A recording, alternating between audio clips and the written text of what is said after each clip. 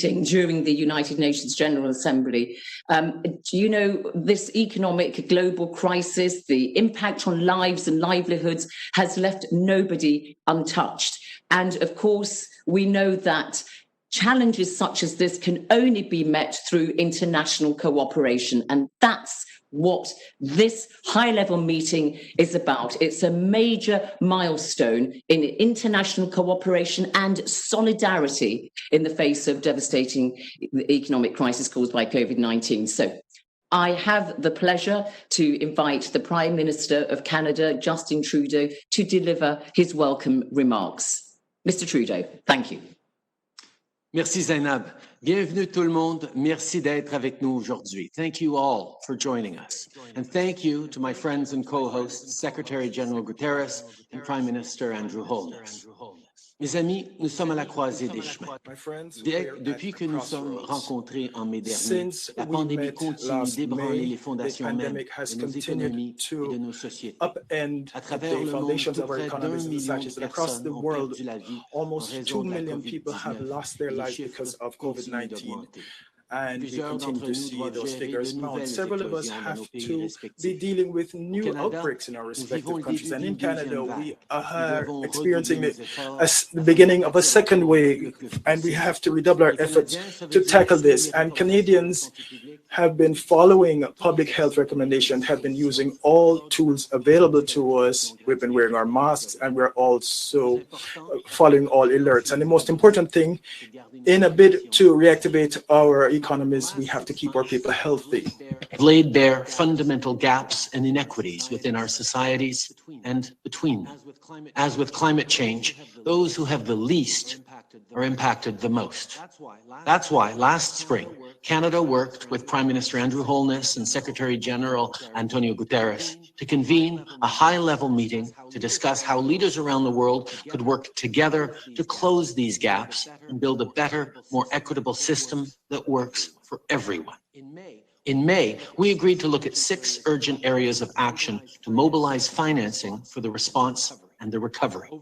Over the course of the summer, our 6 working groups produced over 250 policy options. On September 8th, finance ministers gathered to discuss these options and the recommendations for the short, medium, and long term. Today, I'm looking forward to hearing from you all on which options you think will have the biggest benefits for your communities. After our discussions, the most promising ideas will be taken up within existing IMF and World Bank processes, as well as at the G7 and G20 leaders summits later in the fall. Then, in December, we're going to have the opportunity to meet again to discuss the progress we've made. Because we understand that right now we have to fix urgent problems, but in the long run, we also have to fix the system so that it works for everyone. Failing to act now will end up costing us all much later.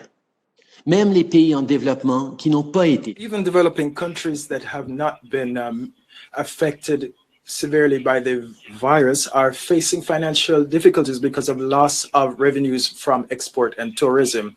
And several Caribbean countries do not have access to the necessary financial resources to help their populations. More than ever, it is time to take bold measures, and this is an opportunity for us to look at all options, even those that have been set aside in the past because they were deemed to be too ambitious. And sustainable economic recovery look like?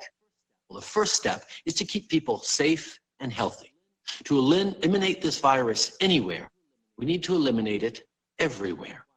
While scientists work around the clock to develop a vaccine, as governments, we have the responsibility to ensure it'll be distributed quickly and fairly around the world. On Friday, I announced that Canada will provide $440 million to the COVID-19 Vaccine Global Access Facility, including $220 million to the Advanced Market Commitment to help low and middle-income countries access vaccines. This is an important initiative, and I encourage other governments to join in as well. We need to work together, and not just on vaccines. Canada believes that a strong, coordinated response across the world and across sectors is essential. This pandemic has provided an opportunity for a reset. This is accelerate our pre-pandemic efforts to reimagine economic systems that actually address global challenges like extreme poverty, inequality, and climate change. Cette pandémie menace de... This pandemic is threatening to push almost 100 million people into abject poverty. And obviously we can't settle everything and solve everything in one meeting. But today's discussion will not be the last one. It is part of a broader dialogue in which everyone must take part with all available tools. Investing more in international development while supporting countries, developing countries on their economic recoveries and resilience. And on that note, today, I can announce that Canada will invest $400 million more in humanitarian and development funding, which will go directly to trusted partners on the ground fighting COVID-19. Our government is committed to investing even more in the years to come. In addition, we will continue to advocate for extending the debt service suspension initiative. We will also work on ensuring the special needs of small island developing states and other vulnerable countries are taken into account. Building back better means getting support to the most vulnerable while maintaining our momentum on reaching the 2030 Agenda for Sustainable Development and the SDGs. Canada is here to listen and to help. I look forward to working with each one of you in the weeks and months to come as we continue to help carry your voice to the World Bank, the G7, the G20, and other organizations, many of whom we're looking forward to hearing on this call today. Again, thank you all so much for being part of this. Merci tout le monde.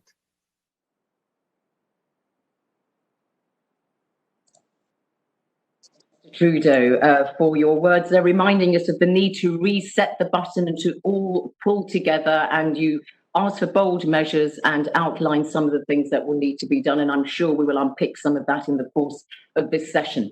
It's now my pleasure to invite the Prime Minister of Jamaica, Mr. Andrew Holness. Thank you. Thank you, Zainab.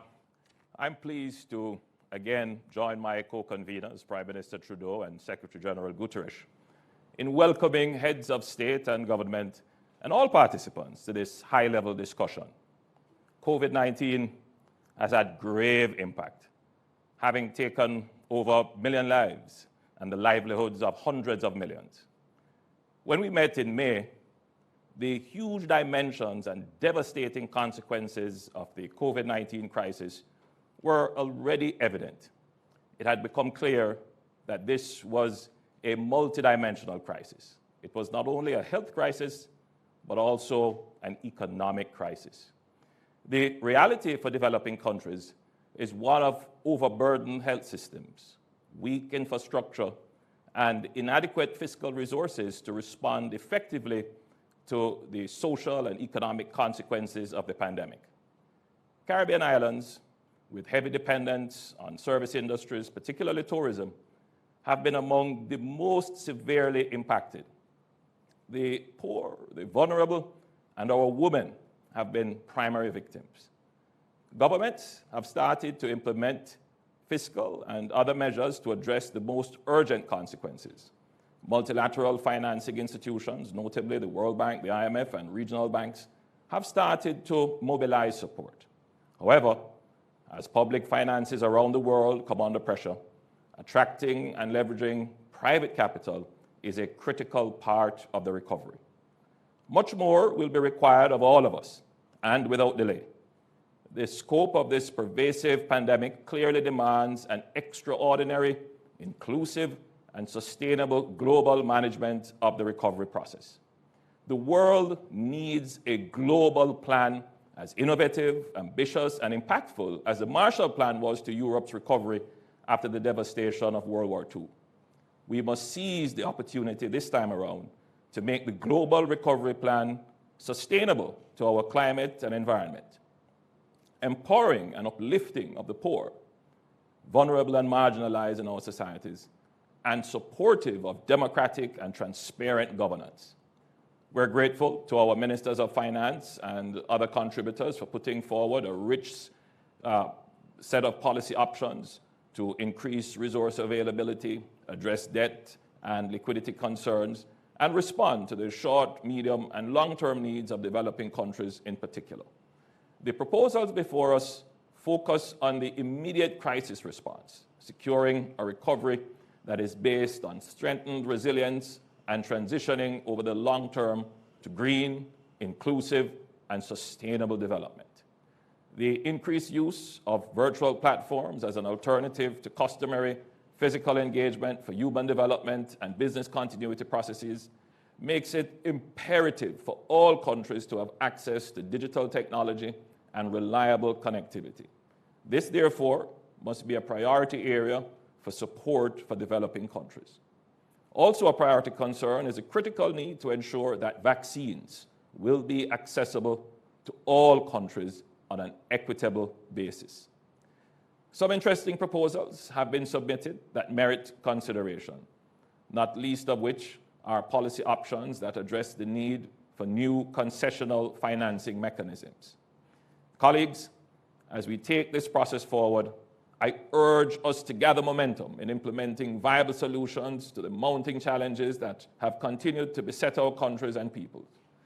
Our survival is fully dependent on managing COVID-19 in this era and beyond.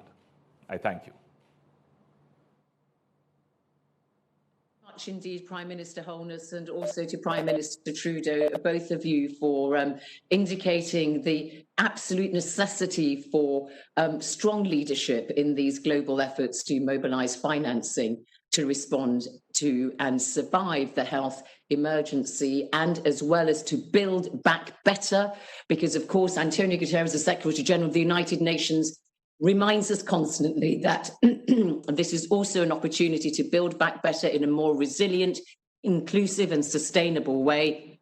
And so I invite Mr. Guterres now to take the floor. Thank you.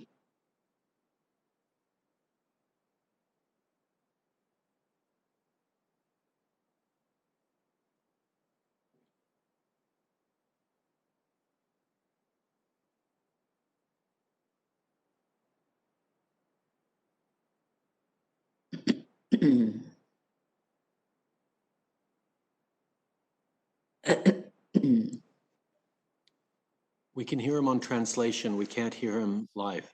1 million people have died, a tragic milestone, and more than 33 million have been infected. And the economic and social consequences are as bad as we feared, and in some cases worse. We are suffering the largest economic contraction since the Second World War. Global income for work declined by more than 10% in the first 3 quarters of the year, according to the International Labour Organization. And in middle-income countries, the figure is as high as 15%. Women and those employed in the informal sector have shouldered the heaviest burdens. And the global hunger crisis is moving into a new and dangerous phase. In several humanitarian crisis situations, the risk of famine looms. In South America, 17.1 million people are severely food insecure, compared with 4.5 million just 7 months ago. And government expenditures have skyrocketed, while tax revenues have plummeted. And this squeeze is compounded by catastrophic contractions of up to 40% in foreign direct investment and up to 20% in trade. Countries, individually and together, react swiftly to the crisis, with a fiscal response of more than $1.5 trillion globally as of the end of August. But just 2.5% of this global fiscal stimulus is accounted for by developing and emerging economies, which have the greatest need, least resources, and weakest capacities for addressing the crisis. I welcome the G20's debt service suspension initiative, which has created fiscal space in the world's poorest country. But this response does not address the magnitude of the crisis. Unless we take action now, we face a global recession that could wipe out decades of development and put the 2030 Agenda for Sustainable Development completely out of reach. Excellencies, against this backdrop, government leaders, the heads of major international financial institutions and organizations, and high-level representatives from civil society and the private sector came together at the end of May in solidarity and unity. And they launched a process that has come to fruition today. After 4 months of working groups discussion, Nourished by ideas from some of the most influential and innovative economists, we now have a menu of policy options covering a broad spectrum of issues and timelines. They share certain common principles: vulnerability and the importance of taking national circumstances into account are cross-cutting themes. We must ensure that digital tools are deployed to overcome rather than deepen existing divides. And we must all recognize the importance of promoting women's leadership, contributions, and equal participation. Excellencies, the policy options before us address the current emergency, recovery from the crisis, and the route to a more sustainable, resilient, and inclusive future. Allow me to focus on 3 areas. First, I urge you to make a collective decision now to mobilize resources for diagnostics, treatments, and vaccines, the most effective way of ending the pandemic. The ACT Accelerator has proven its worth. It has started rolling out the only proven therapy for severe disease and has built a broad portfolio of vaccines. But it needs $15 billion for the next 3 months to scale up the achievements so far, and a total of $35 billion to ensure equitable access to a global vaccine. It is time for countries to draw funding from their own response and recovery programs for this global public good. Traditional ODA budgets will simply not be enough. And we cannot reopen the global economy fully until we stop this virus in the tracks. Second, relieving debt distress. Debt relief cannot be limited to least developed countries. It must be expanded to all developing and middle-income countries that really need it. And these countries must have more time to make their payments. Any comprehensive solution should include engagement with private creditors and credit rating agencies. And international financial institutions must have the resources they need to increase funding to developing and middle-income countries that are highly vulnerable and in debt distress. Third, many African countries have launched successful public health responses to COVID-19. But development financing on the continent is still seriously off track.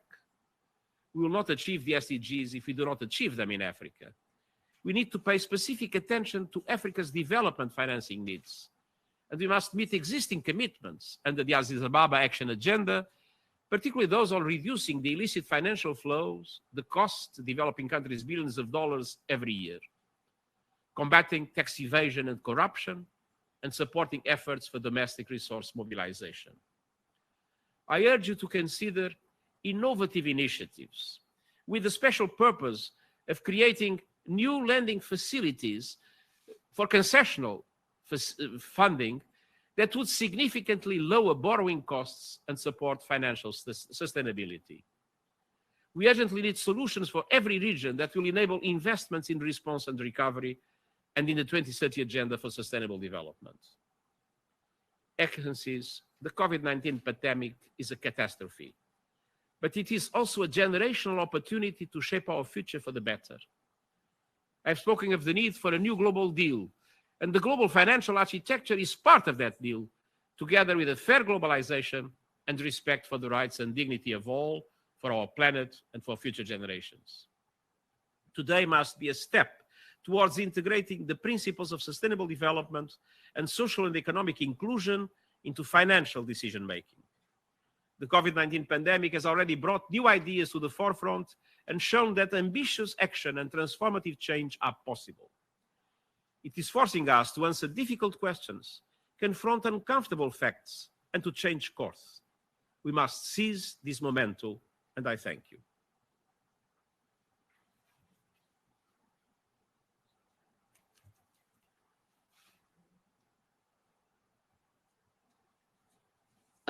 Is critical to this global New Deal that we need. And we now have 2 heads of organizations who are in the vanguard of providing the financial means to achieve that sustainable, inclusive, and equitable development that you talk about. So may we hear the opening remarks now from Kristalina Georgieva, who is the Managing Director of the International Monetary Fund, the IMF. Thank you. Thank you very much. I fully subscribe to what we have heard from Prime Minister Trudeau, Prime Minister Holness, and Secretary General Guterres. We are experiencing the biggest shock since the Second World War. The question is where we are today, where we are headed, and what does it require from each and every one of us. Where we are today. Since May, the picture is bleak. China and advanced economies are doing in their second quarter better than we expected. And we see some green shoots of recovery of trade and of the world economy. Where is this coming from? First and foremost, from you, from your decisive and synchronized action. Governments and central banks have put a floor under the world economy. They poured $12 trillion of fiscal stimulus. Yes, advanced economies do whatever it takes. Low-income countries are much more constrained. We also saw such a massive injection of liquidity that emerging markets can return to borrow at low costs. And we at the IMF, we leaned forward. We have provided close to $100 billion to 81 countries to help them deal with this crisis. We also see steps to control the pandemics. As Prime Minister Trudeau said, we all learned to do this. Wear a mask. And we are hopeful for vaccines, treatment, and more available testing. But we are not out of the woods yet. While there are signs of recovery, it is partial and even uncertain. The situation is particularly grave for low-income countries. They're hit by the pandemic and domestic contractions, by falling exports, by declining remittances, by low commodity prices, and small island economies by collapse of tourism.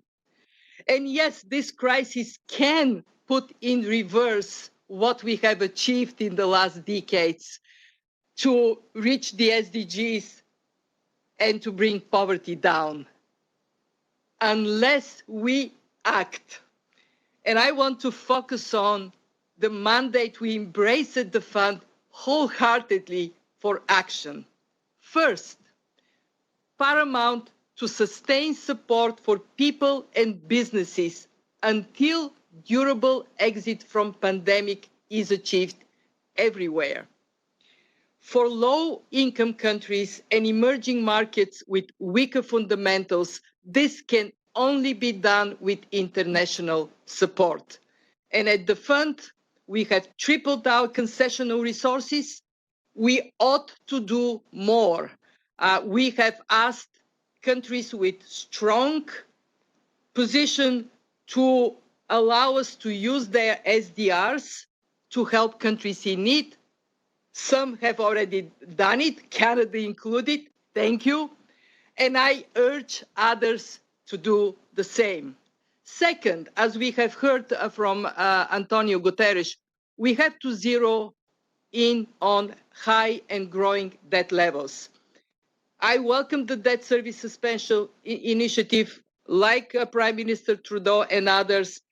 I urge the G20 to extend it. This will provide up to $12 billion of much needed relief to participating countries. But we have to go beyond the DSSI. For a number of countries, low income and also some emerging markets, unsustainable debt levels are such that they would require debt restructuring.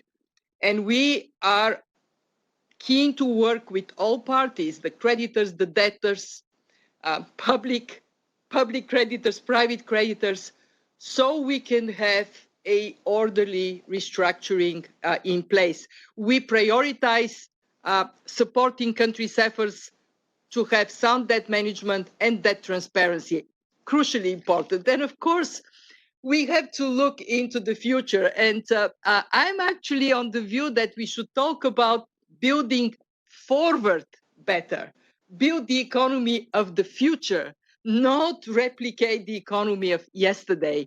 And we at the fund are working with our membership so we can have a greener, smarter, more equitable economy for all. Thank you. Thank you so much indeed, Kristalina Georgieva from the IMF. You mentioned the tools in the kit in responding to the pandemic, the debt restructuring, the debt relief, the special drawing rights. You've issued a real rallying cry of how the less developed countries can be assisted by those that are more developed. Well, also the role of the World Bank is critical in this endeavour. So may I please invite to the floor now David Malpass, President of the World Bank Group. Thank you. Thank you very much. Prime Ministers, Secretary General Guterres, Managing Director Georgieva, and Excellencies, I'm very pleased to be here today and see you all again in the discussion of development finance. After months of meetings, I understand that your working groups are finalizing a menu. I'd like to update you on the World Bank's development finance actions during this part of the pandemic. The pandemic is hitting developing countries especially hard. Our data shows that over 100 million people could fall into extreme poverty this year, with an additional increase in 2021, potentially bringing the number of new people living in extreme poverty to 150 million. The negative impact on health and education may last decades. 80 million children are missing out on essential vaccinations, and over 1 billion children are still out of school. The World Bank's 2020 Human Capital Index and report shows that the poorest communities are the hardest hit. Our first goal in the COVID response was for the World Bank to take broad, fast action early and to provide large net positive flows to the world's poorest countries. We put in place emergency COVID support programs in 111 countries, and we're making good progress toward the announced 15-month target of $160 billion in surge financing, much of it to IDA countries and to private sectors through IFC's trade finance and working capital support programs. For many of the poorest countries, unsustainable levels of public debt have become an enormous obstacle to development. Debt service crowds out the spending needed to tackle the pandemic's human tragedy, and the overhang from the stock of debt blocks new investment. Together with the IMF, we're making progress on debt transparency and relief. Our debt service suspension initiative has opened some fiscal space for participants, but the relief so far is too shallow to provide light at the end of the debt tunnel. Commercial creditors are not participating in the moratorium, draining the financing provided by multilateral institutions. Also, some major official bilateral creditors are not fully participating. This causes a further drain in resources. An added impediment is the lack of transparency in major contracts. We're working to extend and broaden the debt moratorium and lay the foundations for debt reduction, and would welcome the UN's vocal support for full participation by all official bilateral creditors, including national policy banks. Vaccinations will be a critical step in the recovery process. We're working to expand our fast-track COVID programs to include financing for the purchase and distribution of vaccines.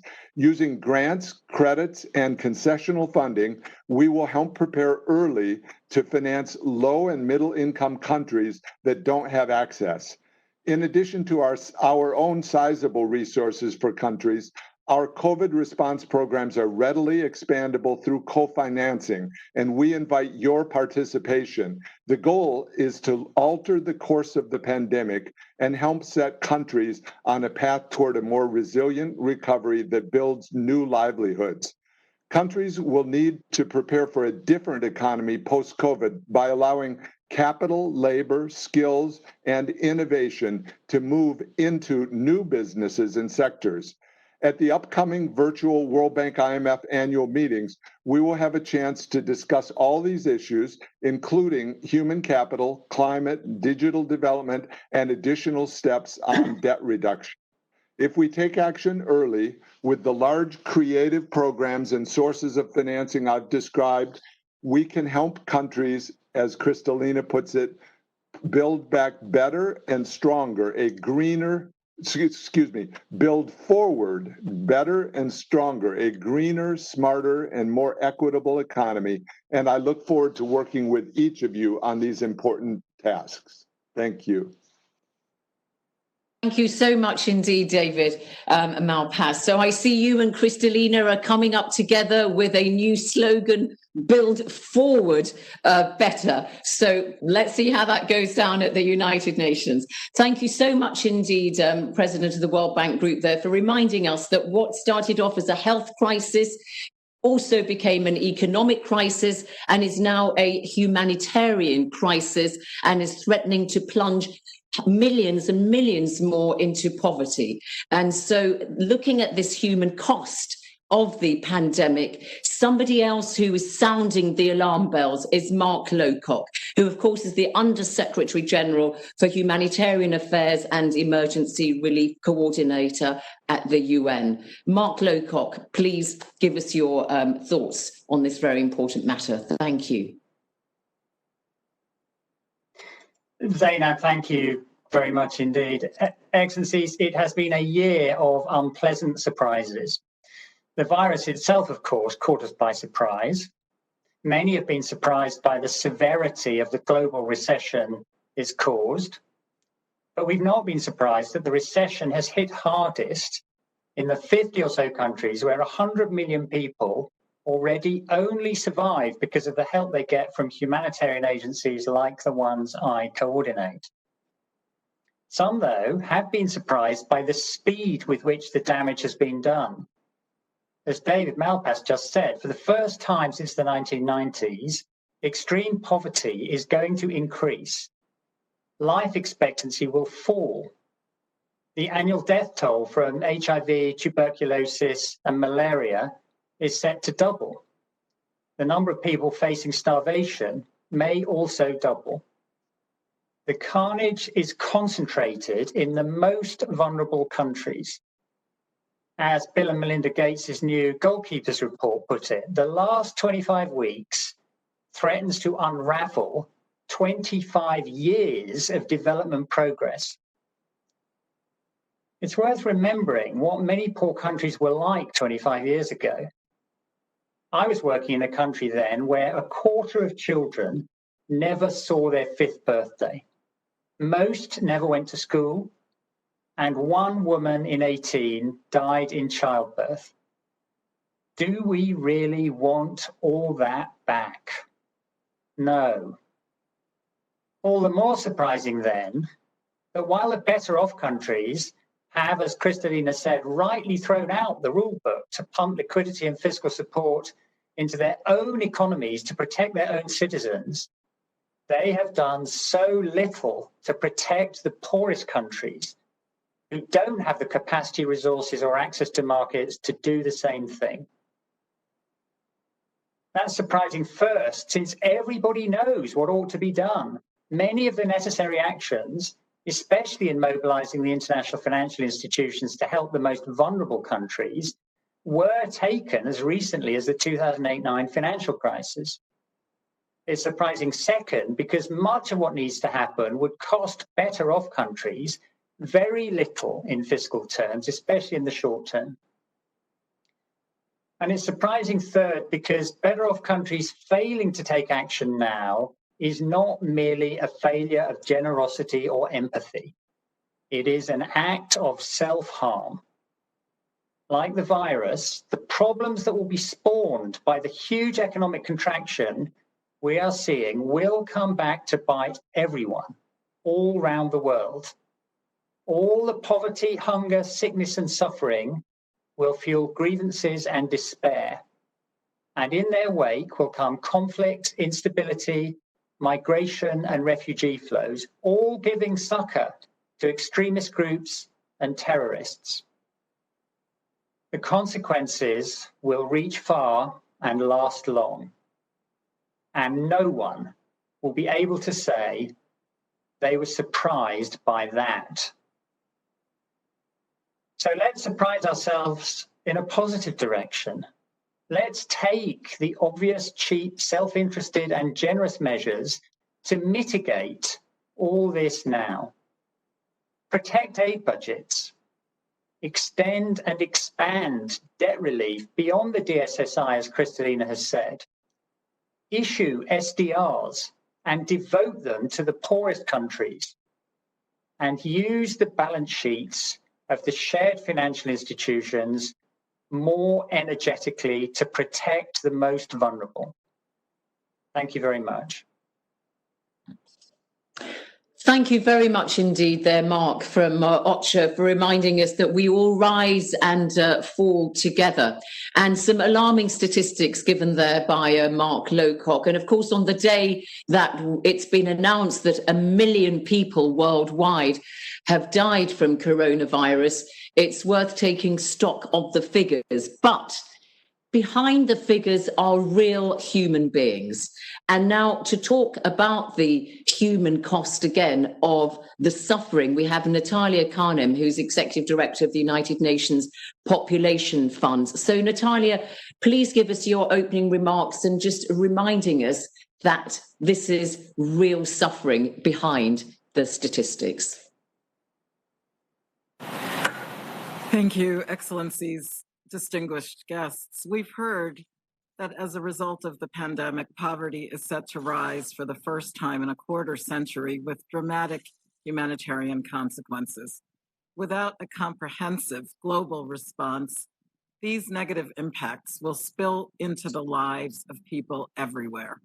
Smarter, deeper investments are needed like never before. The COVID pandemic reveals a stark truth. Human fates are intertwined, yet our common fabric remains alarmingly fragile. The consequences for young people who form the demographic majority in developing countries and are the engine of our future, especially girls, are dire. Imagine a girl. She's 12 years old. She loves school and dreams of graduation, a decent job, eventually marriage and a family. Now, her dreams are evaporating. Her parents are jobless due to the pandemic, and many nights she goes to bed hungry. No school, certainly no computer for virtual learning. Isolated by lockdowns, she lives in fear of coercion and violence. She doesn't yet suspect that she might never return to school because in a few months, she will be married off to lessen the burden at home, a year from now pregnant and caught in a merciless poverty trap that will jeopardize her health and hinder her productivity for the rest of her life and that of her children onward across generations. Society is poorer for it, global development threatened because of it. And just like COVID-19, the devastating ripple effects of crushing poverty don't stop at that girl's doorstep, nor at her country's border.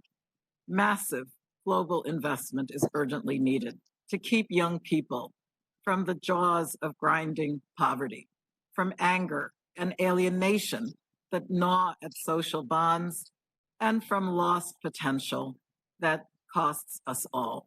This is a wake-up call.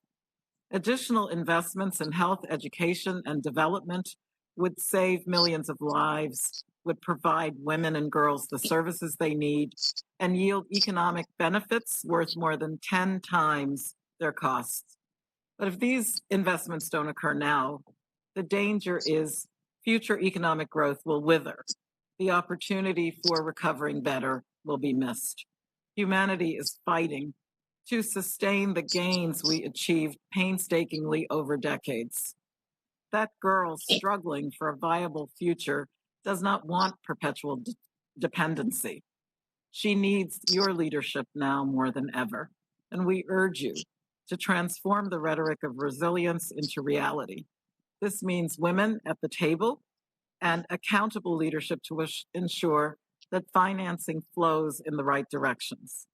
The first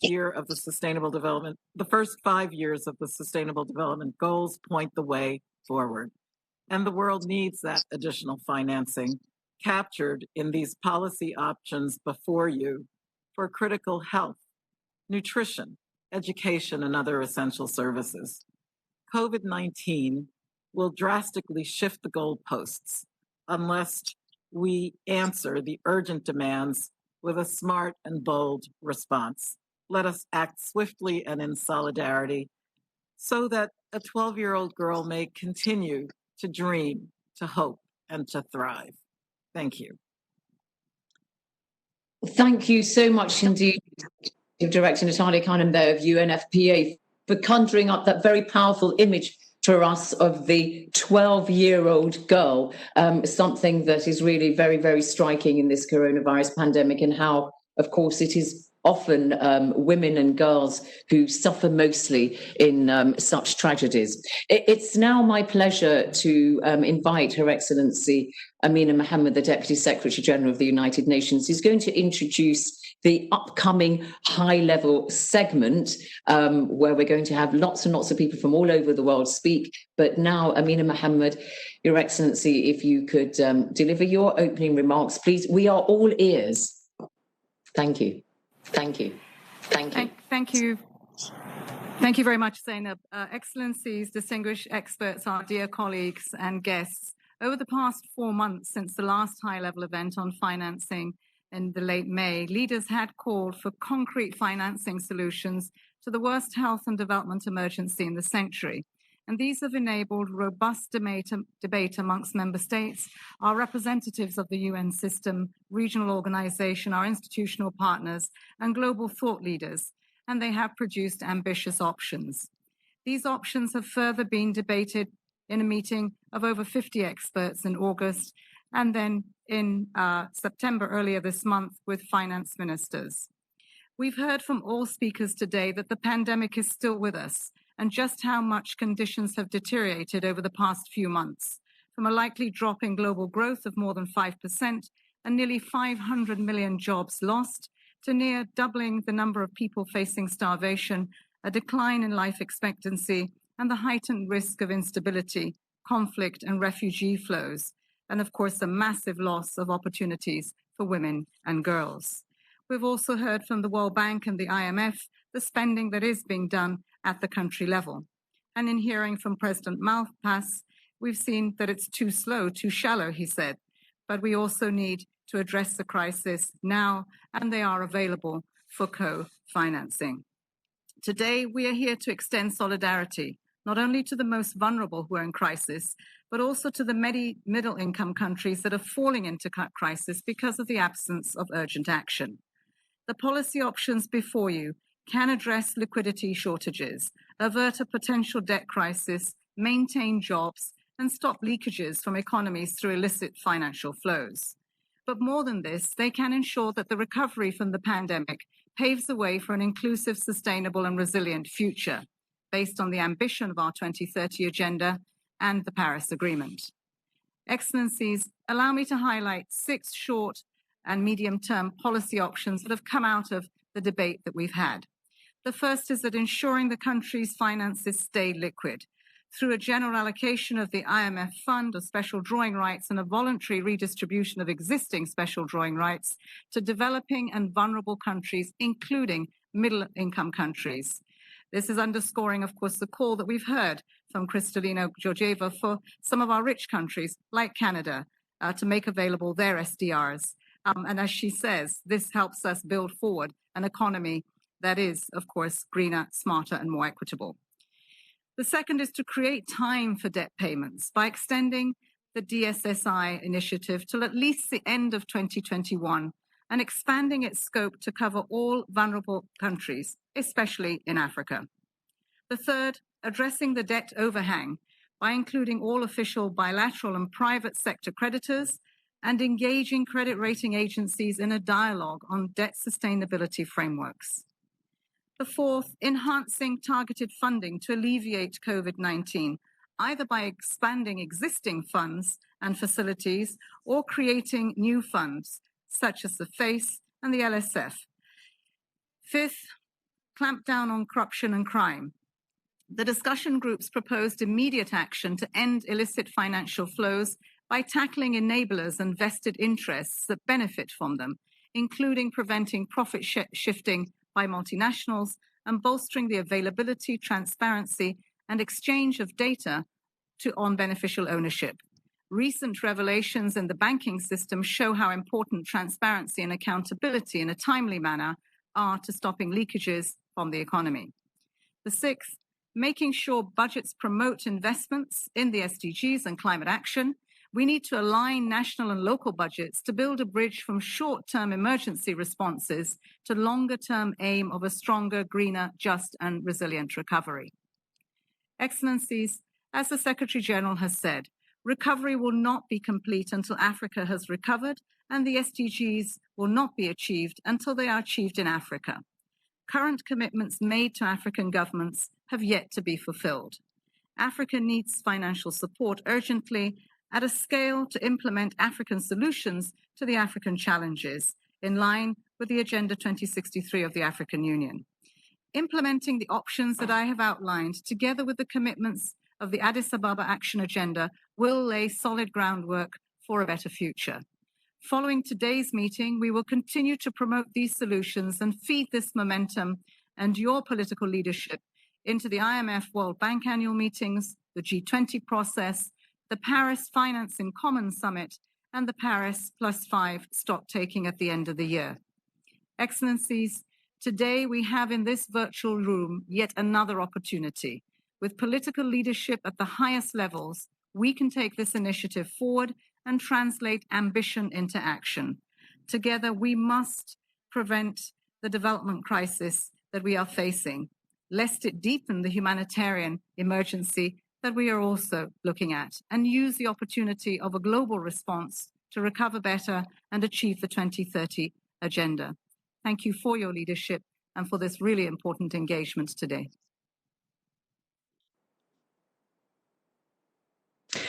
Deputy Secretary General Amina Mohammed, thank you very much for your remarks. So, distinguished heads of state and government, excellencies, ladies and gentlemen, we are now going to move to the high-level segment of this meeting on financing for development in the era of COVID-19 and beyond. So we're going to hear from heads of state and government from all over the world, across all continents, on how we can address this, the worst economic crisis for the world in a century. What are the needs of their countries? What are the kind of bold measures and policies which will help address their challenges and problems, and what role they would like the United Nations to play in supporting this recovery? So the order of the statements that we're going to hear from the heads of state and government and high-level officials is in accordance with the list of speakers for this segment. I want to remind very respectfully, but very firmly, because I have an iron fist in a velvet glove, that this segment is only 3 minutes per participant, because we have so many of you who want to speak, and I really, really beg your making sure that you really do adhere to that 3 minutes, and speak moderately also, so that the interpreters can do their job as best they can. And to assist you in the timekeeping, you will see that there's a timer visible on the virtual platform. So with that admonition out of the way, let me welcome the first speaker in this segment, and it is President Cyril Ramaphosa of South Africa, also chairperson of the African Union. And Amina Mohammed there, Mr. President, reminded us that if Africa fails, then we all fail. So please give us your statement. Thank you.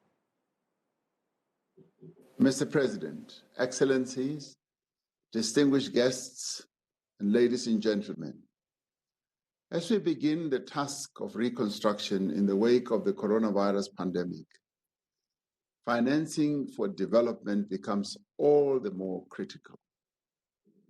The overarching principle of Agenda 2030 and the Sustainable Development Goals is that we leave no country behind, and that those furthest behind receive our full support. The pandemic has set back the SDG process, and we now require additional financial resources to enable developing economies to respond effectively, not just to the pandemic, but to recover and to rebuild. The challenges facing developing economies have been compounded by weak public health systems, by limited social safety nets, high levels of inequality, high debt burdens, reduced tax revenues, capital outflows, and lack of adequate and sufficient access to financial markets. For Africa, financing remains crucial. As agreed by African finance ministers, Africa needs immediate emergency financing to the tune of $100 billion, which would provide fiscal space and liquidity to governments. Our view is that the debt service suspension initiative in its current form does not go far enough. South Africa supports extending the initiative and, in certain circumstances, considering the cancellation of debt. We further welcome the focused attention that is being given to illicit financial flows, which pose a serious threat to the development trajectory and economic stability of many African countries. Developed economies must not renege on their commitments to support developing economies in the climate change adaptation and mitigation efforts. Means of implementation support must be dramatically scaled up to countries in need to enable them to meet their obligations under the Paris Agreement. The pandemic has vastly reduced the fiscal space of countries to meet their commitments to support development. But policy options going forward should not replace agreed multilateral outcomes, as reflected in, amongst others, the Addis Ababa Action Agenda on financing for development. It is our hope that this platform will be used to accelerate the financing of the SDGs by the international community while recognizing the different levels of development of countries. Working together, it is within our means to eradicate poverty and inequality and to achieve greater economic and social justice, as well as to conserve our natural world for future generations. I thank you. Thank you very much indeed, President Ramaphosa, current chair of the African Union, for your opening remarks there, the President of South Africa. We're now speaking on behalf of the least developed countries. We have His Excellency President Lazarus McCarthy Chakwera, President and Minister of Defence of Malawi. Thank you very much indeed, Mr. President. Right Honourable Prime Ministers of Canada and Jamaica, Your Excellency Secretary General of the United Nations, Your Excellencies, I have the honor of addressing you on behalf of the least developed countries, LDCs. The world is facing a turbulent time amid COVID-19 pandemic. Though the pandemic is indiscriminate, its impact is different. Some advanced countries with strong fiscal space and robust resilience capacity are managing the crisis relatively well. In LDCs, the impacts have manifested in the disproportionate attainment of SDGs. Prior to COVID-19, the progress on SDGs was already slowing down. I therefore call for the full implementation of the LDC statement on COVID-19, which has been issued as an official document of the United Nations. We further call for a global stimulus package for LDCs in order to save our economies and societies from collapse. We need support for social protection systems and employment generation. We call upon development partners to fulfill their official development assistance commitments to LDCs by doubling the assistance. We commend the G20, the IMF, and the World Bank for the debt relief initiatives. However, these are not enough for LDCs. As the crisis unfolds, more LDCs are likely to default. We therefore call for a new global debt relief initiative for LDCs, drawing lessons from the previous heavily indebted poor countries initiative. All development assistance to LDCs needs to be grant-based to avoid further debt escalation. I reiterate the call for a special allocation of $50 billion special drawing rights, SDRs, enacting a voluntary redistribution of unused SDRs in favor of LDCs. On our part as LDCs, we must work hard and work smart in collaboration with our development partners to address climate change. We need to identify measures to expand fiscal space and foster their domestic resource mobilization by preventing illicit financial flows, base erosion and profit shifting, and facilitating contributions to the digital economy during the emergency and beyond. As we are preparing for the 5th UN Conference on LDCs to be held in 2022, we count on your support. I thank you for your attention. Thank you very much indeed, President Chakwera there of Malawi, speaking on behalf of the least developed countries. We're now speaking on behalf of the landlocked least developed countries. We have the Prime Minister of Nepal, KP Sharma Oli. So please, Mr. Prime Minister, if we could hear your remarks, please. Right Honourable Prime Ministers of Canada and Jamaica, Mr. Secretary General, Excellencies, ladies and gentlemen. On behalf of the group of 32 landlocked developing countries, LDCs, I commend the governments of Canada and Jamaica, as well as the United Nations Secretary General, for convening this high-level meeting. We welcome the timely initiative for coordinated and multilateral efforts on financing for development in the era of COVID-19 and beyond, launched on 28th May 2020. The COVID-19 pandemic has put public health systems and our economies under stress. It has severely impacted people's lives and livelihoods.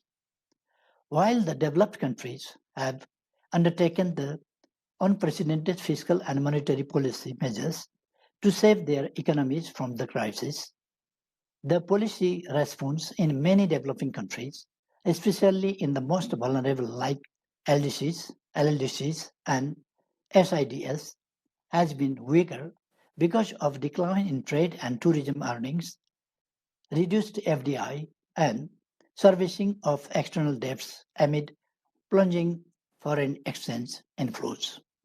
On behalf of the LLDC group, I wish to extend our support to the options outlined in the documents before us, and in particular, call for the concerted actions in the following areas.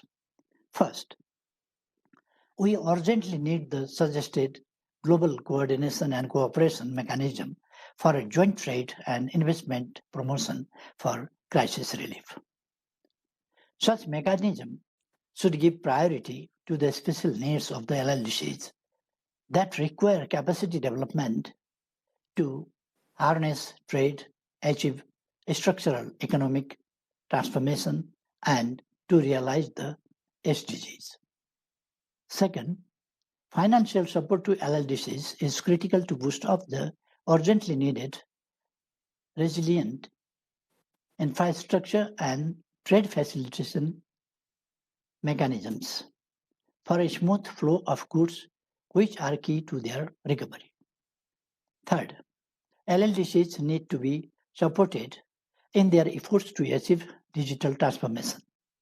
Fourth, we call on the international community to support development of strong and resilient health systems underpinned by universal health coverage that focus on equitable access, quality and financial protection, and easy and affordable access to vaccines once they are released. Fifth, concrete support measures should be put in place to address debt vulnerabilities, including through debt cancellation for highly indebted countries, debt relief by international creditors, exchange or reprofile debt to reduce debt service, writing of debt, debt swaps for highly indebted countries, debt buybacks, and support market access.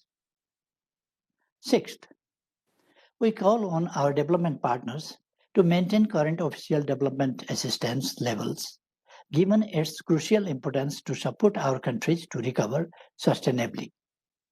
Among the LLDCs, the financial gap to implement the SDGs appears more acute in the LDCs. They need predictable external support measures in the form of aid, investment, technology innovation, development, and transfer. Seventh, we call on international financial institutions to prioritize the special needs of the LLDCs in their recovery efforts. Eighth, we request the UN system and other international and regional organizations to give priority support to the LLDC's recovery efforts, including the effective execution of roadmap for accelerated implementation of the Vienna Program of Action. Finally, we call on the private sector to actively engage in the recovery efforts, particularly in sustainable development projects, including through the PPPs. To conclude, let me reiterate the unfailing support of the LLDCs in implementing the Global Development Agenda. I thank you. Thank you very much indeed to the Prime Minister of Nepal, speaking there with a very clear list of demands for the LLDCs as to what they want the international community to do. We're now speaking on behalf of the Alliance of Small Island States. We have Gaston Alfonso Brown, the Prime Minister and Minister for Finance and Corporate Governance of Antigua and Barbuda. Thank you very much indeed, Mr. Prime Minister. Thank you. Excellencies, good morning. On behalf of the Alliance of Small Island States, I wish to thank Jamaica and Canada for this initiative, which appropriately nests the response to COVID-19 within the Global Sustainable Development Agenda.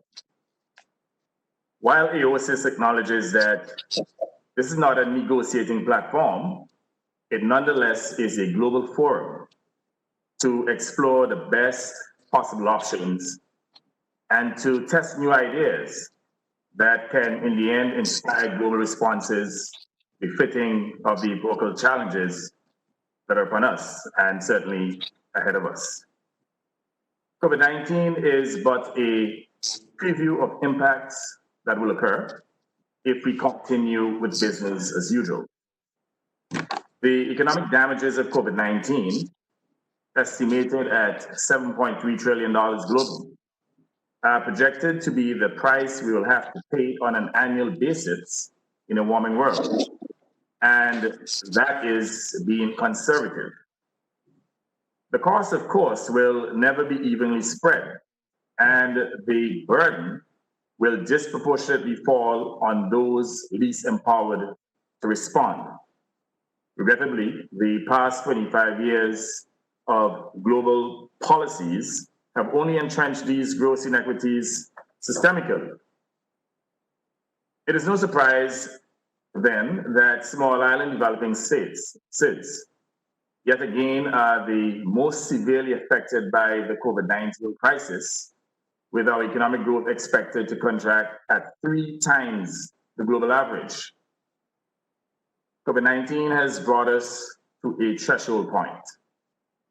While the menu of options offer more than enough to pick and to choose to suit individual interests, doing so will not effectively address the systemic inequities that have long held our countries back from sustainable development, and even now are preventing us from accessing the support we need to recover. We therefore advocate for a holistic approach that addresses SIDS issues with SIDS solutions, and we propose to do so in the form of a SIDS compact. The SIDS compact is premised on the special case of SIDS, and therefore requires a dynamic approach to addressing our recognized vulnerabilities as a cross-cutting systemic issue. It will require, finally, agreeing to a multi-dimensional vulnerability index to replace the antiquated income-only measures.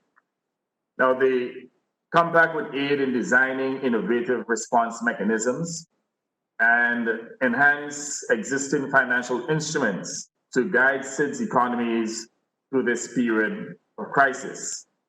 Our compact would also create a responsive mechanism and certainly a responsive system where gains can be maintained, resilience to climate change can be reinforced, and development achieved.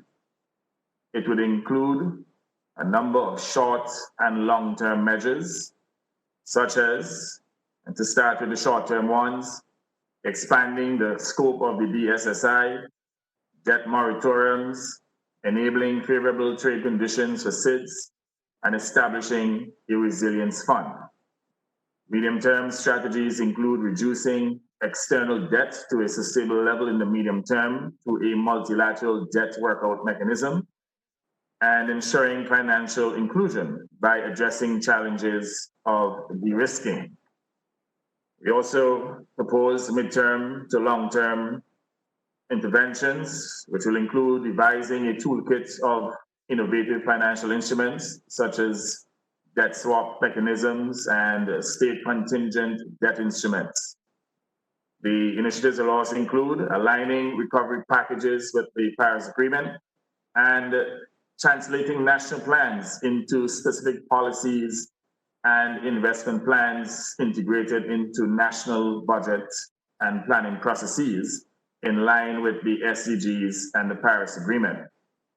Finally, for these responses to take full effect, we will need an ecosystem of support involving bilateral, multilateral, and private creditors, as well as the G7 and the G20, driving forward the SIDS Compact. The options set forth now will be definitive of our people's future. And I'll say that without immediate action to address debt and long-term efforts to mitigate the effects of climate change, sustainability itself will not be realized by SIDS. That is an outcome which cannot be acceptable. We envision a bright future for all. Thank you, Madam Chair Lady. Thank you very much indeed, Mr. Prime Minister. And so more generous with the time with those speakers who are speaking on behalf of a group of nations. But now we would like to ask those who are speaking on behalf of their own nations to really keep their comments as much as possible within the 3 minutes. So now could I please invite to the floor the President of the Council of Ministers in Italy, Giuseppe Conte. Thank you. Mr. Secretary General, Excellencies, dear friends, over the last months, we have undertaken unprecedented political and financial actions to address immediate, short, medium, and long-term challenges posed by the pandemic. However, we are conscious that there is still a vast amount of efforts to scale up. We need to look beyond the immediate emergency and focus our global action on fostering an inclusive, sustainable, and resilient recovery. The pandemic should not induce us to downgrade our ambitions and targets for sustainable development. On the contrary, it must push us to double our efforts to design a more sustainable world. To this end, we should exploit the concrete policy options outlined in the context of the initiative we promote today, such as identifying effective solutions tailored to countries' needs and combine actions for debt reduction and sustainable development in low-income countries. Since the outset, Italy has called and acted for a global, coordinated, multidimensional response to the pandemic. Together with the European Union, we have contributed to mobilize more than 40 billion euro in aid and support for the most vulnerable countries. Italy, as the next G20 presidency and partner of the United Kingdom for COP26, is fully committed to build, facilitate, and promote multilateral efforts towards a greener, more equitable, and healthier world. And in this spirit, we will focus on three key dimensions of the 2030 Agenda and the Paris Agreement: people, planet, prosperity. Inclusive and people-centered policies, the protection of the environment and the leveraging of a digital revolution will be among the highlights of our agenda. Global health will be also at the center of a global summit that Italy will host during our G20 presidency in 2021, together, of course, with the European Commission. We will be not able to defeat this pandemic until vaccines, therapeutics, and diagnostics will be global public goods and accessible to all. In this perspective, we must continue supporting key mechanisms such as the ACT Accelerator, and this is the moment to lead the way from fragility towards a new beginning. It's now time to act together and build back better. Italy stands ready to take up this challenge. Thank you. Thank you very much indeed to Giuseppe Conte there of Italy, and of course Italy, one of the countries that was worst affected by the pandemic in the early stages of COVID-19. So next, please, Carlos Alvarado Quesada, President of Costa Rica. Please, your comments, Mr. President. Excellencies, protocol observed. I want to fully subscribe the words of Mr. Mark Locke from OCHA. A global response is the only response that's going to help us today. If there is not a global response, we'll see issues such as migrations, terrorism, political stability put to stress, the SDGs agenda and the climate crisis agenda put aside, given the size of the problem we're facing. So we need to act globally. And what does it mean to act globally? You've seen how the recovery so far, it's been greater in China, in Europe, in the United States, in all those countries and regions with the sufficient funds to have a holistic response, not only in the sanitary, but on employment, on helping the firms, and on helping the whole of their community. But the response have not been the same in the poor countries and in the emerging economies. And that is providing lots of inequality throughout the world. And that's going to harm us all as a global community. What is it that we need now then? We need somehow a global Marshall Plan to build back better or to build forward better, as Kristalina Georgieva said. I'm first-hand witness of how financial institutions are currently doing their best to support poor and emerging countries, and I commend that. But that being said, that it's still not enough. And we need to take this to the next level, given the pressing situation the world is living. That's why this Marshall Global Plan we are proposing is called FACE. It's the Fund to Alleviate COVID Economics. And we're putting this together because we're requesting from the greater economies to provide part of their GDP to build up this fund to support the emerging economies.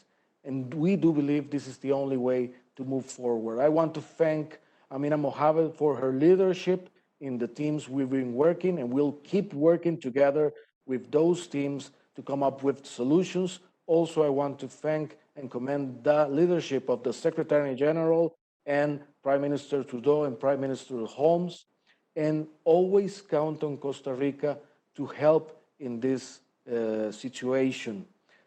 Same here, we need to persuade the G7, the G20 to be on board with these kinds of proposals, because this is going to be the only way, and as I said this again, the only way that the world is going to build back forward or anywhere, but build better.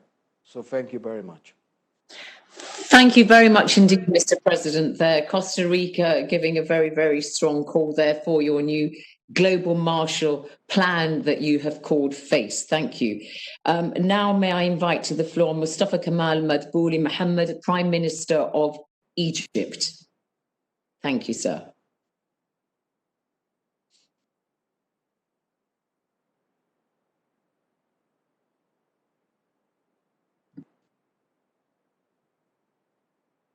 Jamaica and the Secretary General of the United Nations, ladies and gentlemen, heads of state and government. I would like to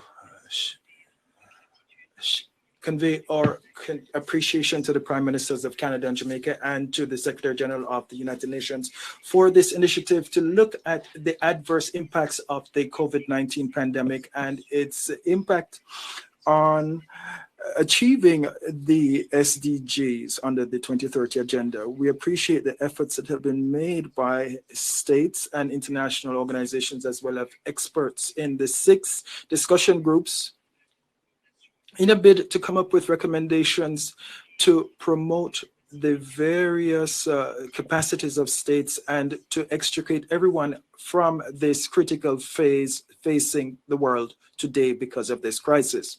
I am sure you all know that COVID has revealed the fault lines in states, international and regional organizations, and pointed up the imbalances between, on the one hand, preserving life and also making sure that we preserve economic and social activity on the other hand.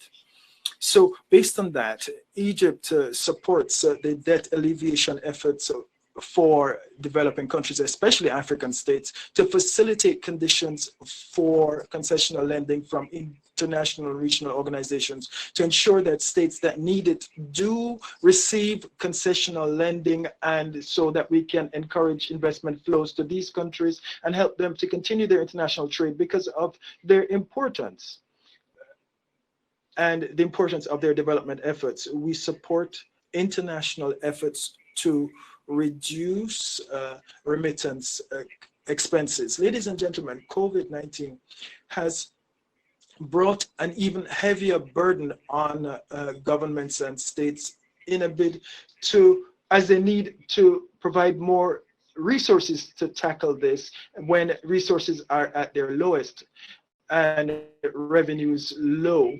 This is therefore a priority for us to redefine the structure and to cooperate with our development partners at the local, regional, and international level.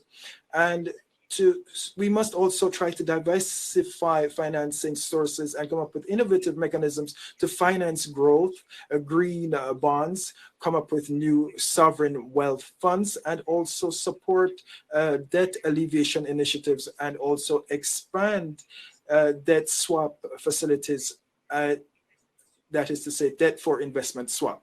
This crisis has had serious impacts on employment, informal employment in particular. we promote joint experiments with other countries to come up with innovative solutions to develop the official labor market so that it can attract and draw in the informal laborers and to legitimize them. And this will require upgrading and upskilling so that they can access the official employment market, and this will help boost the economies and help them to focus more on SMEs to make sure that they are integrated into local, national, and international chains and also join the export sector. Finally, the recommendations set out in the report that was submitted to us today are only the beginning of a long road ahead of us. It requires solidarity of us and also the commitment of states and international and regional organizations. We must have a clear definition of our priorities and provide appropriate support for the countries most in need, LDCs. We have a huge responsibility to bear, and we must pool our efforts to make sure that we can all succeed in this test that is before us all. Thank you. Thank you very much indeed, Mr. Prime Minister there, the Prime Minister of Egypt, with his comments. So now we go to Pedro Sanchez, who is President of the Government of Spain. Thank you very much indeed, Mr. Sanchez. Señor Secretario General, primeros ministros. Secretary General, Prime Ministers Holness and Trudeau, heads of state and government. On May 28, we pledged to ensure that the most vulnerable could cope with the terrible immediate effects of this pandemic. And we also pledged to avoid the reverting decades of progress in development efforts. We recognize that it is in our hands that no one is left behind in this crisis. And we agreed that financing for development is the key to success in this endeavor. Since then, we have worked together, and today we begin to reap some of the fruits, a series of options and public policy proposals that we can and must undertake. I wish to refer to some of them, which I think are very important. First, we must ensure the extension of the G20 Debt Service Suspension Initiative, DSSI, until the end of 2021, but we must be even more ambitious. I suggest that we launch a coordinated global initiative to swap debt for climate action and human development, including both public and private debt. A measure that would make it possible to finance the health and social protection systems in response to the pandemic, but which in turn would give a decisive boost to the ecological transition. On the other hand, we must also pay attention to middle-income countries, including those in Latin America and the Caribbean, and commit ourselves to fully incorporate them in the response to global debt management. Second, the private sector needs to be fully involved in the response. Each investment, each company, each value chain must be a transmitter of inclusion, decent employment, and sustainability. And to do this, we need universal standards and certification systems for the alignment of investment and businesses with the SDGs. I propose a joint commitment to have these harmonized standards within 2 years. And in addition, an ambitious goal that by 2025, all companies and investment funds contribute positively to the achievement of the Sustainable Development Goals. Third, for progress to take place in a territorially balanced way, it is crucial that we also work locally.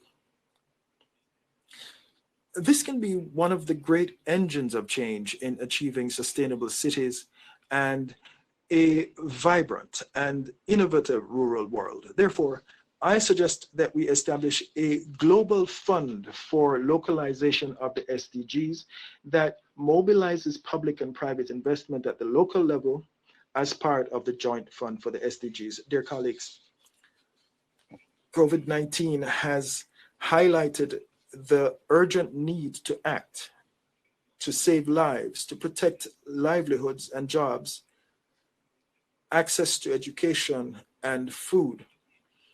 But it has also highlighted the opportunity to face the current crisis by investing in a different future and thus building a fair, safe, and sustainable globalization. For this reason, I propose convening a special high-level political forum in 2021 under the auspices of the General Assembly at the level of heads of state and government to renew our commitment to the 2030 agenda and accelerate the transformations necessary for its fulfillment.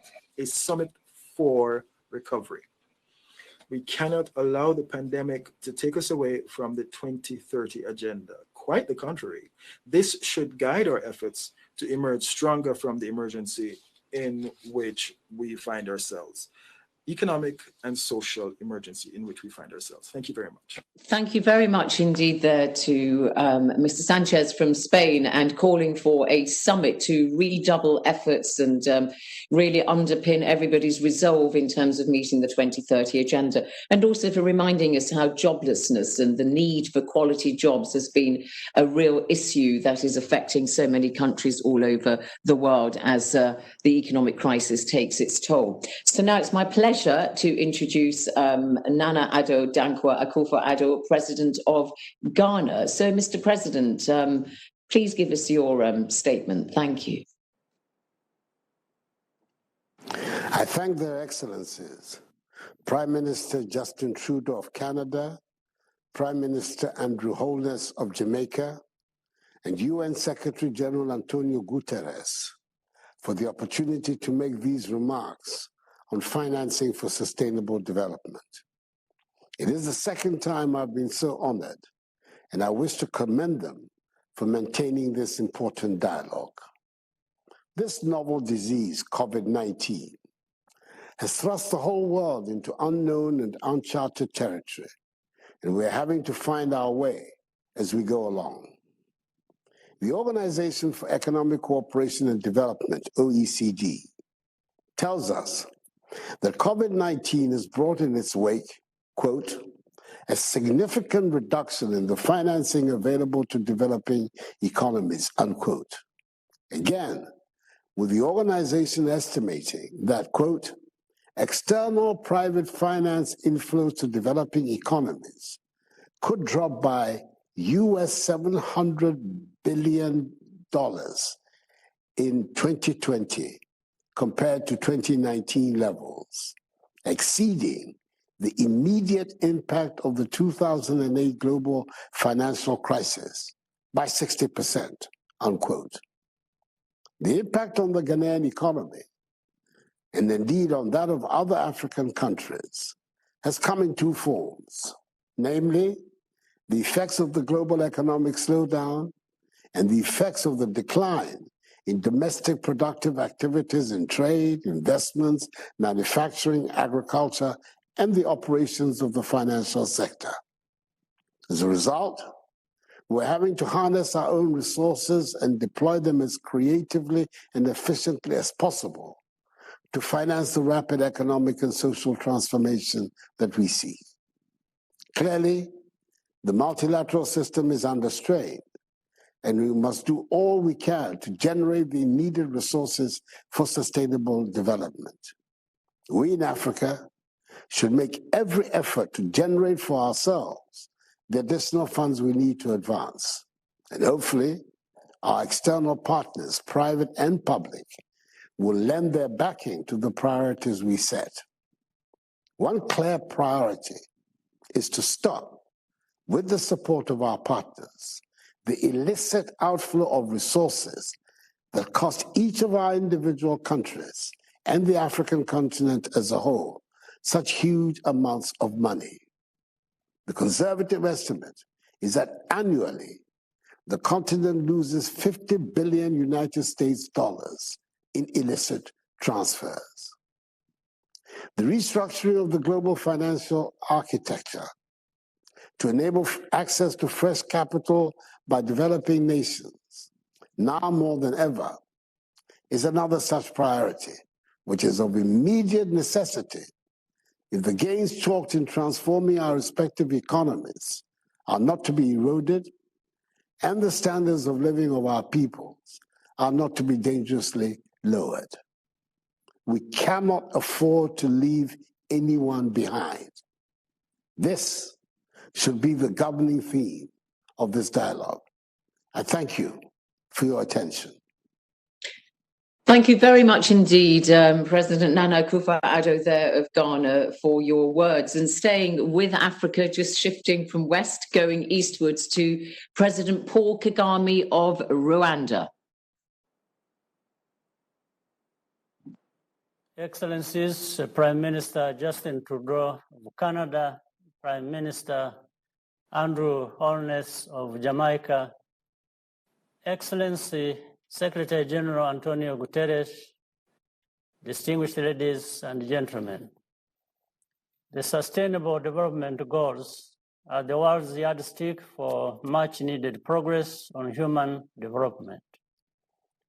I therefore commend the Prime Ministers of Canada and Jamaica, along with the Secretary General. Thanks to their foresight, we have a robust menu of options to mitigate the socioeconomic effects of the COVID pandemic. The 2030 agenda may be off track, but that does not mean we have to accept a smaller future. On the contrary, we can build back better and stronger by embarking on new and innovative approaches suited to the challenges ahead. That means adopting an implementation mindset and not doing business as usual. Rwanda was pleased to co-lead the discussion group on recovering better for sustainability, together with the European Union, Fiji, and the United Kingdom. Our recommendations focus on our key strategies in close alignment with both the 2030 Agenda and the Paris Agreement. First, build resilient national health systems with universal health coverage at the center. Second, double down on the digitalization of our economies and education systems by investing in new technologies and high-speed internet. Third, orient action towards inclusion and fairness, especially for women and young people. Fourth, leave no one behind by ensuring adequate social and financial protection for the most vulnerable amongst us. The financial system can be a force multiplier, but we need to strengthen adherence to global standards and norms by reporting data in a transparent and comparable manner. The menu of policy options being presented today gives each country the tools to prevail in its unique context. We cannot allow the Sustainable Development Goals to become a victim of the COVID pandemic or any other unexpected shock. Let's stay focused. Thank you. Thank you very much indeed, Paul Kagame, President of Rwanda. So I'd like to turn now to Angel Gurria, who's Secretary General of the OECD, the Organization for Economic Cooperation and we heard President there talk about the discussion group that he has been involved in. And now I know that the OECD has really also been heavily involved in these discussion groups. Just give us a brief idea of your kind of reflections on the process, would you? Zainab, Excellencies, well, little did we know when we met 4 months ago. Global output plummeted in the first half of 2020 as the COVID pandemic took hold. And despite a partial recovery in the second half, we expect global GDP to fall by 4.5% this year as a whole. This is seriously putting at risk our progress towards the Sustainable Development Goals, because there was a drop in growth, but It's also because there was a drop in foreign direct investment, there was a drop in trade, there was a drop in remittances, there was a drop in commodity prices. Now, the OECD has advised governments within and beyond its membership. We've been monitoring the impact of the crisis. We've been tracking governments' responses. Our COVID-19 digital hub now has over 145 policy briefs on essentially every policy area affected by the crisis. It's received more than 1 million unique visitors so far, mostly from policymakers on taxes, on SMEs, on tourism, on health, on education, on digital, you name it. Now, we've been analyzing the impact of COVID on the poorest and most vulnerable countries and continuing to push for more ODA, for more debt relief, for more countries, for more solidarity, for more compassion, for more generosity, for more self-interest. After all, ODA, official ODA, is only 154 billion. We have thrown about 10 trillion to fight the crisis. So a little bit of generosity, a little bit of self-enlightened, enlightened self-interest from the richest countries in the world would go a long way to satisfy the many needs that developing countries have today. Now, just this morning, we launched our latest business and finance outlook. It's basically about ESG, because it's a call to build a global ESG, environmental, social, and governance considerations, to build a framework that will take into account these considerations and that will help us to build a resilient, sustainable financial system. Now, I'm happy that the President of Ghana quoted the OECD, because now I'm going to talk about something that happened when we were in Accra, in Ghana. Trevor Manuel, then official of the government of South Africa, said, "How do you spell aid?" And everybody thought it was a little strange question. And then he said, TAX, TAX. So he was talking about domestic mobilization of resources.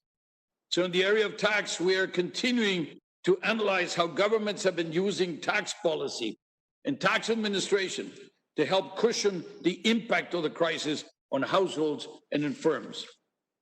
We're also continuing to lay the foundations for a fairer, more transparent international tax system. And this means tackling the base erosion and profit shifting phenomenon and the bottlenecks that developing countries face when it comes to taxing multinational. And here we're working with the UNDP on the Tax Inspectors Without Borders initiative. And it means delivering a global solution to the tax challenges presented by our digitalized economies, as well as delivering on a global minimum tax. It also means, dear friends, ensuring that developing countries can benefit fully from the automatic exchange of information for tax purposes. In 2019, automatic exchange of financial account information has resulted in the exchange of 84 million offshore accounts with a total value of around 10 trillion euros. That's more than half of the US economy and more than the whole amount that has been dedicated to fight the pandemic. These results add to the over 102 billion euros in additional revenues identified through voluntary compliance programs in advance of the automatic exchange of information. So, thank you. Prime Minister Trudeau, Prime Minister Holness, Secretary General Guterres, to face this crisis, count on the OECD. Thank you. Thank you very much indeed, Angel Gurria, and for telling us hot off the press the business and finance outlook, which I'm sure everybody can look up, as well as looking at your most recent interim economic outlook. Thank you for sharing your thoughts with us. So now I'd like to turn to His Excellency Nicolas Maduro Moros, President of the Bolivarian Republic of Venezuela. Thank you. I'd like to greet the heads of state and government and the authorities taking part in this important event. We hope to be able to coordinate all efforts to achieve sustainable development in our country, especially at this time when we have to undertake steps to restore our economy and our social safety net in the face of the pandemic. This, without a doubt, will require a global response, a joint response by the entire international community that will be able to support all countries based on their needs. The Bolivarian Republic of Venezuela is completely in agreement with this idea.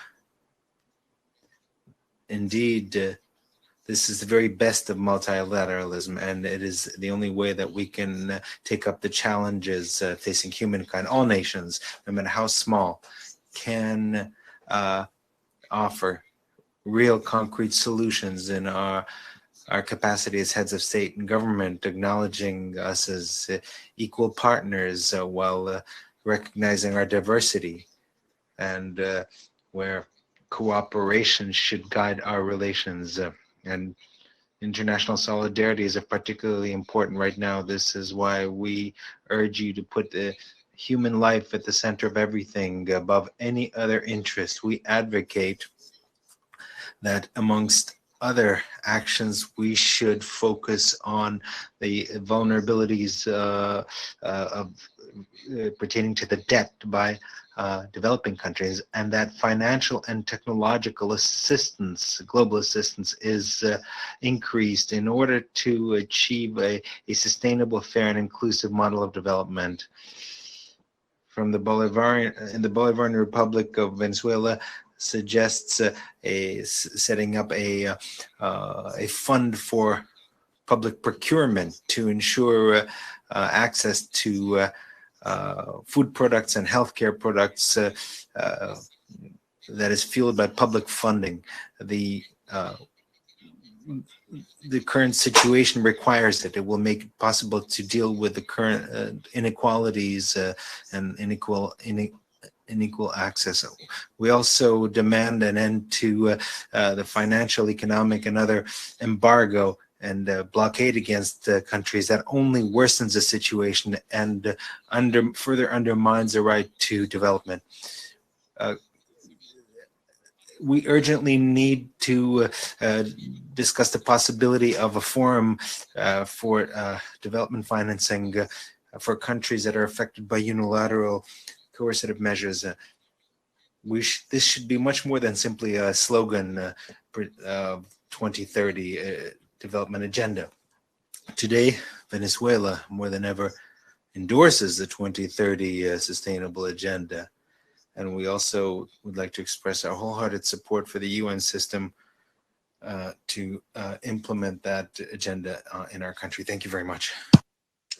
Thank you very much indeed there. So here I am in London, now going to go to Dominic Raab, who's the first Secretary of State here in the United Kingdom. He is, of course, also Secretary of State for Foreign, Commonwealth, and now also Development Affairs of the United Kingdom. Dominic Raab, thank you. The floor is yours.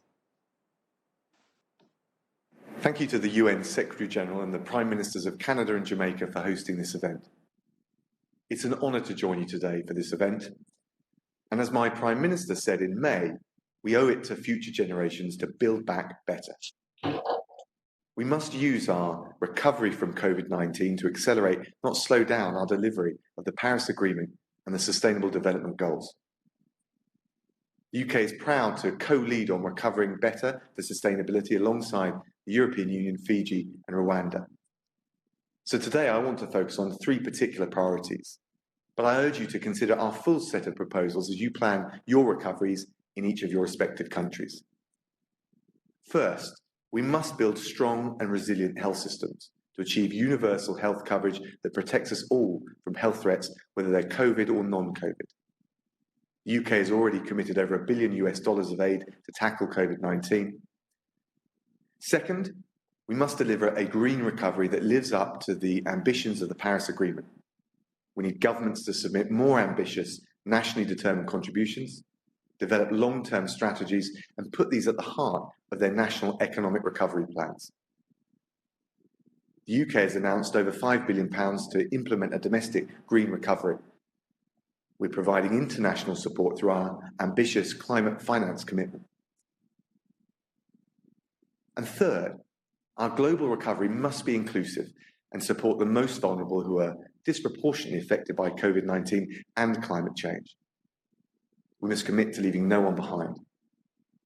And that includes standing up for gender equality and, in particular, every girl's right to 12 years of quality education. Next up, we know that COVID-19 has exacerbated long-standing debt vulnerabilities. The G20 debt service suspension initiative was valuable, but we've got to extend and fully implement it to provide the liquidity countries need to build back better. As COP26 and G7 presidents next year, we're asking for a global effort. Now more than ever, we must come together to drive forward these changes so that we can get back on our feet and look to the future with ambition, with confidence, and with greater unity forged in the global challenges that we've overcome together. Thank you. Dominic Raab here in London, thank you very much indeed. Now we go to Pakistan, to the Prime Minister there, Imran Khan. Thank you very much. Prime Minister Trudeau, Prime Minister Holness, Secretary General, Excellencies, ladies and gentlemen. The COVID-19 pandemic is inflicting unparalleled human suffering. Controlling the virus is critical to addressing both the health and economic emergency. In Pakistan, our strategy of smart lockdowns has fortunately controlled the spread of the virus. Yet, we are not complacent. No one is safe until everyone is safe.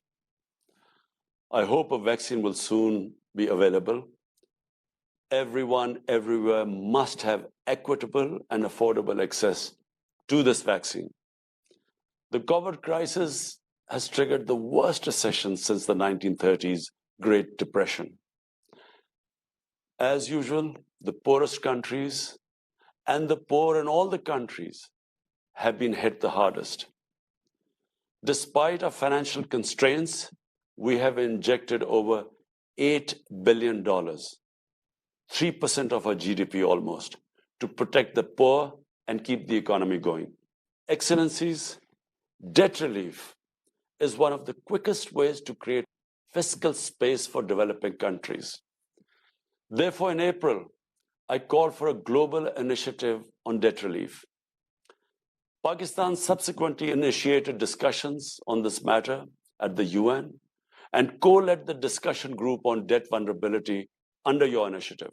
I welcome the extensive menu of options identified by each of the 6 discussions groups. We must prioritize those actions that can have a significant impact and can be quickly implemented. First, extension of the G20 debt service suspension initiative for at least 1 more year. The request for forbearance under this initiative should not affect the country's credit rating, since this is due to force majeure, not mismanagement. Second, the multilateral development banks should participate in debt suspension initiatives. Third, other short-term measures which could cover both official and private creditors include debt swaps for health, climate and SDGs, debt buybacks, reprofiling debt, and regional resilience funds. Excellencies, investment in sustainable infrastructure will be key to economic recovery and realization of SDGs. We should create a UN infrastructure investment facility to mobilize an additional $1.5 trillion annually for the developing countries. The IMF estimates that developing countries would require an additional $2.5 trillion to recover from COVID-induced contraction. Rich countries should support the creation of at least $500 billion in special drawing rights and relocation of unutilized SDRs. Recovery from recession, as from pandemic, must be inclusive and equitable. We must break the shackles of poverty and inequality. I thank you. Thank you very much indeed there to Imran Khan, Prime Minister of the Islamic Republic of Pakistan, and reiterating something that we've heard a lot about today, the SDRs and also action on debt. Akim Steiner, you join us now. You're administrator of the UNDP, the United Nations Development Programme, and obviously you lead a global development institution and have many discussions both with the donor community and development partners. So just share with us perhaps some of your key messages and priorities. Thank you, Zainab. Prime Minister Trudeau, Prime Minister Holness, SG Excellencies, it is a pleasure to join you, and much has already been said this morning, this afternoon, wherever you may be, about the many steps that need to be taken. I would like to offer you a perspective also from the insights that the UN country teams in the UN development system have gathered over the last 100 days in over 120 socioeconomic assessments that we have undertaken with countries and the recovery strategies. And I think one thing that has shown through also in today's meeting and in the preparations leading up to it, this is our moment, our time, all of us, nations united, because it is quite clear that in moving forward, COVID-19 is a wake-up call in so many respects. It is a crisis, but it is also an opportunity to move forward and to also rethink how we can evolve a more sustainable global finance system. Clearly, the focus of today is on finance, and it is in virtually every context, household to government to global financial markets, a central variable in how we recover. It is also a moment for a new multilateralism, where, as a number of you have said, national interest and collective interest converge as rarely before.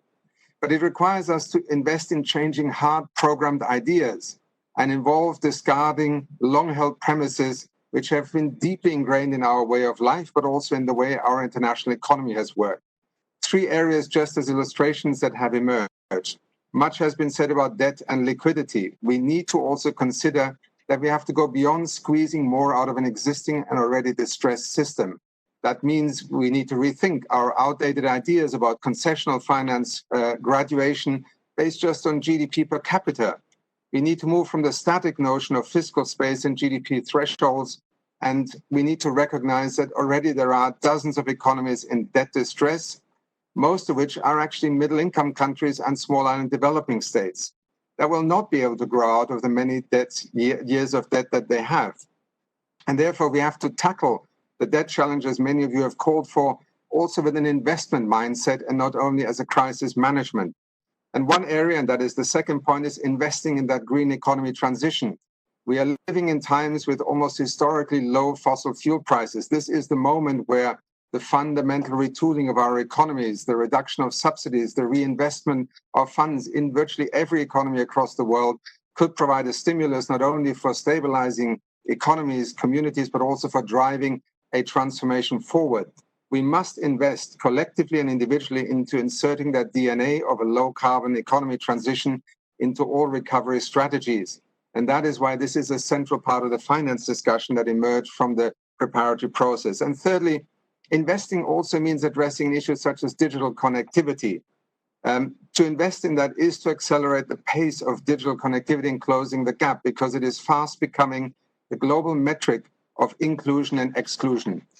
Let me just say, and I end with that, Zainab, that one of the things that has emerged in this COVID-19 crisis and in this moment that I alluded to is a very brutal realization, namely that it is very expensive to be poor in a pandemic. Whether you are a household and a father or mother whose livelihoods depend on your informal sector income from day to day, and that is suddenly confronted with no education and certainly not an ability to buy an iPad or to connect to the internet or broadband, a very fundamental difference amongst us. Or whether you are borrowing in the global financial markets as a sovereign nation. If you just look at the bond spreads in the capital markets, you will realize what it means to be the United States wanting to borrow on a one-year basis at the moment at 0.12%, Germany at minus 0.5%, Pakistan 7.4%, Kenya 7.69%. That means a US bond and a Kenyan bond actually differ 64 times. That is why there is such a brutal difference in the way that we need to re-examine how our world financial system can cope with this crisis. And it is very much in that spirit that we at UNDP, with the UN family and our colleagues in the Bretton Woods system, are working at that point where global issues intersect with the daily lives of real people.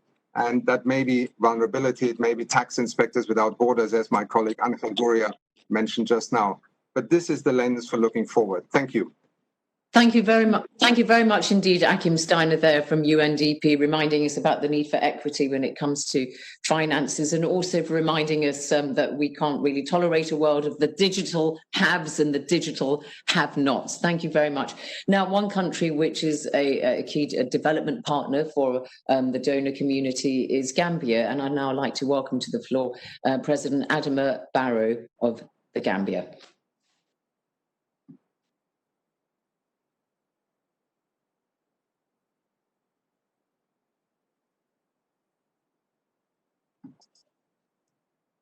Just giving the Gambia a few seconds more to see if President Adama Barrow is indeed with us.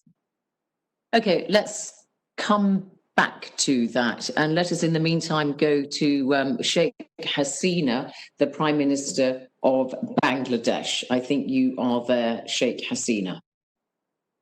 If you give us your opening remarks, thank you. Mr. Trudeau, Prime Minister Holness, and UN Secretary General for convening this meeting. The launching of the initiative with 6 focus areas of financing for development was very timely. Bangladesh co-led the discussion group 1 along with Egypt, Japan, and Spain. We feel it important now to translate our promises into actions. In Bangladesh, COVID-19 has had a drastic impact on our economy. For tackling this situation, we immediately announced a $13.25 billion stimulus package equivalent to 4.03% of our GDP. Apart from widening the regular social safety net programs, we provided financial support to more than 30 million people, including farmers, laborers, students, teachers, artists, and journalists during this pandemic. We need a well-coordinated roadmap to face COVID-19 crisis. The 2030 Agenda, the Paris Agreement, and the Addis Ababa Action Agenda can be our blueprint to overcome this crisis. UN must continue to play its catalytic role in this regard. Let me highlight a few points. First, the G7, G20, OECD countries, MD-based, and IFIS should scale up fiscal stimulus, concessional finance, and debt relief measures. The advanced economies must fulfill their 0.7% ODA commitment. Second, we need to divert more private finance and investment to the developing countries. We must leverage science, technology, and innovation for closing the digital divide. Third, We need right policy steps for reversing the downward trend of remittances flow by helping the migrant workers during and in the post-COVID job market. Fourth, the advanced economies must fulfill their unmet promises regarding duty-free, quota-free market access, technology support, and more accessible financing for developing countries. Fifth, there must be new international support measures for the graduating LDCs to prevent any possible slide back due to the pandemic at least till 2030. Finally, more vigorous efforts are required to finance climate actions and resilient recovery. I thank you all. Thank you very much indeed there, Sheikh Hasina, Prime Minister of Bangladesh. All right, let's now go to Japan, to Motegi Toshimitsu, who is the Minister for Foreign Affairs. Your remarks, please, Foreign Minister. The Right Honourable Prime Minister of Canada, Justin Trudeau, the Most Honourable Prime Minister of Jamaica, Andrew Holness, Your Excellency, Secretary General of the United Nations, Mr. Antonio Guterres, Excellencies, in an increasingly globalized world, the COVID-19 pandemic has highlighted the vulnerability of the international community. COVID-19 pandemic is indeed a crisis to human security. Japan has been working closely with the international community to overcome the crisis under the concept of human security since the beginning of COVID-19. To address COVID-19, Japan has already provided foreign aid of $1.54 billion to developing countries in a few months since February with unprecedented speed. The development and delivery of vaccines are critical as they will turn the tide of the global fight against COVID-19. Securing fair access to vaccines for developing countries or countries with small populations is also vitally important. Based on the notion that the international community must treat vaccines as global public goods, we are working with international partners such as CEPI and Gavi to develop and deliver vaccines.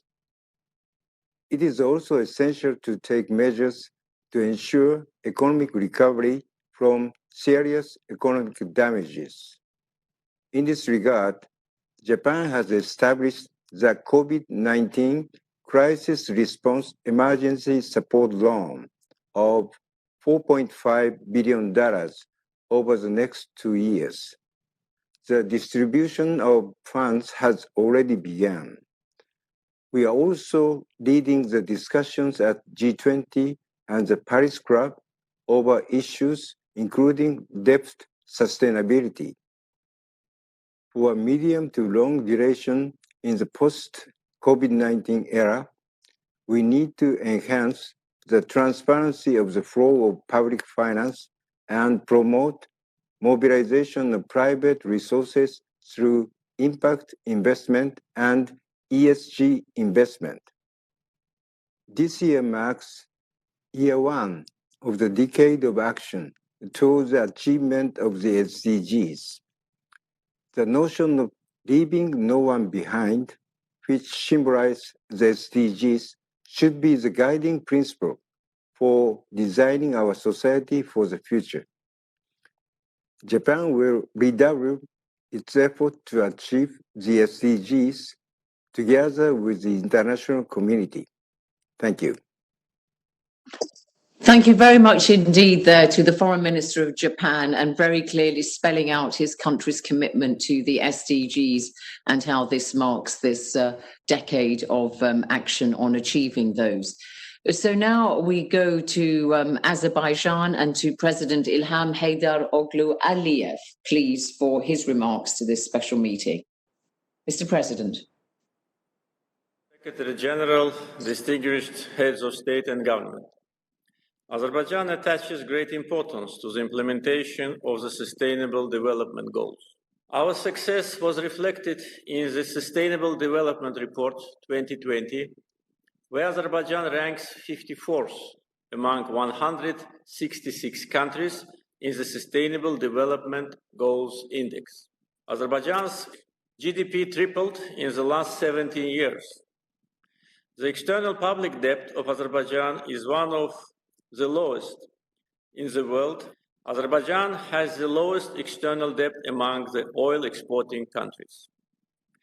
Foreign exchange reserves of Azerbaijan exceed the external public debt by 6 times. Azerbaijan places a special emphasis on the equal distribution of energy revenues between current and the future generations. To this end, the State Oil Fund was established. The assets of the fund currently exceeds the GDP of the country. Azerbaijan has achieved one of the highest income equality levels. As a result of the Armenian occupation, more than 1 million Azerbaijanis became refugees and internally displaced persons. About 8 billion Azerbaijani manats, amounting to nearly $5 billion US, has been allocated for addressing needs of this vulnerable group. Azerbaijan itself became a donor country. Overall, Azerbaijan provided financial and humanitarian assistance to nearly 120 countries during the last 15 years. Despite the decrease in the state revenues during the pandemic period, the government has allocated funds around 3% of GDP to the protection of jobs, economic growth, and the public health. Funding for the fight against the pandemic was provided only from domestic sources, without any external financial support. In the post-pandemic period, our main priorities are to ensure the economic growth, to maintain economic and financial stability, to further develop healthy and competitive human capital, to create sustainable jobs, and to develop new areas of economic activity. As the chairman of the non-aligned movement, Azerbaijan requested to convene the special session of the esta reunión para intercambiar impresiones sobre esfuerzos necesarios que nos permitan enfrentar al COVID-19, afrontar sus consecuencias. Este evento es importante, ya que aglutina a jefes de estados y de gobierno, representantes de instituciones financieras, el sector privado, sociedad civil y expertos, donde cada uno de estos tiene su ámbito de actuación, ya que nos necesitamos mutuamente ante que nos azota. Como ya lo dije en mi discurso de semana pasada, durante el debate general del 75 aniversario de la Fundación de las Naciones Unidas, la forma más eficaz de combatir la enfermedad de pandemia de coronavirus y sus nefastas consecuencias es la unidad entre los países del mundo, ya que no hay ni un solo país. The countries of the world together, because no single country has escaped the negative impacts of COVID-19. The pandemic is quickly becoming a humanitarian, economic, political, and social crisis, threatening to drag down whole countries into regression, which could have unpredictable consequences for their stability. These are mostly developing countries, and it is only appropriate that they should receive assistance to alleviate the negative impacts, and that everyone pool their efforts in this regard. During the pandemic, Equatorial Guinea undertook practical measures when the situation required. We declared a health emergency. We also called for a lockdown and undertook other measures to safeguard our population under, of course, the recommendations of experts. We mobilized huge economic resources to protect the most vulnerable of our people and to alleviate the effects of unemployment and the collapse of important sectors of the economy. We took measures to provide incentives and to provide assistance to SMEs by distributing aid packages to them and providing them with tax breaks. There's a strong case to be made for international creditors to make the conditions for debt repayment more flexible, or to outrightly forgive the debt of the LDCs, which have been affected by COVID-19, the economic crisis, which was already there, and also by the disastrous effects of the lockdown, which are only further worsening the situation in those countries. But we welcome the initiative of injecting liquidity into the economies of developing countries to tackle the capital flight because of the crisis, and to ensure that enterprises remain and continue to generate wealth and provide employment. The final objective should be to ensure that governments are in a position to meet the needs of their peoples. In closing, our proposal is that it is time that we develop a universal global health system with the support of international financial institutions, private grants, etc. And the idea is to provide healthful lives for our people. And this is enshrined in the SDGs. And the General Assembly even approved a resolution in this regard in December 2012. Thank you very much. President of Equatorial Guinea there, and thinking big there, calling for a global health system. All right, we can now hear the comments of the President of the Cooperative Republic of Guyana and to Mohammed Irfan Ali. So please do share your remarks with us. You have the floor.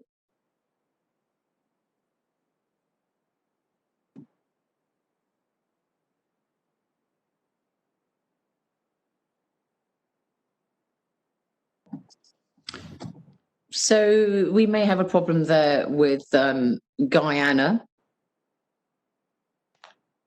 I think they're just sorting out the technology. Are you with us there, Mr. President? Well, progress, we can see him. Can't hear him just yet, but he looks like he's got a very capable technical guy beside him on it, trying to press all the right buttons. I wonder if you can hear me, Mr. President, could you ask your assistant to unmute you?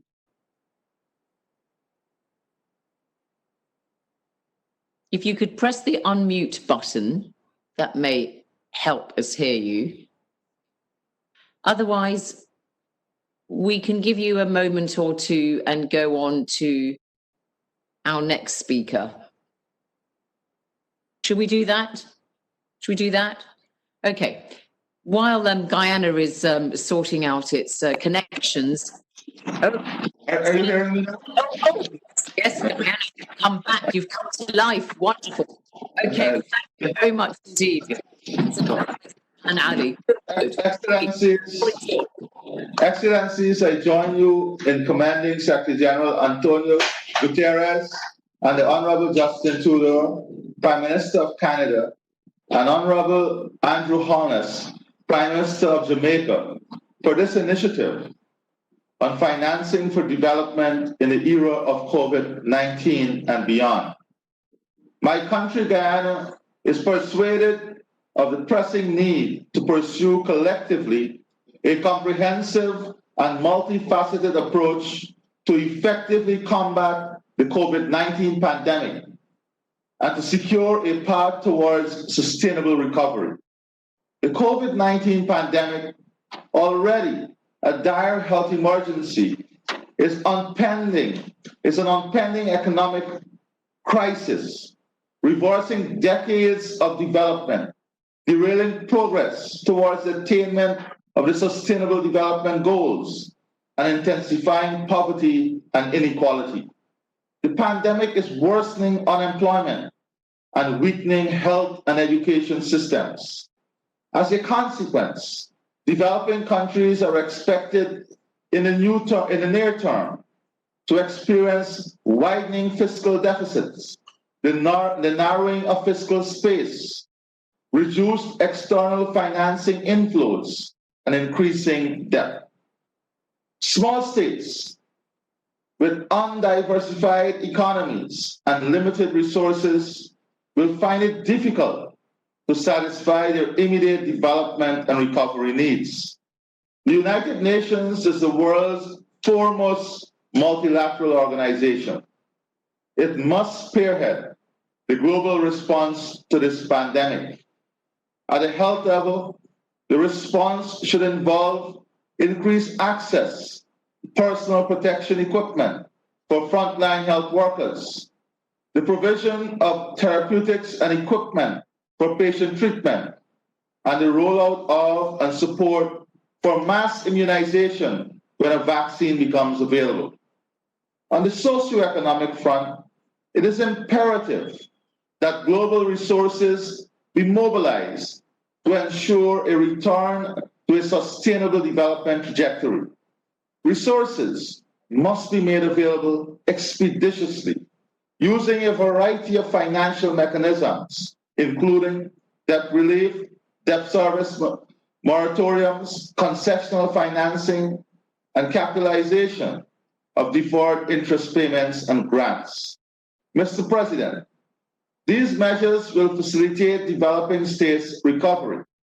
The pandemic, however, has highlighted and exacerbated global and social inequalities. Addressing these inequalities must become integral to the global and national responses. In this regard, I applaud the sentiments expressed by the United Nations Secretary General in this year's Mandela Lecture. The Secretary General has clearly set out the challenges which lay before us and the actions which are necessary.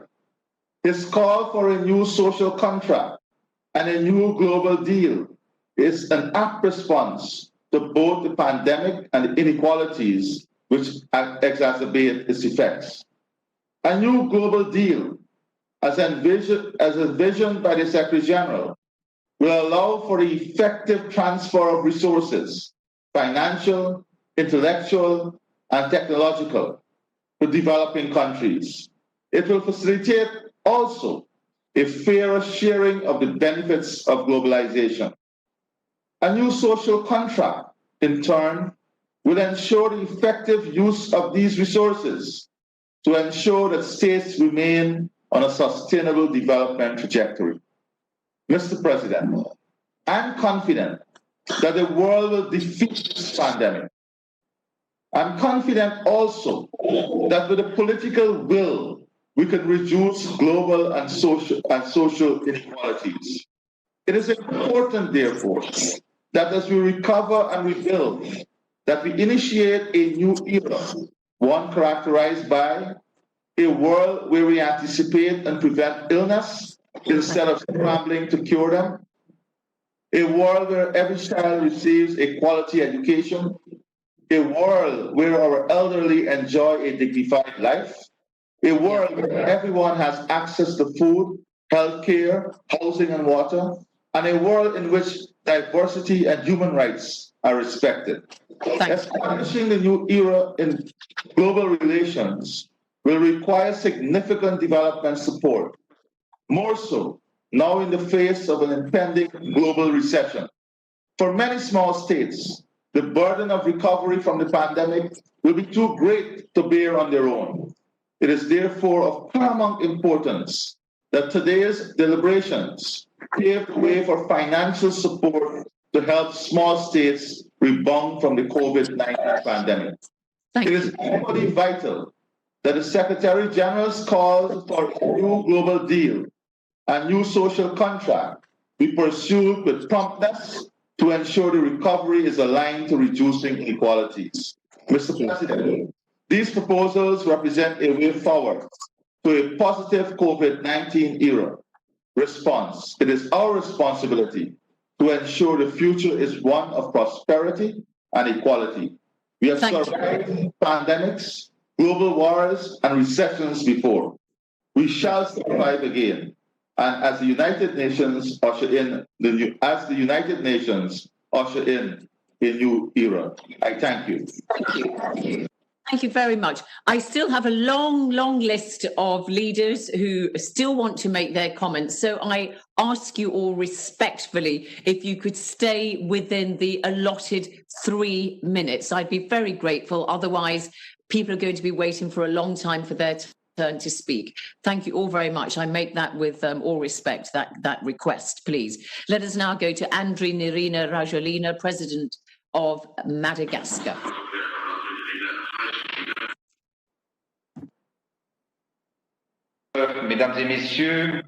Ladies and gentlemen, heads of state and government and institutions, I'd like to begin by expressing the solidarity of my people with all countries that have been affected by the human loss caused by the COVID-19 pandemic. I am pleased also to take part in this virtual UN conference on financing for development in the era of COVID-19 and beyond. This will be an opportunity for us to come up with strategic responses to COVID, but also beyond COVID. Ladies and gentlemen, the impact of this pandemic on Madagascar is considerable, mainly because of the lockdown and loss of income and revenue.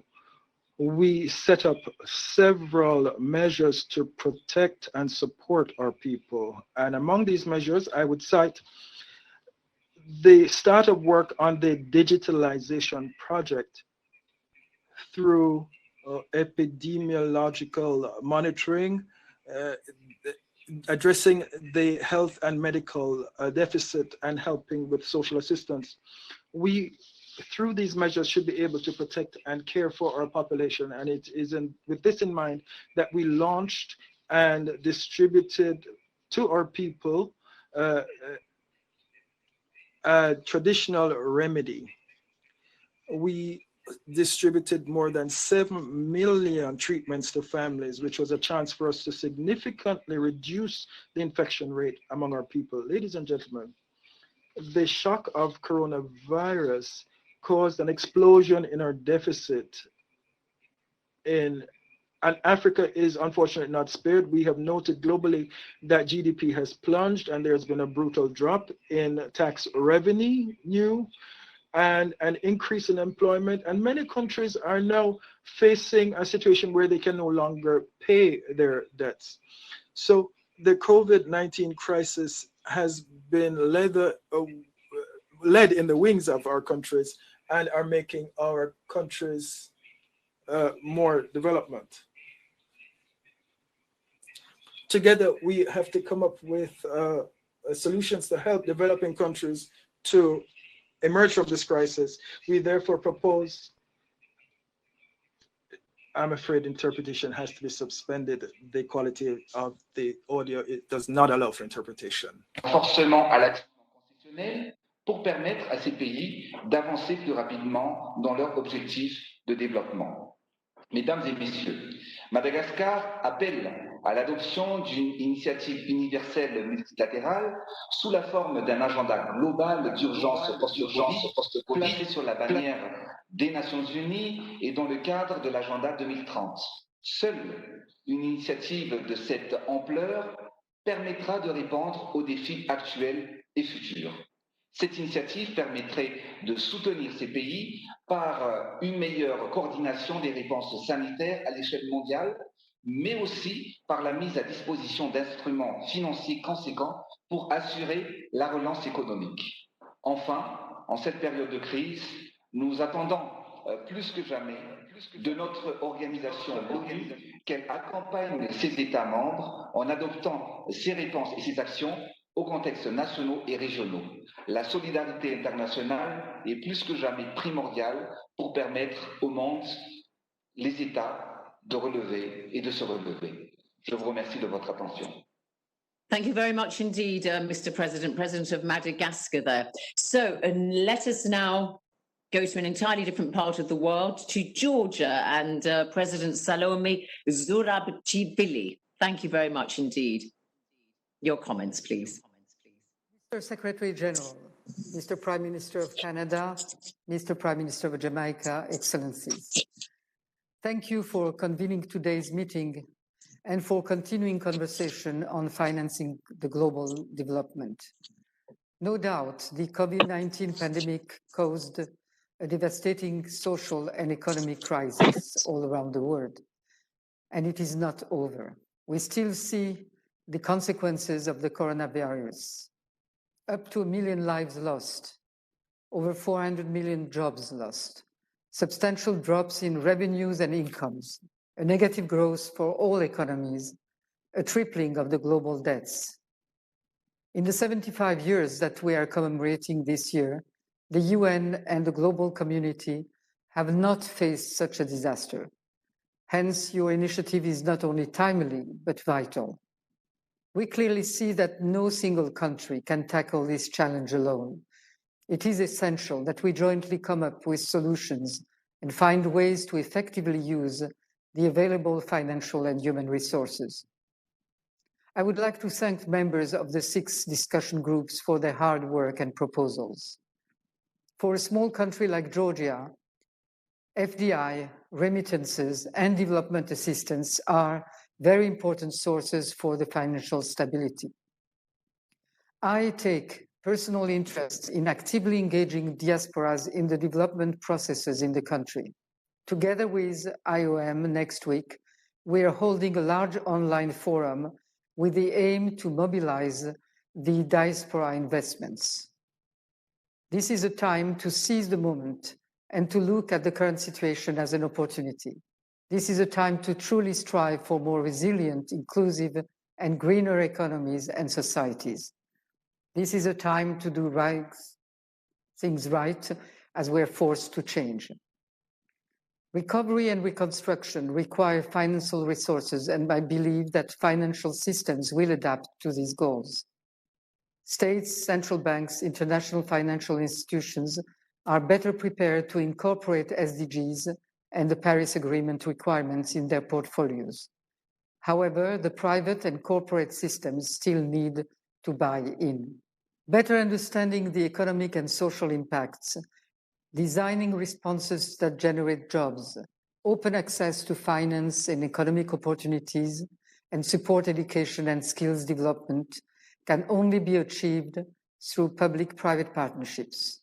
Sustainable investment opportunities should concentrate on climate-smart projects that equally engage men and women and could be considered by clusters to increase project viabilities. Only through joint work and efforts we can rebuild and revive. Thank you. Thank you very much indeed there to the President of Georgia and highlighting issues that we've heard, but also a new one about how the global economy downturn, of course, affects remittances and workers abroad who send money back to their home nations and the impact that is having on people's livelihoods. Thank you very much indeed. So now we go to the President of Mozambique, Felipe Jacinto Nyusi. Your remarks, please. You have the floor. Thank you.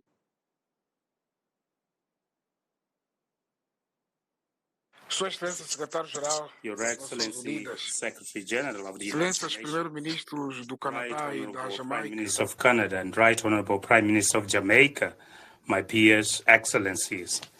Mozambique welcomed the invitation to attend the high-level virtual meeting on financing the 2030 Agenda for Sustainable Development in the era of COVID-19 and beyond.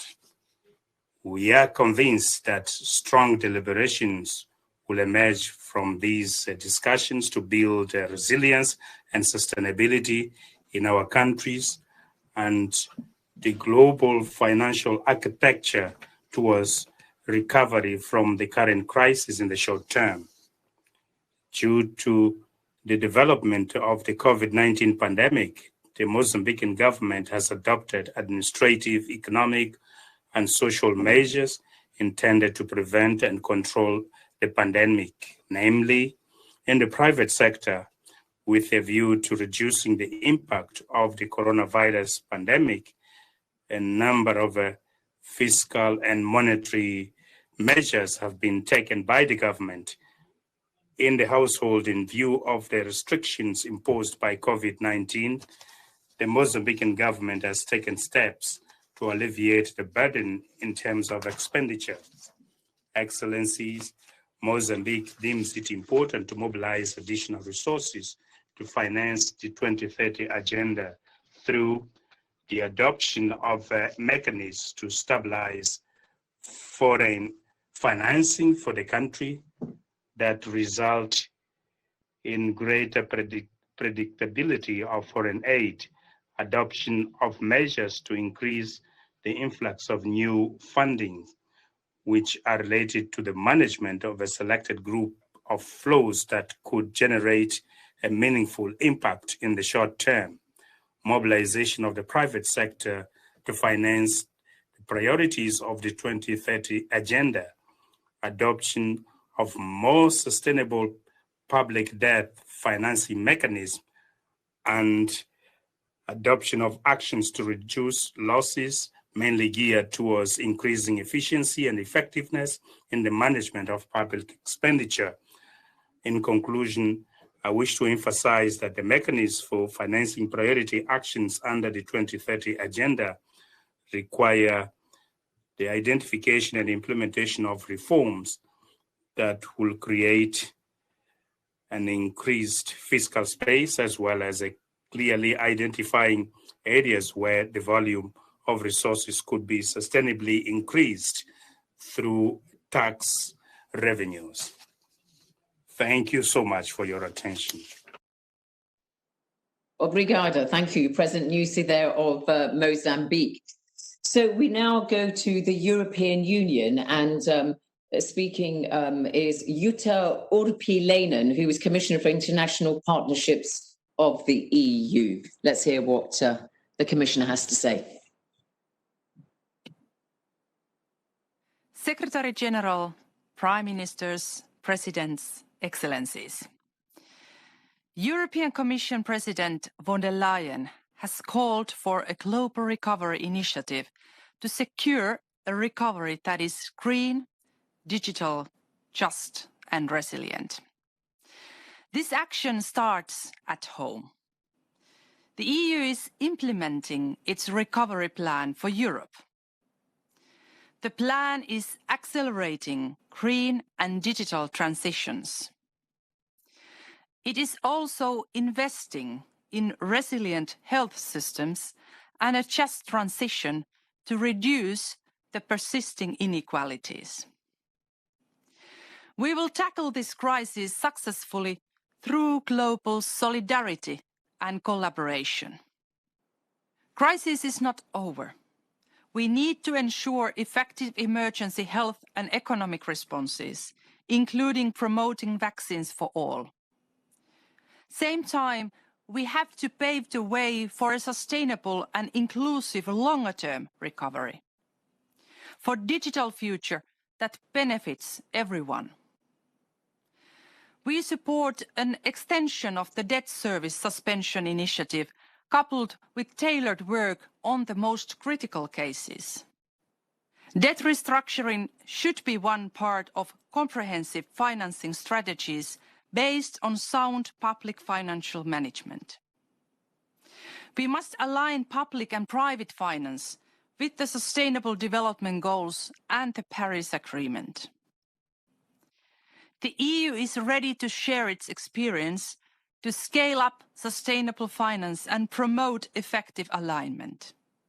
We must urge both public and private actors to reflect true social and environmental costs and report fully on the impact of their actions.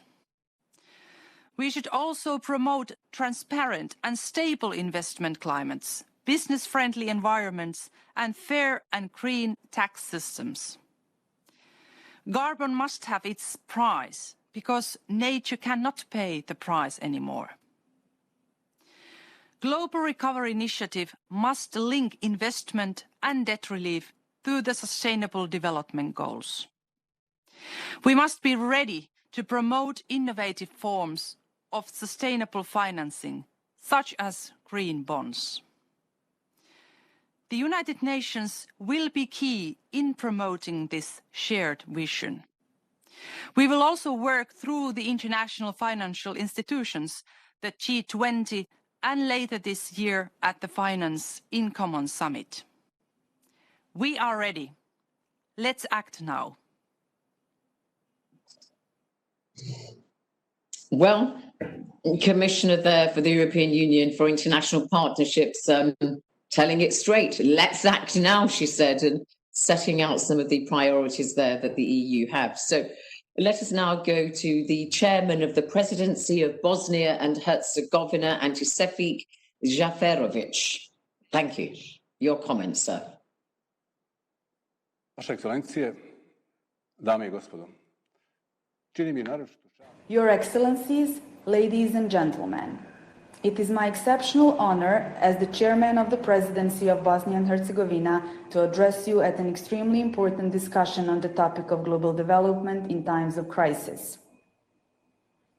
These are all important issues for my country, so let me address each of them briefly. External financing and remittances. Bosnia and Herzegovina is one of the countries with the largest inflow of remittances, about 9% of GDP in the world, and many segments of the economy function on that basis, and a significant number of inhabitants support their standard of living like that. Disturbances in their inflow can have a significant impact on the domestic economy. Foreign direct investment is also an important source of external financing, but also of obtaining new technologies and access to foreign markets. So it is necessary to initiate that they continue and eliminate obstacles and closure of flows from the developed world. The debt burden is not an acute problem for Bosnia and Herzegovina, and our debt servicing is orderly and stable. But the times of crisis in which we live call for efforts to be made to ease the position of debtors, to be temporarily relieved so that the fiscal revenues can be used to repair damages and save the economy. Involvement of the private sector is crucial, and developing countries are often not attractive for large private investments. Our banking system is predominantly foreign-owned, and based on that, it has had necessary stability in recent years. Increased private sector engagement can strongly encourage development, and these measures must be designed so that private lenders recognize the opportunities. Capital outflows from over $100 billion in developing countries at the beginning of the crisis clearly show that we do not have an adequate system, and that developing countries are the first victims of financial disruption, which has serious consequences for their development. Sustainability of recovery. Bosnia and Herzegovina has clearly supported all global initiatives and will continue to strive to preserve the environment, reduce pollution according to international conventions, but in these efforts we expect the help of development agencies, donor countries, and others. Global liquidity and financial stability. Urgent financial assistance that our country has received or is on the way to receive has had a very positive effect on our liquidity and has mitigated the consequences of the crisis. It shows how important it is to intervene in such times, and we welcome further efforts to expand aid and allocate it to the countries in need, as this prevents the collapse of the existing international monetary architecture and enables economic cooperation between countries. Illegal financial flows must be strictly monitored and detected because they undermine economic systems and endanger security. We express our full support and we will be the mainstay in international coordination on detecting illegal financial flows. Finally, I would like to emphasize once again the full support for the initiative on financing for development in the era of COVID-19 and beyond, with a call for solidarity between developed and developing countries, because the lives of generations to come will depend on the decisions made by our generation. Thank you for your attention. Poslije COVID-19 uz poziv na solidarnost između razvijenih i zemalja u razvoju, jer od odluka koje bude donijela naša generacija ovisit će životi generacija koje dolaze. Zahvaljujem na pažnji.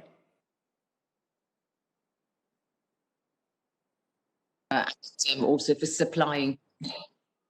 Thank you very much indeed, Bosnia and Herzegovina, and also for supplying the translation and the subtitles and reminding us about future generations and how we must secure a better future for them.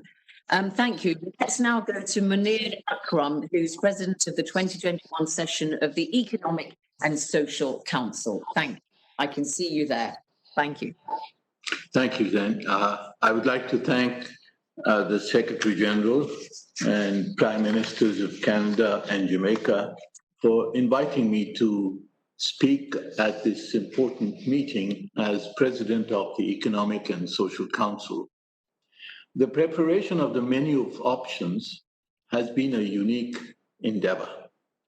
Having heard so many leaders speak today, I would presume to say that consensus seems possible on the following.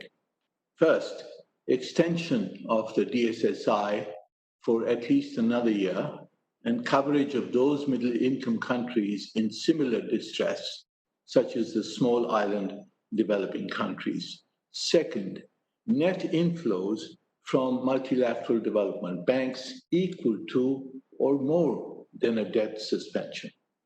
Third, cancellation of major restructuring of the least developed countries' debt. Fourth, vastly expanded concessional financing through the IDA, the MDBs, and new funds like FACE. Fifth, debt buybacks and debt for SDG, climate, and health swaps. Sixth, the liquidity and sustainability facility proposed by the Economic Commission of Africa to ensure that private creditors are part of the solution. And seven, halting illicit financial flows.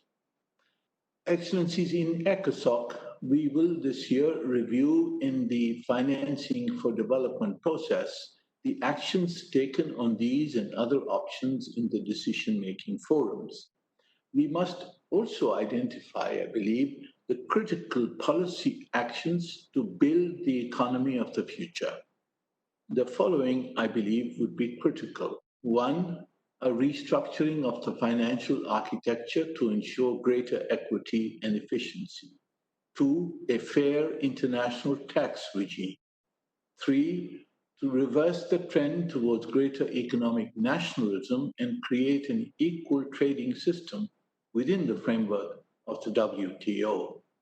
Four, investment-led growth, especially investment in sustainable infrastructure for resilient recovery and realization of the SDGs.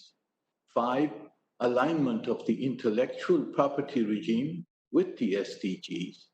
And six, digitalization of the developing countries.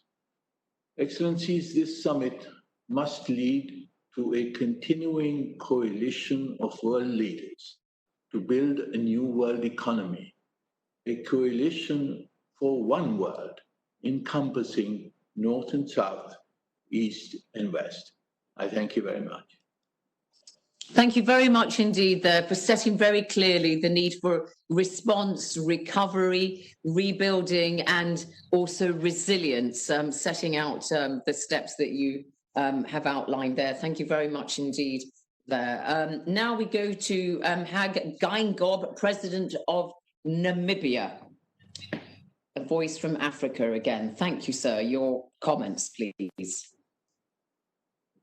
I wish to thank the Prime Ministers of Canada and Jamaica, as well as the Secretary General of the United Nations for organizing this important high-level event. Greetings from Africa, and Namibia in particular. Africa is on the march. At present, the third wave African leaders are dealing with processes, systems, and institutions. However, the challenges of realizing the potential of the new Africa have never been greater. I have always believed that inclusivity spells harmony, but exclusivity spells conflict. Excluding one country from the opportunity to develop will not provide lasting peace. Therefore, let us hold hands in the pursuit of eradicating poverty and reducing inequality, as this is the most crucial and urgent challenge of our time. Unfortunately, the onset of the global COVID-19 pandemic has the potential to set back our fight against poverty by a decade. However, a scale of economic stimulus packages unleashed as a response to this crisis presents a once-in-a-generation opportunity to forge new pathways of inclusive development and creation of new industries that Africa's uniquely young population so desperately needs. Namibia's population is small, but the country is huge and endowed with natural resources. We hold world-class potential for renewable energy through solar and wind, preconditions for green hydrogen production. However, Namibia faces ongoing impediments to realizing these developmental aspirations. Namibia's classification as an upper middle income country presents challenges with regards to mobilizing resources to finance our development goals.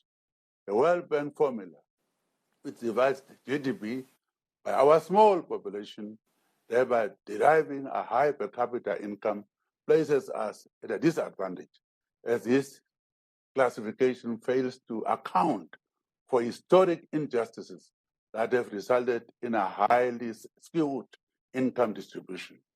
It is therefore pertinent that countries with a unique situation such as ours should have access to assistance commensurate with our needs.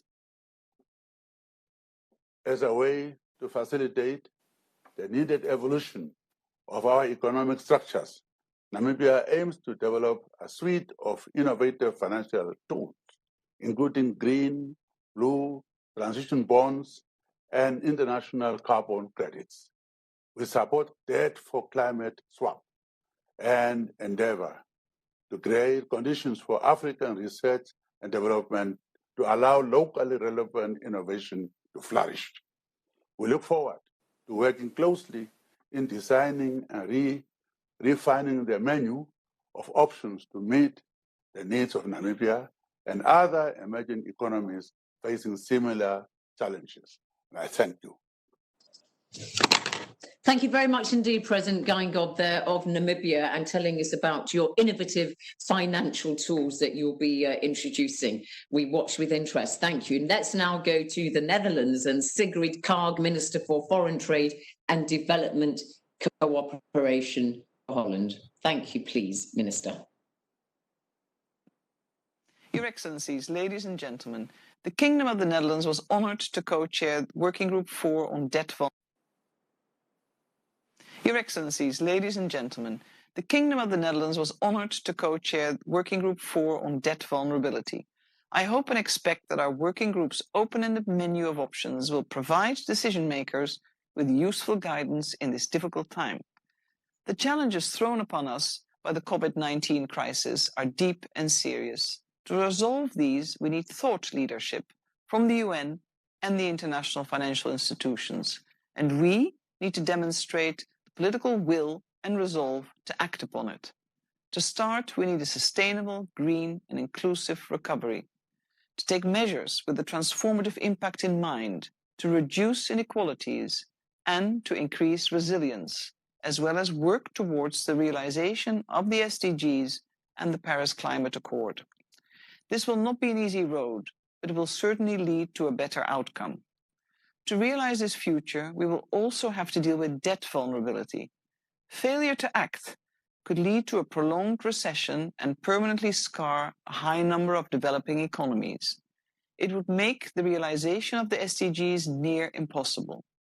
The discussions in our working group on the conditions under which we should enlarge and extend the debt service suspension initiatives are indeed timely. The DSSI provides countries with breathing space and allows the international community to work on structural solutions for developing countries with solvency issues. When discussing debt, institutions like the IMF, the World Bank, the G20, and the Paris Club should have sufficient attention for the specific needs of individual borrowing countries. Solutions must address structural and systemic problems. Otherwise, they will risk a new buildup of vulnerabilities. If restructuring is necessary, the fiscal space generated should be invested in the SDGs and not be used to pay off non-participating creditors, either public or private. However, we need more than the DSSI.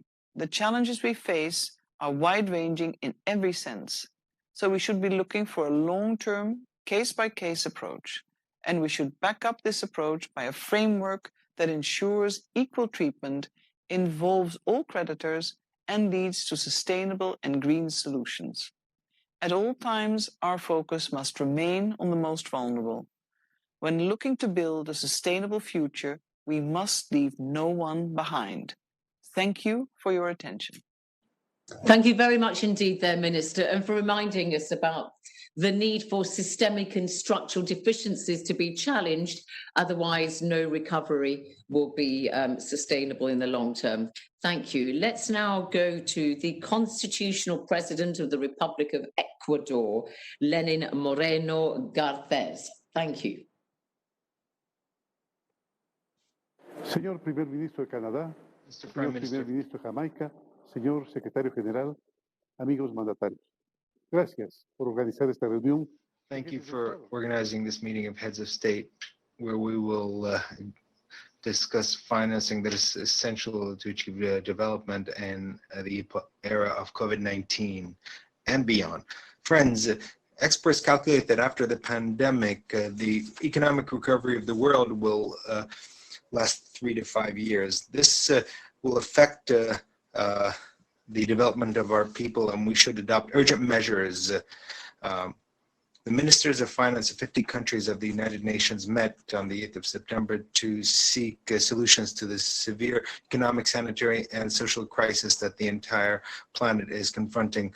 This event produced a number of economic and financial options that Ecuador supports. This is a multilateral response in the COVID era and its future impact on millions of people. However, these measures will only be possible with the involvement of everyone. This is why it's essential to commit ourselves to supporting the establishment of financial instruments that reduce the impact of the pandemic. And in parallel, of course, we need to expand multilateral support so that developing countries design and implement projects, impactful investment that are resilient and eco-friendly. This involves measures that are geared towards the 2030 Agenda, Addis Ababa Action Agenda, and the Paris Agreement. Any activity that we take must ensure a creation of resilient systems of healthcare, ensuring universal coverage.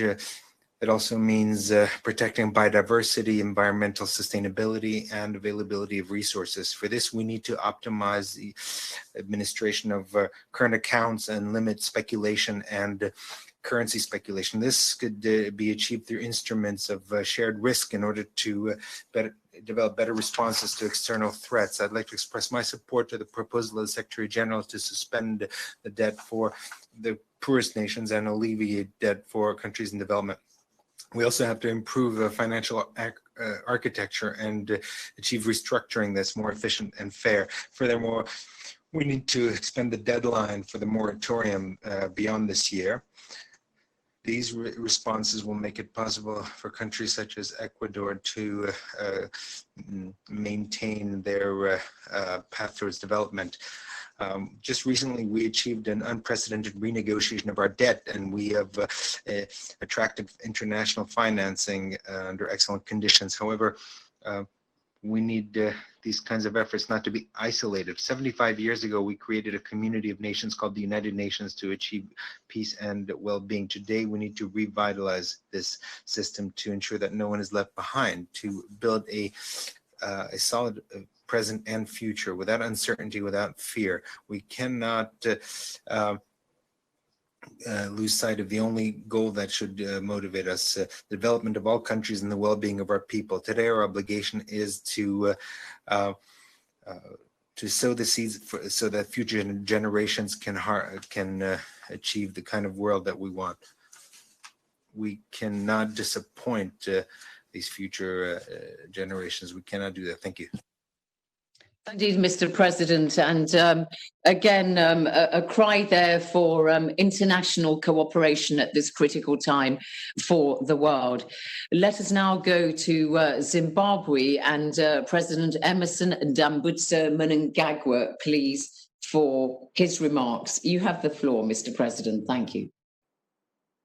Your Excellencies, Prime Ministers Justin Trudeau and Andrew Holness, the United Nations Secretary General, other heads of state and government, ladies and gentlemen.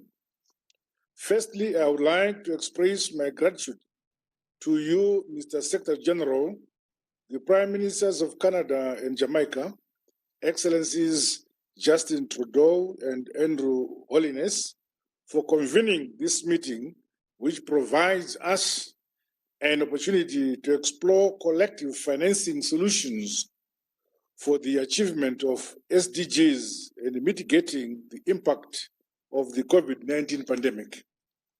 Excellencies, the decade of action must remain alive and on course, even in the face of this novel coronavirus, which has become a global health catastrophe. The pandemic has brought with it severe human costs, exerting pressure on budgets and non-monetary resources. It has also resulted in trade, investment, and supply chain disruptions. Unemployment is soaring, debt and poverty are mounting.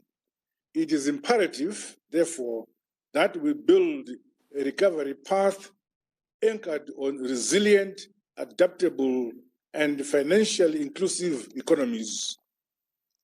Over and above proposals relating to financing, Zimbabwe supports the recommendations on social protection, investment in ICT, building resilient and inclusive health systems and mechanisms to absorb the shocks of COVID-19. Meanwhile, efforts towards practical and real-time solutions to the unsustainable debt burden that constitutes a risk to long-lasting recovery for most developing countries must be vigorously pursued. The efforts must enable debtor countries to channel more resources towards developmental programs. The one-year extension of the G20 debt moratorium and a broader debt resolution strategy will be essential.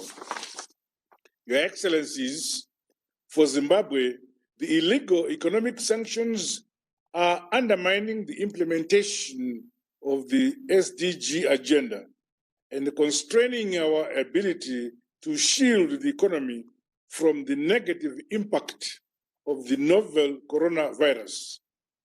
Sanctions severely undermine our efforts to access capital from the international markets. Hence, Zimbabwe appeals to the United Nations General Assembly to unequivocally call for the removal of these sanctions. Against the constricted economic environment, My administration has implemented budgetary rationalizations and also redirected resources towards mitigating the effects of the pandemic. These interventions have paid positive dividends. My country remains grateful to those countries and their well-wishers who have stood with us, rendering development, technical and humanitarian assistance possible. Your Excellencies, it is critical for the United Nations to enhance its capacity towards effectively playing its coordinating role. Success in this regard is dependent on the immediate reform of our organization. Zimbabwe, therefore, fully subscribes to the key policy actions and financing reforms recommended by the Ministers of Finance. We further uphold the spirit of leaving no one behind in our financing models as we work towards the achievement of the Sustainable Development Goals. Finally, Zimbabwe stands ready to work with the international community to strengthen multilateralism for the realization of our shared goal of creating a better world for all. I thank you. Thank you very much indeed, President Emmerson Mnangagwa there of Zimbabwe. So now, Mark Carney, I think you're with us, the Special Envoy of the Secretary General on Climate Action and Finance. And Mark, you've always been talking about how sustainability and building back better is fundamentally about restructuring, and also that the role of private finance is very important. But look, at a time when governments and business budgets are really under pressure and perhaps responding more to the immediate demands of the COVID-19 pandemic, how do you try to still make the case to achieve our climate goals when some people may say, put that on the back burner, we've got more pressing immediate demands on us? Well, thank you very much. It's a pleasure to be here. Let me thank Prime Ministers Holness and Trudeau for their leadership, the working groups for their diligent efforts, and I want to commend the policy options document, which says a lot about, Zeynep, to go answer your question, to the alignment of what we need to do now for the recovery and what future generations deserve and what true sustainability is. Look, one of the things I think we need to recognize from a restructuring or a resetting of strategy perspective is that the tragedy of COVID and the knock-on effects of COVID and the acceleration of changes in all our economies has meant that for businesses, virtually every business has to reset their strategy. So they are resetting their strategy in the context of what the leaders have been talking about, have focused on, what our people are focused on, and the need for more sustainable and inclusive recovery. If you are a business in one of the 120 plus countries that have a net zero target, you need a net zero component to your strategy, and that is what's being asked. Second point, we need all forms of finance. Obviously, we need the 100 billion. We need blended finance, so a mixture of public and private finance, but we really need private finance. Only private finance is going to turn billions into trillions. The trillions are needed.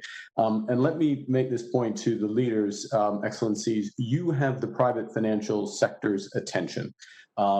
There is 5 trillion in what's called the Net Zero Asset Owners Fund. There is 50 trillion in that is asking the top 200 countries in the world, companies responsible for 80% of global emissions for their transition plans.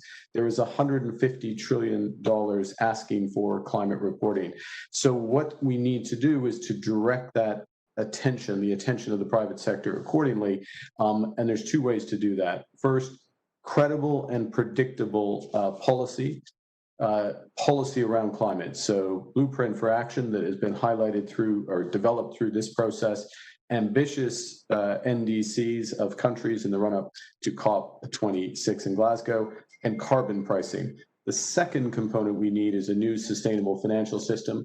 That means mandatory reporting on climate. It means better risk management. It means we focus on the transition for returns. And the fourth thing, the fourth pillar, is a new market. And this is a new form of capital flow from advanced economies to emerging developing economies, small island states, a market for nature-based solutions and carbon offsets, and we're developing that as a part of COP. The combination of those two, credible, predictable policy, pointing the direction where we're going out of COVID, and a new sustainable financial system with these pillars is self-reinforcing. It will amplify and pull forward the adjustment, turn those billions into trillions, and help solve it. So my final point is just to emphasize that, Excellencies, the possibility of this new financial system, it's an open door. You have their attention.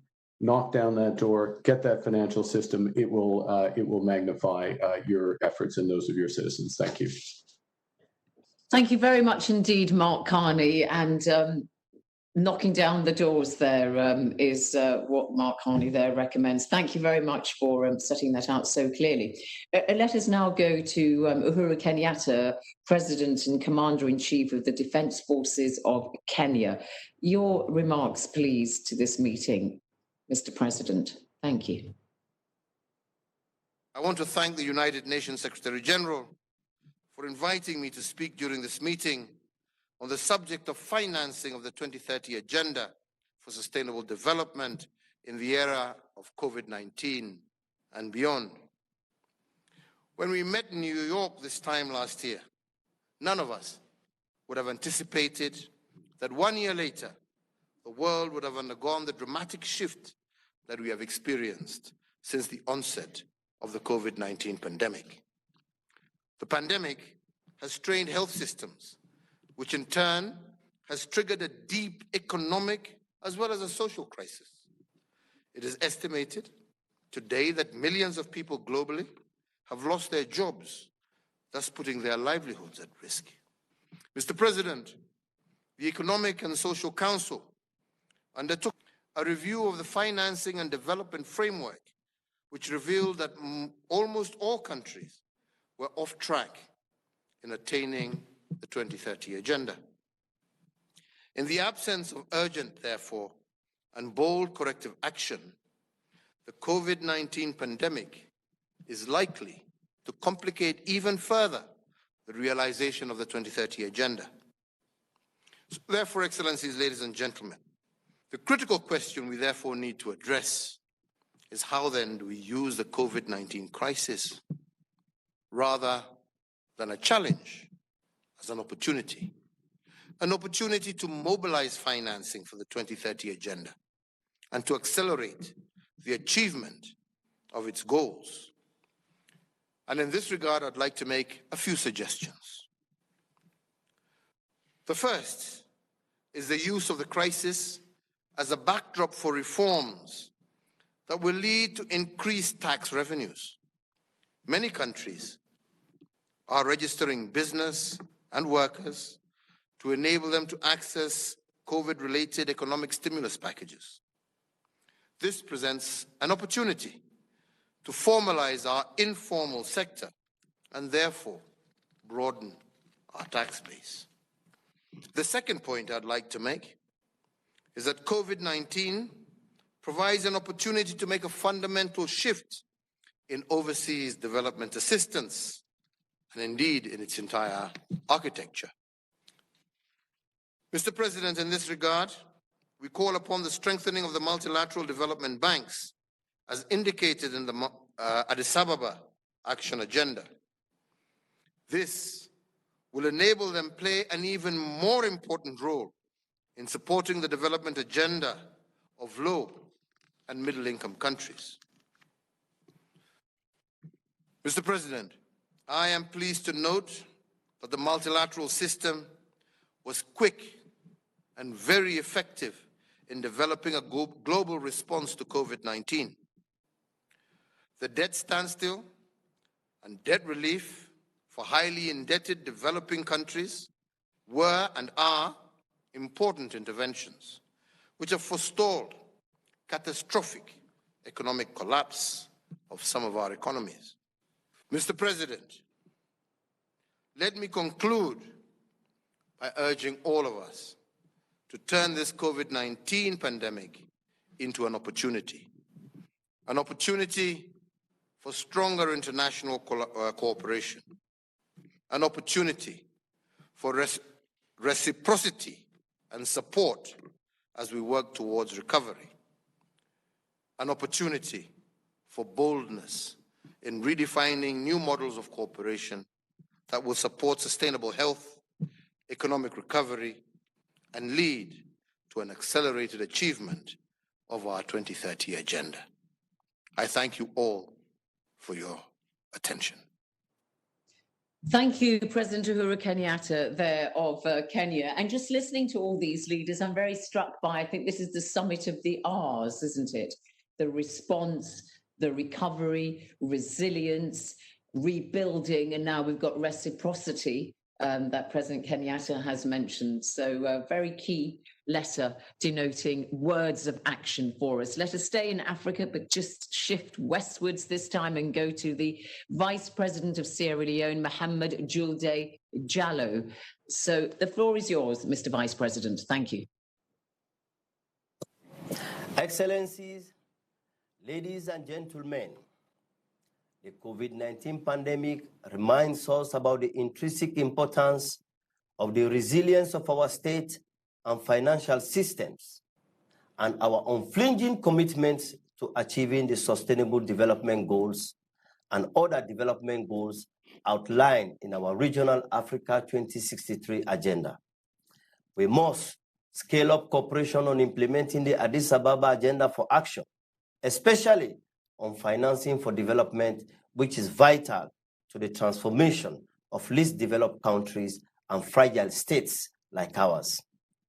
While external development finance remains pivotal to our development financing strategy, we believe that it must strengthen capacity to increase domestic revenue mobilization and contribute to inclusive growth and development. In that light, we have designed and rolled out an integrated national financing framework within the Addis Ababa Action Agenda. We recently secured catalytic funds to support us enhance domestic revenue at all levels. I thank our development partners for their continued support. Excellencies, distinguished ladies and gentlemen, in the face of dwindling development assistance, we remain committed to the 2030 agenda that constitutes our collective vision of the future. Our Quick Action Economic Recovery Program in Sierra Leone seeks to ensure a seamless transition from response to recovery and growth. It is designed to build a bridge between COVID-19 response and investment in healthcare, as we view the pandemic as an opportunity to focus on the future of healthcare systems. Our macroeconomic strategy and policies are well supported by our international economic and financial partners, such as the IMF and the World Bank. We continue to work closely with these institutions to implement sound fiscal, monetary, and balance of payment policies that are consistent with our growth and development strategies. We also work closely with our private sector and domestic debtors with the objective to reduce debt vulnerability while at the same time sustain relative growth projections. Let me thank our development partners, including the World Bank, the International Monetary Fund, the G20, and others for granting our economies debt service suspension up to 2021. As this pandemic persists, I want to implore them to favorably review this initiative. Let me conclude by stating that stemming illicit financial flows, the fight against corruption, creating a competitive investment climate to bolster domestic revenue and job creations are no doubt pivotal to our prospect to financing the 2030 agenda and deliver on the SDGs for the benefit of our people. I thank you. Thank you very much indeed there, the Vice President of Sierra Leone, and we go from him to the Vice President of Nigeria, Yemi Osinbajo. Nigeria, of course, Africa's most populous country. So, Mr. Vice President, let us hear your remarks, please.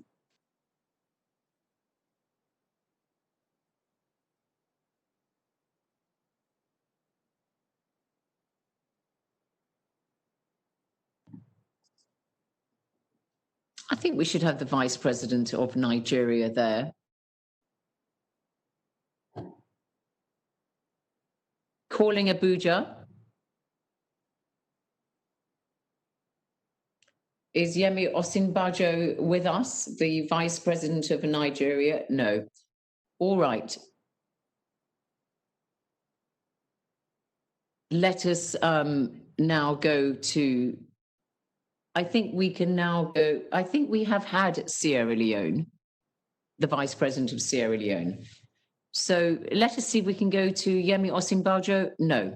All right. Let us go to Vera Songwe now, who is Executive Secretary, can't get my teeth straight at the moment, Executive Secretary of the UN. Oh, yes, we do have Vice President Yemi Osinbajo there. Okay, good. Thank you very much indeed, Mr. Vice President. President of the General Assembly, Excellencies, Heads of States and Government, Secretary General of the United Nations, ladies and gentlemen. I'm pleased to participate at this important event on addressing the financing needs for sustainable development in the era of COVID-19 and beyond. I thank the governments of Canada and Jamaica and the Secretary General of the United Nations for the initiative. I also thank the co-leads of the 6 discussion groups for their leadership. Excellencies, the COVID-19 pandemic has severely disrupted our societies and economies, worsened inequalities, and deepened the gap between available resources and the resources needed to finance the Sustainable Development Goals. We must mobilize finance in response to this pandemic-induced economic crisis and also for long-term development. As co-lead with Barbados on illicit financial flows, Nigeria wishes to stress that illicit financial flows have continued to erode domestic revenues, undermine governance, threaten economic stability, and diminish the abilities of governments to provide much-needed public services. To overcome these challenges, we must combat illicit financial flows with all the determination we can muster. We must act swiftly to adopt measures to ensure that taxes are paid where value is created, and this is especially important for the digital economy. We must also establish public beneficial ownership registers and strengthen arrangements for the exchange of tax information. Similar priority should also be given to tackling money laundering and corruption. Indeed, given the challenges that my country has faced in its efforts to repatriate illicitly acquired assets, we endorse the recommendation for spontaneous disclosure and the enhancement of legal frameworks for conviction-based asset forfeitures. It's important to stress that the main destinations for illicit financial flows must support the efforts to stop this scourge and work with the global community to dismantle the architecture that supports illicit financial flows, such as financial secrecy jurisdictions. Excellencies, in addition, we support the call for debt relief for developing countries and the extension of the debt suspension initiative until 2021, as well as the granting of commercial debt relief where needed. We also call for enhanced global liquidity, including through the allocation of unused special drawing rights currently held by developed countries. The increased flow of remittances can support development financing needs, so it's important to reduce the cost of making such transfers. As global leaders, we must do everything in our power to emerge from the crisis caused by the COVID-19 by striving together in order to deliver for all. Thank you very much. Thank you very much indeed there, Yemi Osinbajo, the Vice President of Nigeria, got to you in the end. And so Vera Songwe, we can come to you now, Executive Secretary of the United Nations Economic Commission for Africa. So Vera, we've heard a lot about the Debt Service Suspension Initiative, the DSSI, and however, private sector participation in this has proven to be a bit of a challenge. I wonder if you could share your opinion, your reflections on what you think the role of the private sector is in Africa in both the short term and the longer term as countries try to recover from the COVID-19 crisis. Thank you, Excellencies. Good morning. Thank you, Zainab. The crisis has unmasked the vulnerabilities of many of our countries, actually globally. Frontier and emerging market countries that were good performers before the crisis have struggled to access much needed affordable liquidity. While some of them have been the most hit by the crisis due to the structure of their economies, most have been left out of comprehensive solutions. Service-dependent economies, for example, have been largely shut out of irrespective of income class from the markets. Money markets, meanwhile, have penalized emerging markets through high-risk premiums. That is why it is important for us to focus on the credit market response and the private sector in general.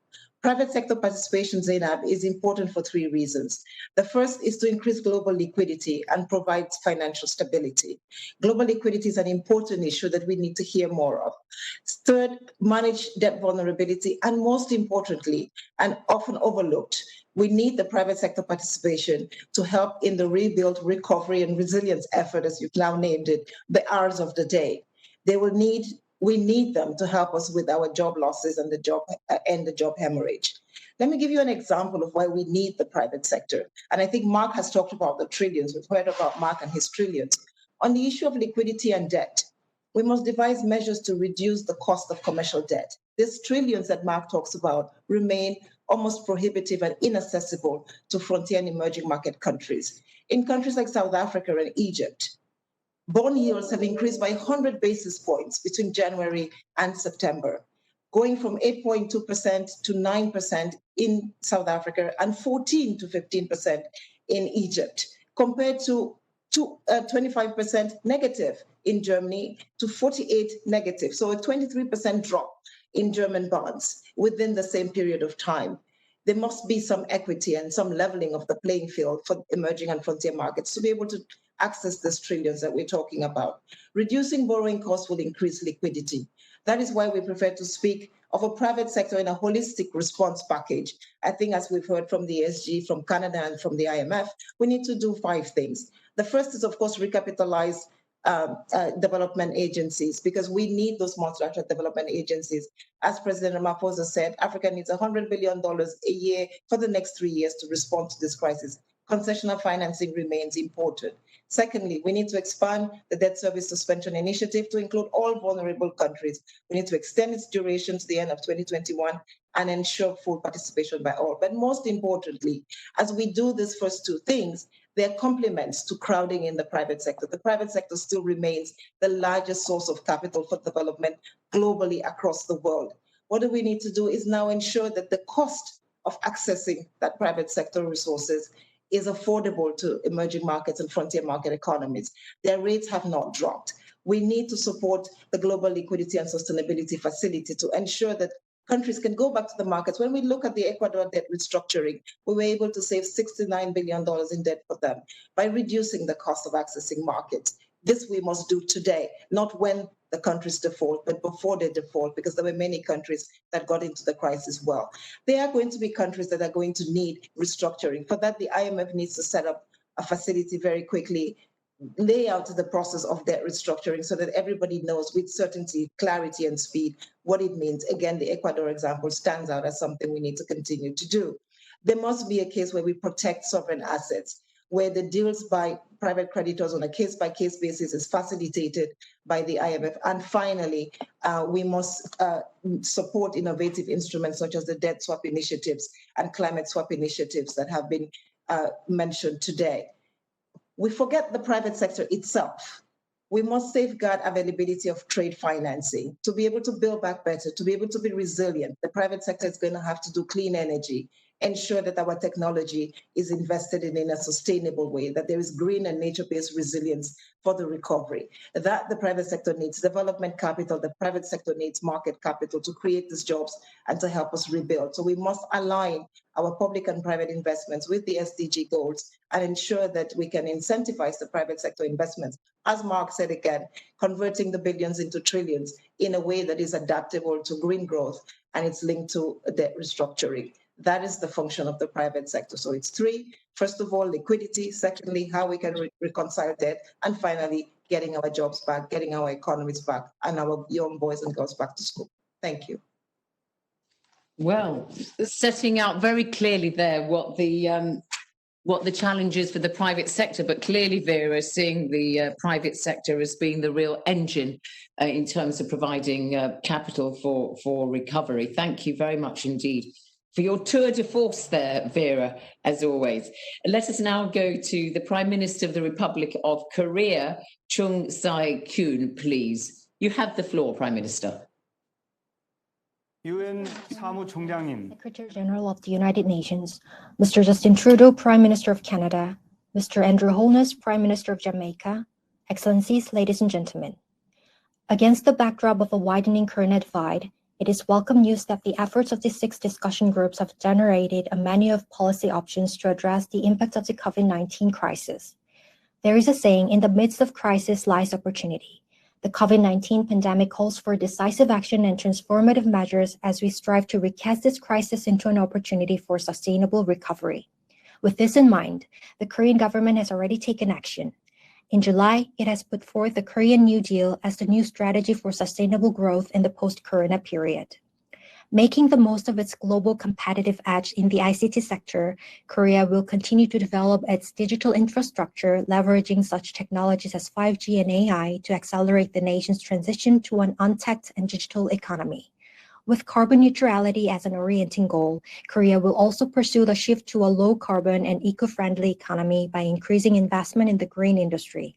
Furthermore, the Korean government will strengthen its employment safety net in a parallel effort to promote a more inclusive economy. To successfully implement the Korean New Deal, the government plans to allocate approximately $134 billion by 2025. Ladies and gentlemen, in the spirit of coexistence and harmony, we must put up a sturdy barrier to shield humanity from viral incursions. As one of the first countries hit by the pandemic, Korea will continue to actively share any successes in terms of its experience and know-how in attempting to contain the virus. Korea will endeavor to increase the volume of ODA, which serves as an important source of development financing. In particular, the government will expand the humanitarian support and ODA efforts regarding COVID-19 prevention in developing countries. Additionally, we hope to promote their rapid achievements of SDGs through ODA in green growth and digital innovation. As part of its efforts to faithfully implement the Paris Agreement, the Korean government will submit its revised plan for nationally determined contributions by the end of this year. We also hope to share our progress and achievements in climate change mitigation by hosting the P4G Summit in 2021. Currently, Korea is an active participant in the G20 Paris Club's DSSI, giving positive consideration to its extension. Ladies and gentlemen, the way for humanity to overcome the virus lies in the power of information sharing and connectivity. As such, I would go so far as to call this our global social capital. In conclusion, as the world strives to overcome the COVID-19 crisis and recover better for sustainability in the process, Korea will move forward in solidarity with the international community. Thank you. Thank you very much indeed to the Prime Minister there of the Republic of Korea. And of course, we heard at the beginning of this high-level summit calls for greater ODA and humanitarian assistance, and certainly Korea has set out what it's doing in that regard there. Thank you. Let's now go to the Ethiopian Prime Minister, Abiy Ahmed. Thank you very much indeed. Calling Addis Ababa. Thank you. At the outset, I would like to commend the Prime Minister of Canada, the Right Honourable Justin Trudeau, the Prime Minister of Jamaica, His Excellency Andrew Holness, and the United Nations Secretary General Antonio Guterres for convening the virtual meeting at a most critical time brought on by the COVID-19 pandemic. I would like to express our solidarity with all countries, communities, and persons affected by the COVID-19 pandemic. We extend condolences to the families of those who have lost loved ones in these difficult times. The current global health crisis has deeply affected the global economy with a near complete shutdown of the travel, tourism, entertainment, and service sector. As a developing countries, we are also already seeing a significant decline in remittances and a direct impact on the flow of foreign direct investments. Even before the crisis, the falling commodity prices, mounting debt burden, and continued macroeconomic instability has pushed the economies of developing countries on a downward slide. Fragile and vulnerable, even at the best of times, African economies are now confronted with an even greater test. Excellencies, allow me to make 4 points that I believe are essential, immediate first steps we need to take as a community of nations. First, we are dealing with a global challenge that needs a global solution. If the virus is global, our response should be global. Second, we need a coordinated debt relief package. If an orderly debt relief agreement is not reached, many developing countries will face the risk of defaulting on their debt obligation. In this regard, the scope of the measures needs to go beyond official bilateral debt to cover commercial debts. Third, we need to agree collectively on a set of financing measures to mitigate the impact. The World Bank Group and the IMF should rapidly introduce an easy-to-access crisis financing facility for the provision of budgetary support to African countries. This support measure should not be tied to any conditions. It's important that they also not be subjected to political expediencies. Lastly, the measures that we take to achieve economic recovery should be green and resilient. It should accelerate transition toward renewable energies and force us to reimagine our relationship with nature. In closing, let us remember that the COVID-19 pandemic is the biggest challenge and the number the of world lives faces in has living already memory. passed 1 million. It is global.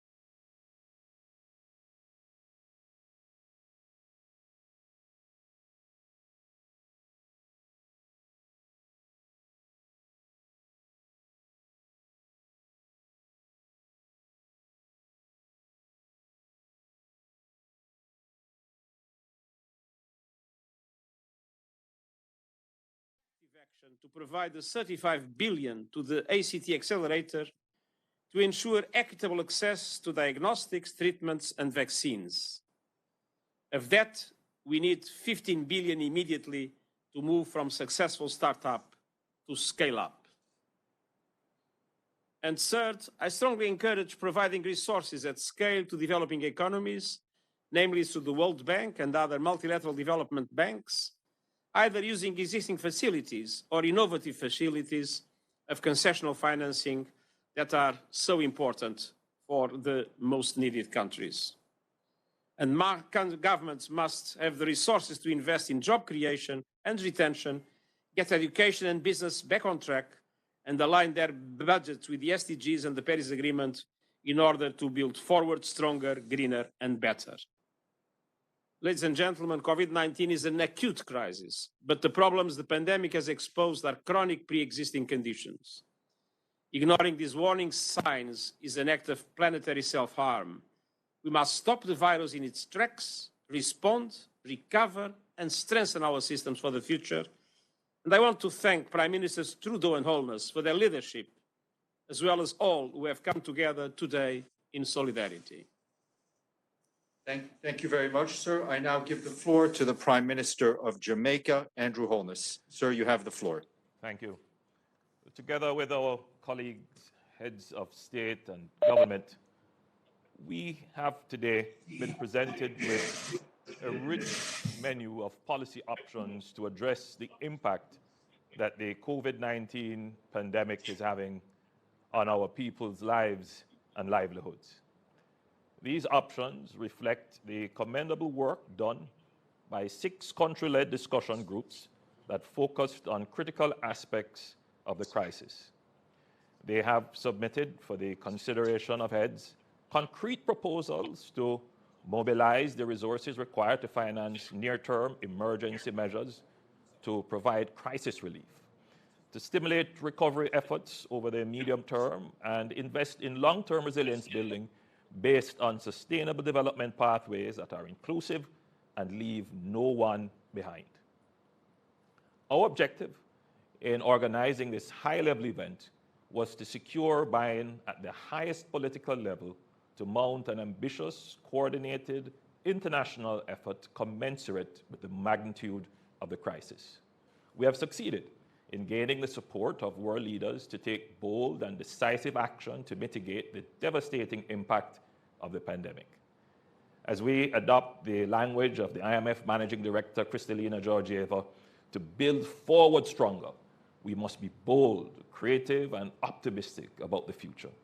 We can use the global financial system as a force multiplier.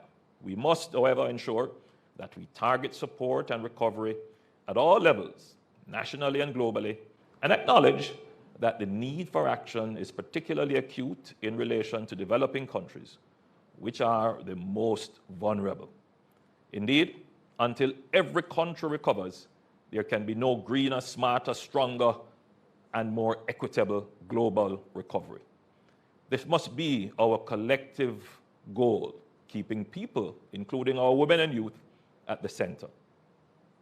In acting within this context, we will ensure effective collaboration between governments, international organizations, international financial institutions, civil society, and the private sector.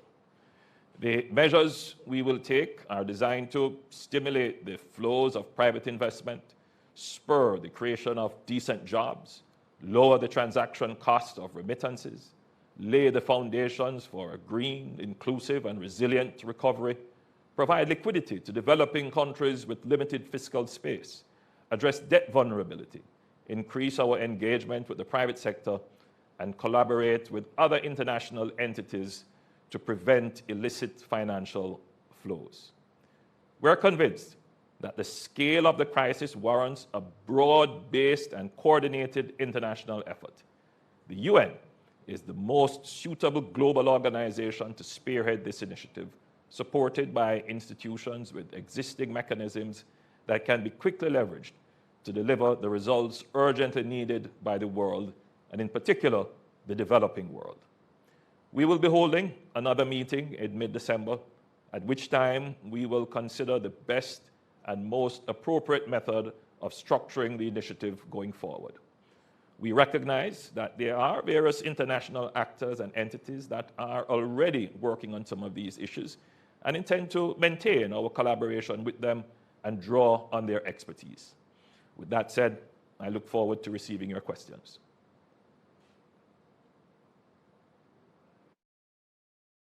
Justin Trudeau. Sir, you have the floor.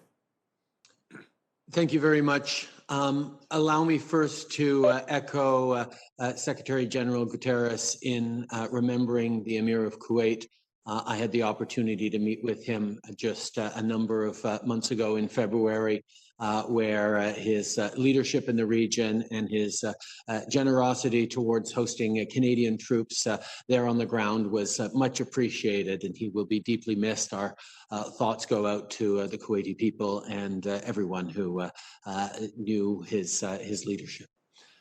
Nous sommes sur le point de conclure notre rencontre sur le financement du développement à l'ère de la COVID-19. J'aimerais d'abord remercier le secrétaire général des Nations Unies, Antonio Guterres, pour son apport précieux lors de ces sessions de travail, le premier ministre Holness de la Jamaïque pour son leadership, ainsi que tous ceux qui participent à cette initiative avec nous depuis le début.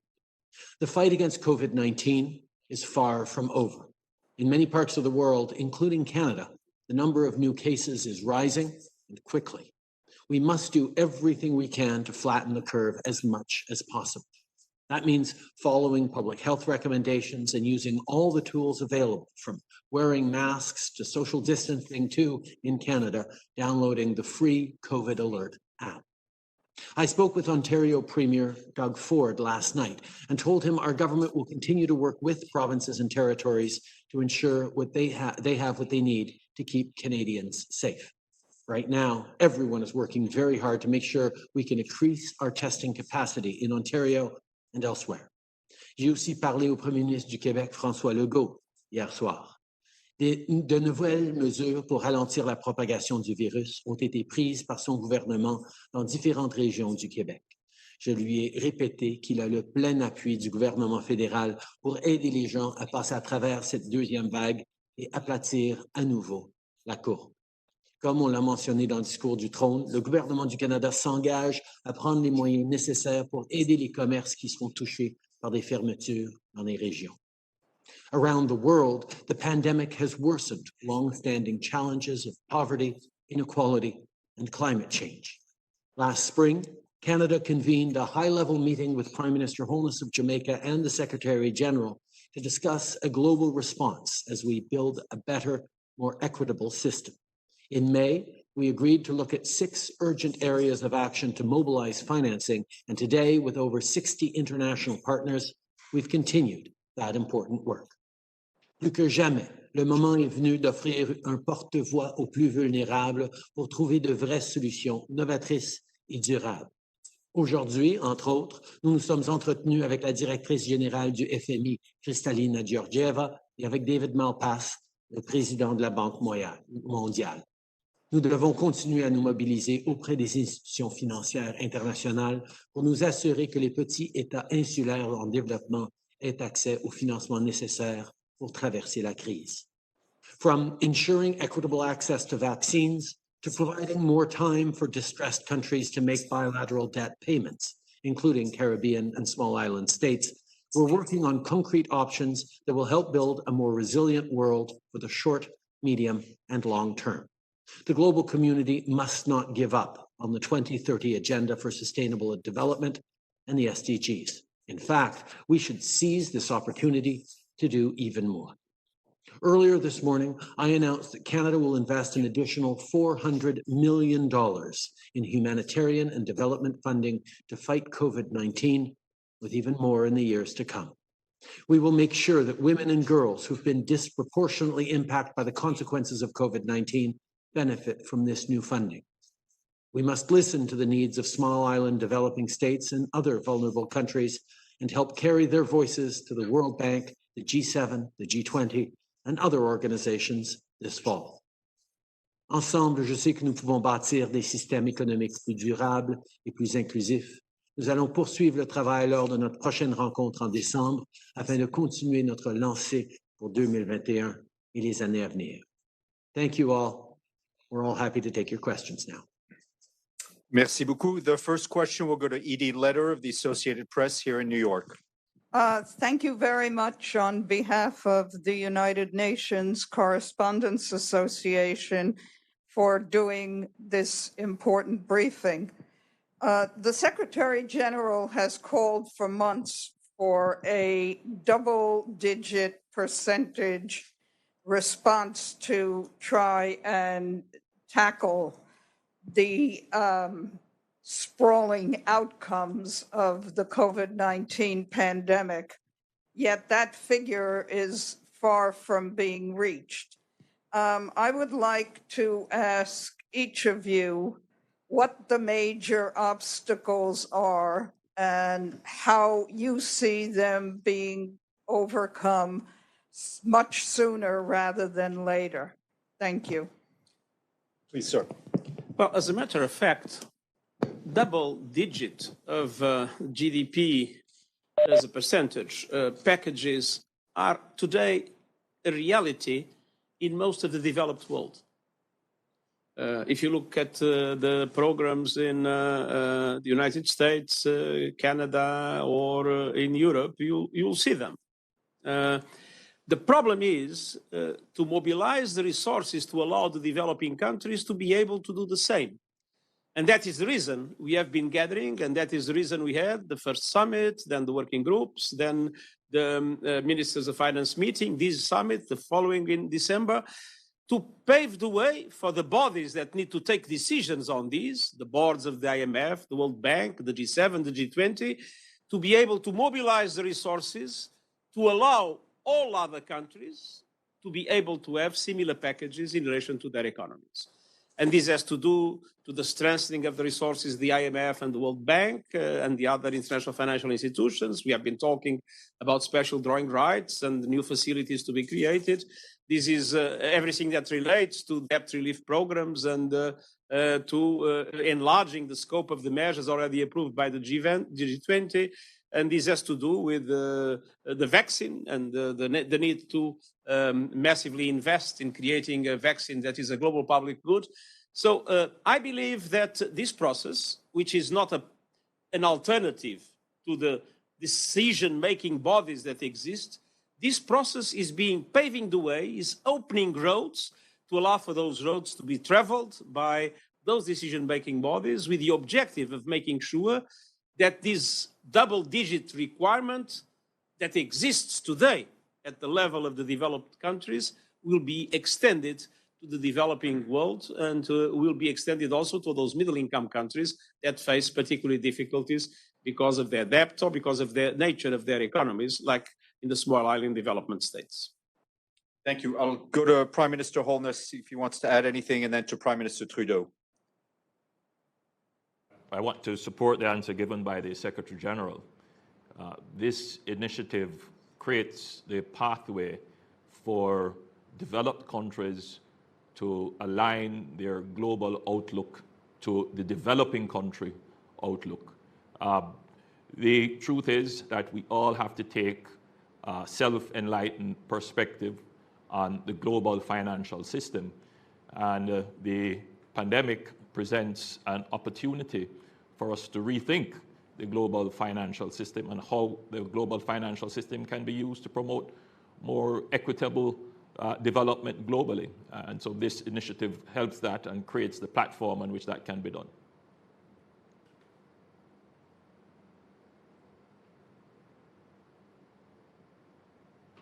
I mean, we know that in a time of crisis, it is a natural human inclination to want to hunker down and look inward and protect each other and protect ourselves.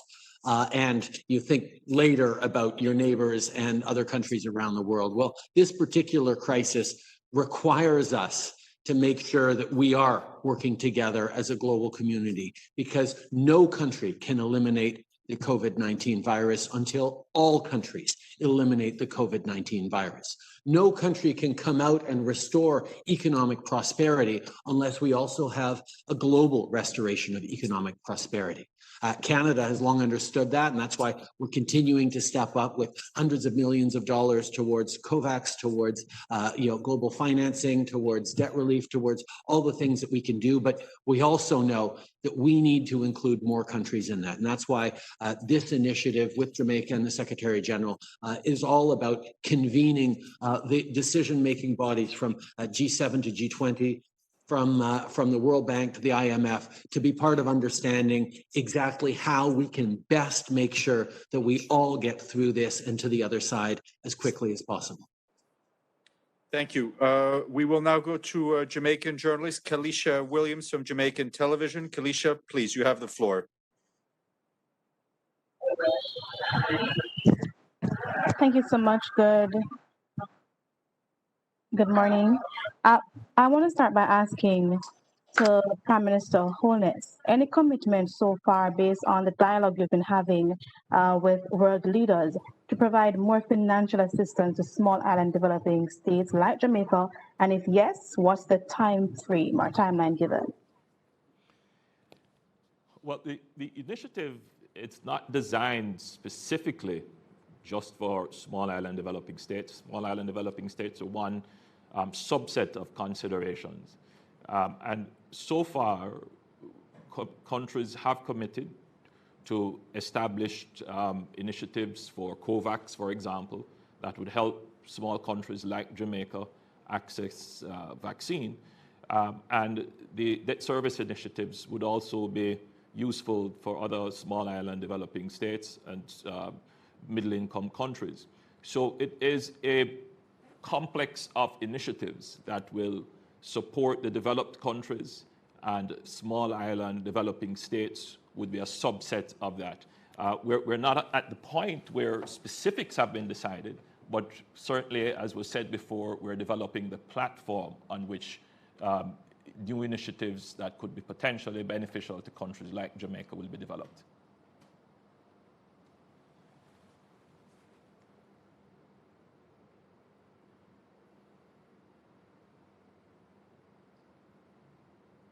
I can't unmute. I'm trying to unmute, and I appear to be stuck. Can I get my colleague Stephanie to ask the question, please? We can hear you. Go ahead. We can hear you. Oh, great. Okay. Okay. Given that this is a question I'd like answered in both official languages, of course, I have a question for the Prime Minister and a follow-up for the Secretary General.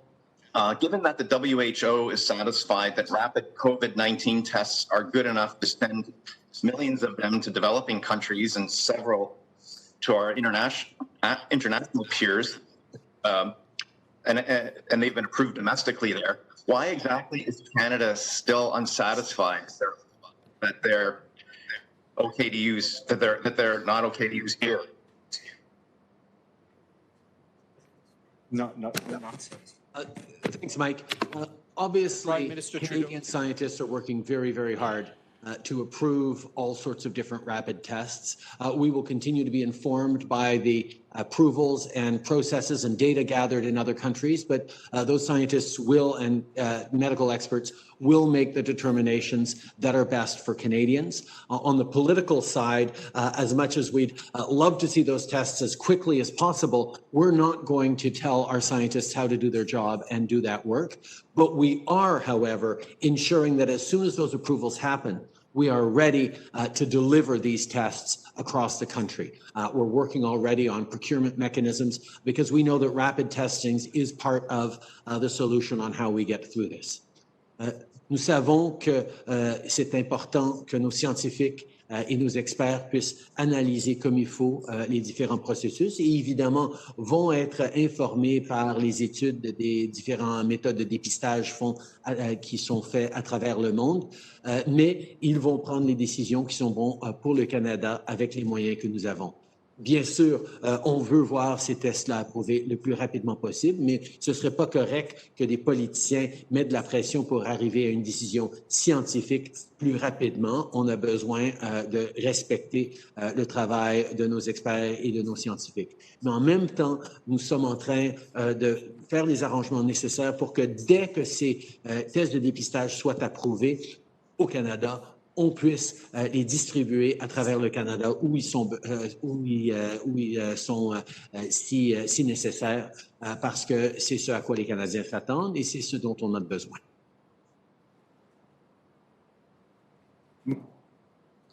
Mike, you're still muted. So if you could unmute Mike Matchfield, please. Thank you. Go ahead. Start again, please. Okay. Apologies.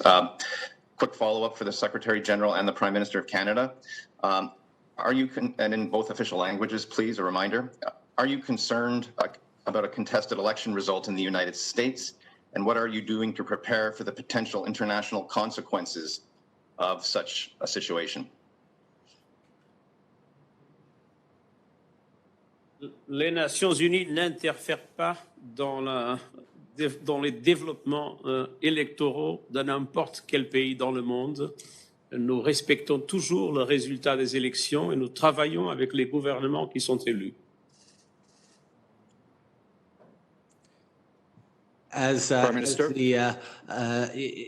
Secretary General has said, Canada is, of course, fully respectful of the processes underway in the United States. We will not be interfering or engaging in any way in their electoral processes, and that includes commenting on their electoral processes. We will, of course, continue to prepare for any outcomes and be there to stand up for Canadians, as we always have through these past years and before that. The role of the Canadian government is to be there to defend Canadian interests while working with elected leaders around the world, and we will continue to do that. Nous, évidemment, regardons ce qui se passe aux États-Unis, mais nous n'allons pas commenter sur les processus. Notre responsabilité en tant que gouvernement canadien, c'est de se préparer à toutes sortes d'éventualités et d'être là pour défendre les intérêts des Canadiens. Et c'est ce que nous allons faire en travaillant avec quiconque sera élu à travers le monde. Merci. Thank you very much. We'll now go to a Jamaican journalist, Siobhan Campbell. Siobhan, you have the floor.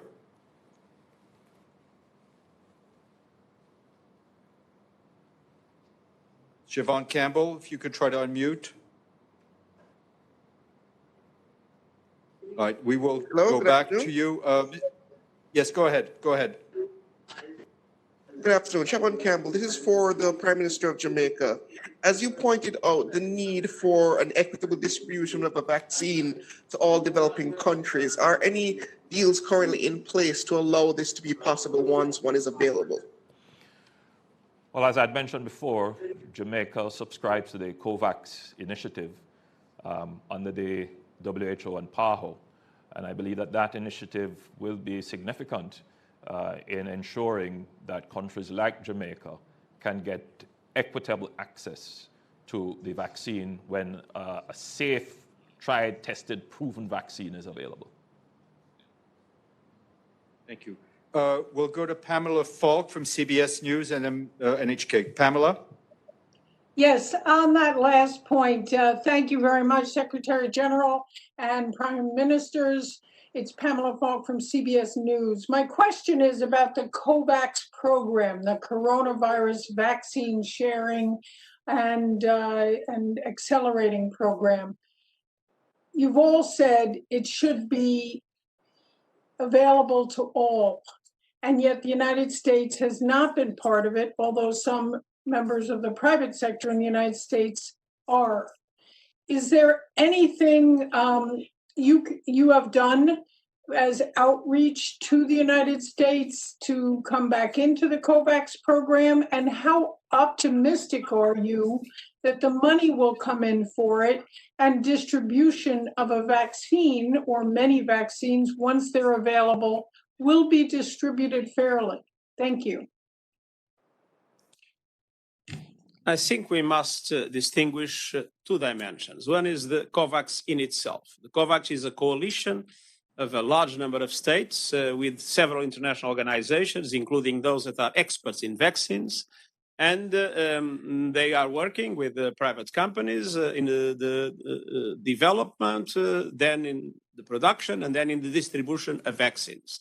And that is for that project that I've been appealing for 31 billion additional dollars in relation to the 4 billion that are already in place. On top of that, there are several countries with their own initiatives to provide vaccines to their own citizens, and also countries that have announced that they would have programs not only for their own citizens, but that they would share their vaccines with the developing countries. It was the case of India, it is the case of China, and of other countries that have announced, Japan, that have announced that. So we have nothing against the fact that the government provides the vaccines to its own people. What is necessary is that all governments also cooperate through the COVAX or in coordination with the COVAX in all initiatives that are necessary to guarantee that everybody, everywhere, has access to an affordable vaccine. Because if this will not be the case, even vaccination programs in developed countries will be ineffective because we will only get free of the virus if we'll get free of the virus everywhere. Thank you. Prime Minister Trudeau. Prime Minister Trudeau, yeah. Yes, we understand how important it is to eradicate the virus at home and everywhere at the same time. That's why Canada's moved forward in a number of different ways to ensure that wherever and whenever a virus is developed, we make sure we're maximizing our chances to be able to obtain it. So a big chunk of that is through contributing close to $500 million to the COVAX facility, which works as in we are securing doses for Canada at the same time that we're paying for, and at the same time as we will be paying for an equal number of doses to be distributed to the developing world. That's the large functioning of it that allows for countries to both secure domestic capacity at a reasonable price, but also ensure that our initiative gets vaccines out to other countries as well, who don't have the capacity to pay.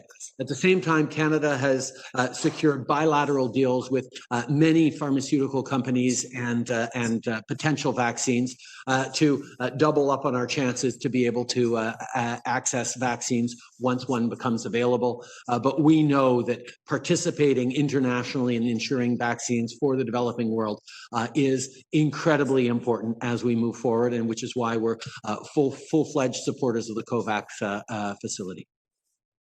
Thank you very much. Mr. Sato from NHK, Japanese television in the room. Mr. Sato. Thank you, Secretary General. Thank you, Stefan. My question is similar to that of Pamela, but let me add a question about the vaccine cooperation. So, although that the U.S. and China's leader expressed that their cooperative attitude in the general debate in terms of the vaccine cooperation, but still China and the U.S. has in many cases in some conflict. So if you have a message to the China and the U.S. leaders, what is your message to leaders in terms of the to fulfill the fair distribution of vaccine to the world? I think it is very clear that there are many differences and many things that separate these two countries. But I believe that global public health is essential for everybody. And so my appeal to the leaders of these two countries, as to all other leaders in the world, is to join efforts, and namely to join efforts in order to make sure that we'll have treatments, testing, and vaccines available for everybody, everywhere, to the benefit of not only the developing world, but also of the developed world. If the global south will not be able to eradicate the virus will unfortunately go back to the global north, and we need to avoid it at all costs. Thank you. Do any of the prime ministers wish to add something? Okay. We'll go to Catherine Levesque from Le Devoir, I believe. Catherine? Hold on, you're still muted. Could we unmute Catherine Levesque, please? There we go. Go ahead.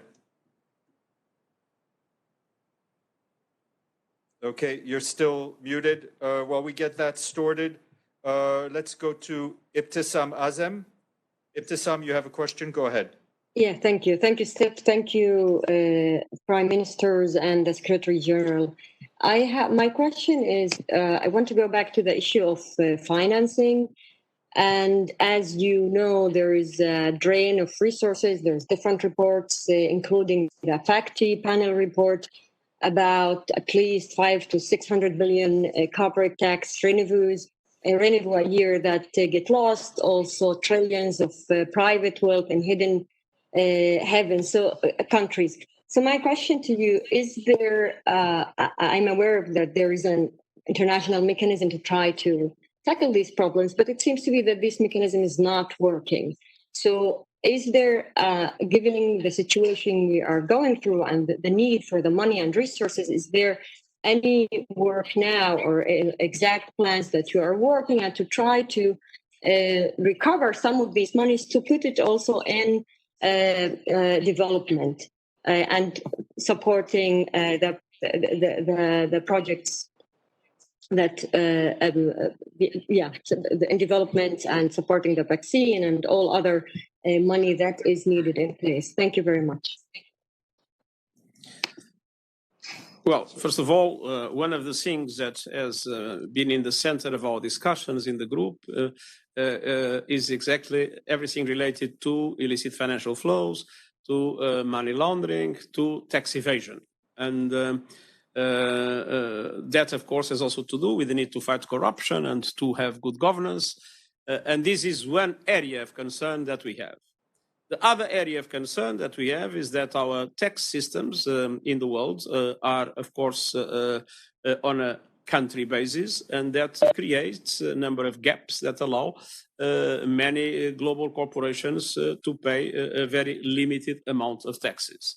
And what we have been saying is that we need to organize things and to increase international cooperation in order to make sure that there is a fair taxation for people and corporations, and namely that tax havens and other instruments are conveniently disciplined and, if possible, cancelled. So there is an area that is essential, which is to try to have a more fair way of taxing corporate income and personal income in the world. And finally, of course, there is always an appeal for those that have been benefiting from this situation to contribute from a philanthropic point of view to all the causes that we have been mentioning. But I would say that it is better to bet on justice than to bet on philanthropy. Thank you, sir. The last question will go to Hélène Buzzetti from The Devoir. Hélène Buzzetti. Oui, bonjour. Ma question est pour Monsieur Trudeau. Il y a des millions de Québécois qui vivront bientôt en zone rouge. Il sera désormais interdit de recevoir de la famille ou des amis chez eux. Alors, puisque vous êtes un député québécois, vous, comment vous expliquez-vous que ce soit encore le Québec qui soit l'épicentre de la crise au Canada? Et plus spécifiquement, pensez-vous qu'il faudrait permettre aux policiers d'aller chez les gens afin de s'assurer qu'ils appliquent les consignes sanitaires, puisque c'est là que semble être le problème? Je soulignerai qu'on est en train de voir une croissance des cas à travers le pays. Effectivement, c'est pire un peu dans nos grandes villes, qu'on parle de Toronto, de Calgary, on a vu des éclosions, mais certainement à Montréal et à Québec, c'est une grande préoccupation, certainement pour moi en tant que député montréalais. J'ai parlé au premier ministre Legault hier soir pour souligner que nous sommes là en tant que gouvernement fédéral pour appuyer ces commerces, appuyer ces citoyens dans une situation extrêmement difficile. Nous savons que cette deuxième vague pourrait être dévastatrice pour bien des familles, bien des entreprises. C'est pour ça que nous devons suivre les instructions des autorités de santé publique. Par rapport aux actions de la police, ça c'est une question pour le premier ministre Legault de gérer les règles qu'il est en train de mettre en place. En tant que gouvernement fédéral, nous allons être là pour appuyer les citoyens. Et ensuite, question. Donc, j'en comprends que vous n'avez pas de position précise sur la police, mais j'aimerais aussi revenir sur les entreprises, les PME. Beaucoup d'entre elles vont fermer leurs portes dans les prochains jours. La première vague avait déjà été difficile. La deuxième risque de signer l'arrêt de mort pour plusieurs d'entre elles. Avez-vous d'autres munitions dans votre arsenal d'aide? Et si oui, quelles sont-elles? Comme on a souligné dans le discours du trône, on est prêt à répondre directement dans des situations où, effectivement, il doit y avoir des fermetures régionales ou locales. Nous avons plusieurs outils, dont la subvention salariale, dont le compte d'urgence pour les petites entreprises, dont des appuis directs aux entreprises. Et nous sommes en train actuellement de regarder la meilleure façon d'aider les entreprises qui voient cette deuxième fermeture avec énormément d'anxiété. Comme j'ai dit depuis le début, nous allons être là pour aider les Canadiens à passer à travers cette crise et c'est exactement ce que nous allons faire. Monsieur le Premier ministre, merci beaucoup. Prime Minister Holness, thank you very much for being with us. Thank you for joining us online. Secretary General, thank you. And we hope to see all of you very soon. Thank you and stay safe. All the best. Thank And you. Thank you very much. Merci. Bye, Thank you. Thank you. Thank you. Very well.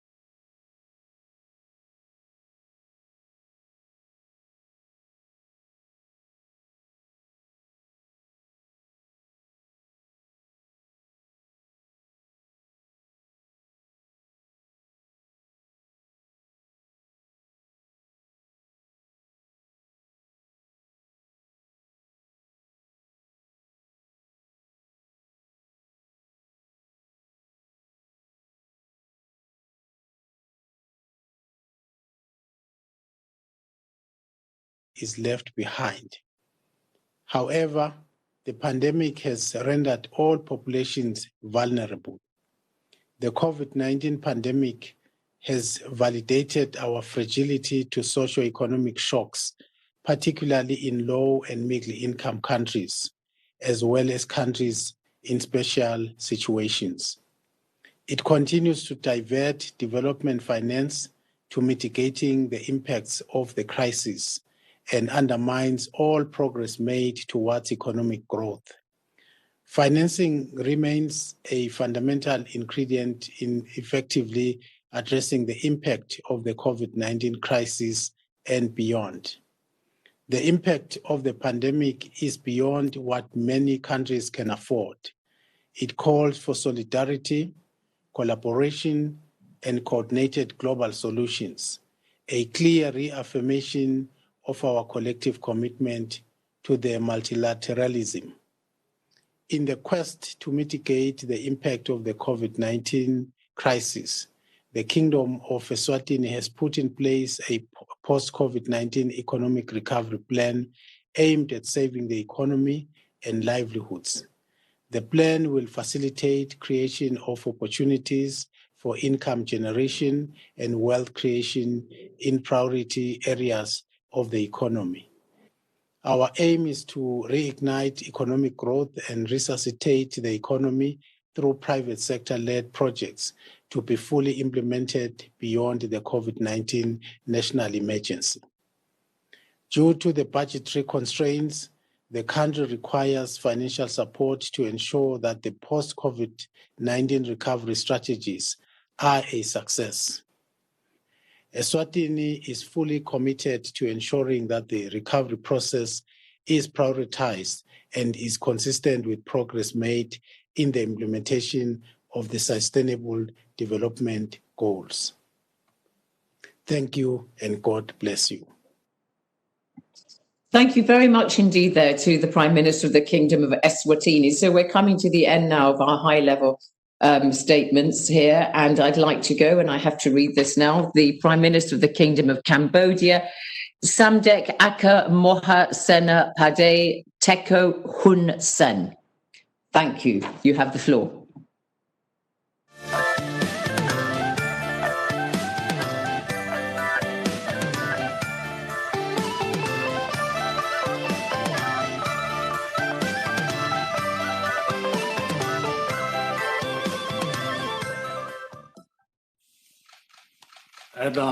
Excellency, Secretary General, leaders of member states, Excellencies, ladies and gentlemen. Today, I am indeed pleased to join the leaders' meeting on financing the 2030 Agenda for Sustainable Development in the era of COVID-19 and beyond. Obviously, the progress made in the framework of this agenda have been ruined by the adverse socioeconomic impacts caused by the outbreak of the COVID-19 pandemic. This disruption stems from a number of main reasons, including 1, the decline in efforts by each member state, as there is a need to shift policy priorities and resources to combat COVID-19. And 2nd, the growing adherence to nationalism and protectionism of some global superpowers, undermining multilateralism, globalization, and other frameworks of international cooperation, as well as reversing the efforts to achieving the 2030 Agenda.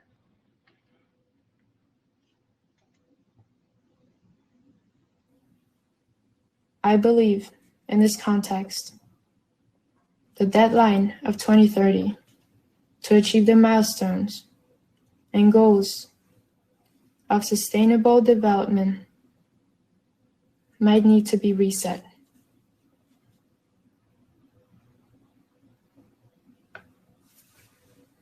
Certainly, this requires thorough reassessment in all aspects.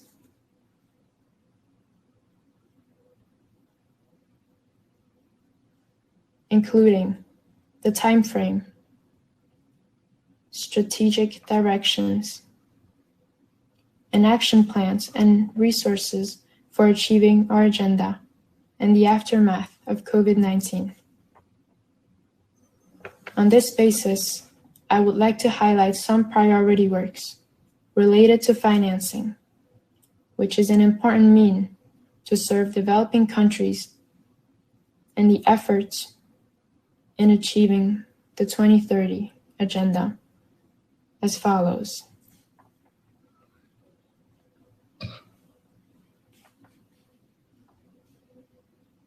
First, turning the threats of COVID-19 into opportunities for domestic reforms in each country so as to strengthen economic competitiveness, create a conducive business environment, and to strengthen government revenue collection. Moreover, we need to prioritize public expenditures towards sectors directly related to the Sustainable Development Goal 2030, including education, health, social protection, agriculture, and infrastructure. Second, promoting trade policy and trade facilitation as well as providing preferential treatment to developing countries to ensure that the benefits from globalization are equitably and effectively shared. In this sense, we need to continue promoting and supporting the principles of globalization via expanding greater openness of international trade and supporting stronger multilateralism system. Third, continuing to strengthen financial stability, diversification, and innovation, as well as promoting the role of dynamism of the private sector so as to fulfill the financing need to achieve SDGs by providing incentives in order to promote private investment and capital flow to developing countries.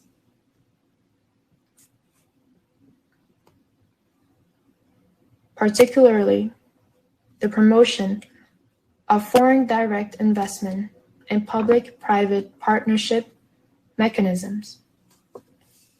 Fourth, ensuring continuity of international aids, especially financial assistance to developing countries, geared towards sustaining the momentum of the reform for the 2030 Agenda.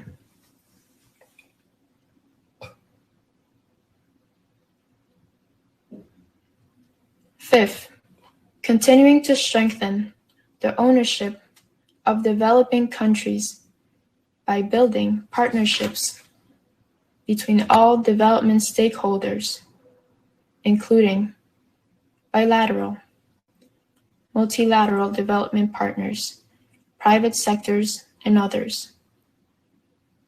In addition, we must ensure consistency, transparency, and accountability between policies of development partners, both bilateral and multilateral, with the priorities of national policies in the context of COVID-19 and beyond to achieve sustainable development goals.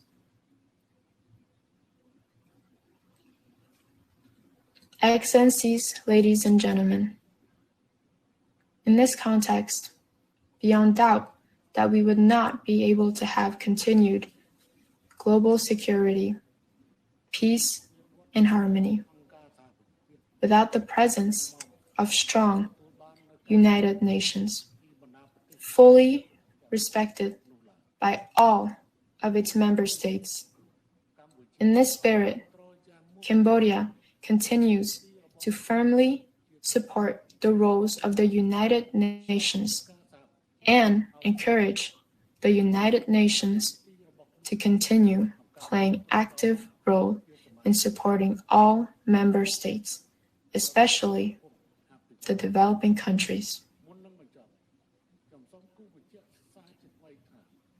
Before concluding, I would like to reiterate that Cambodia is ready to join all relevant development partners, both bilateral and multilateral, to contribute to the efforts to restoring the socioeconomic situations and promoting prosperity for all in post-COVID-19 crisis. I believe that our efforts and collaboration will certainly enable us to achieve the sustainable development vision in spite of some delays. Thank you.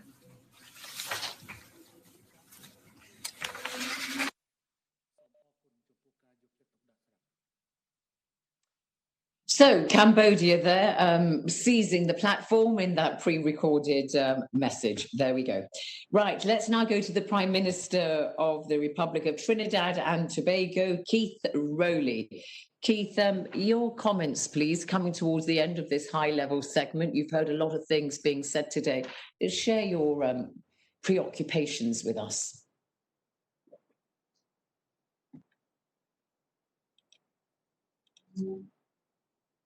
Prime Minister Justin Trudeau,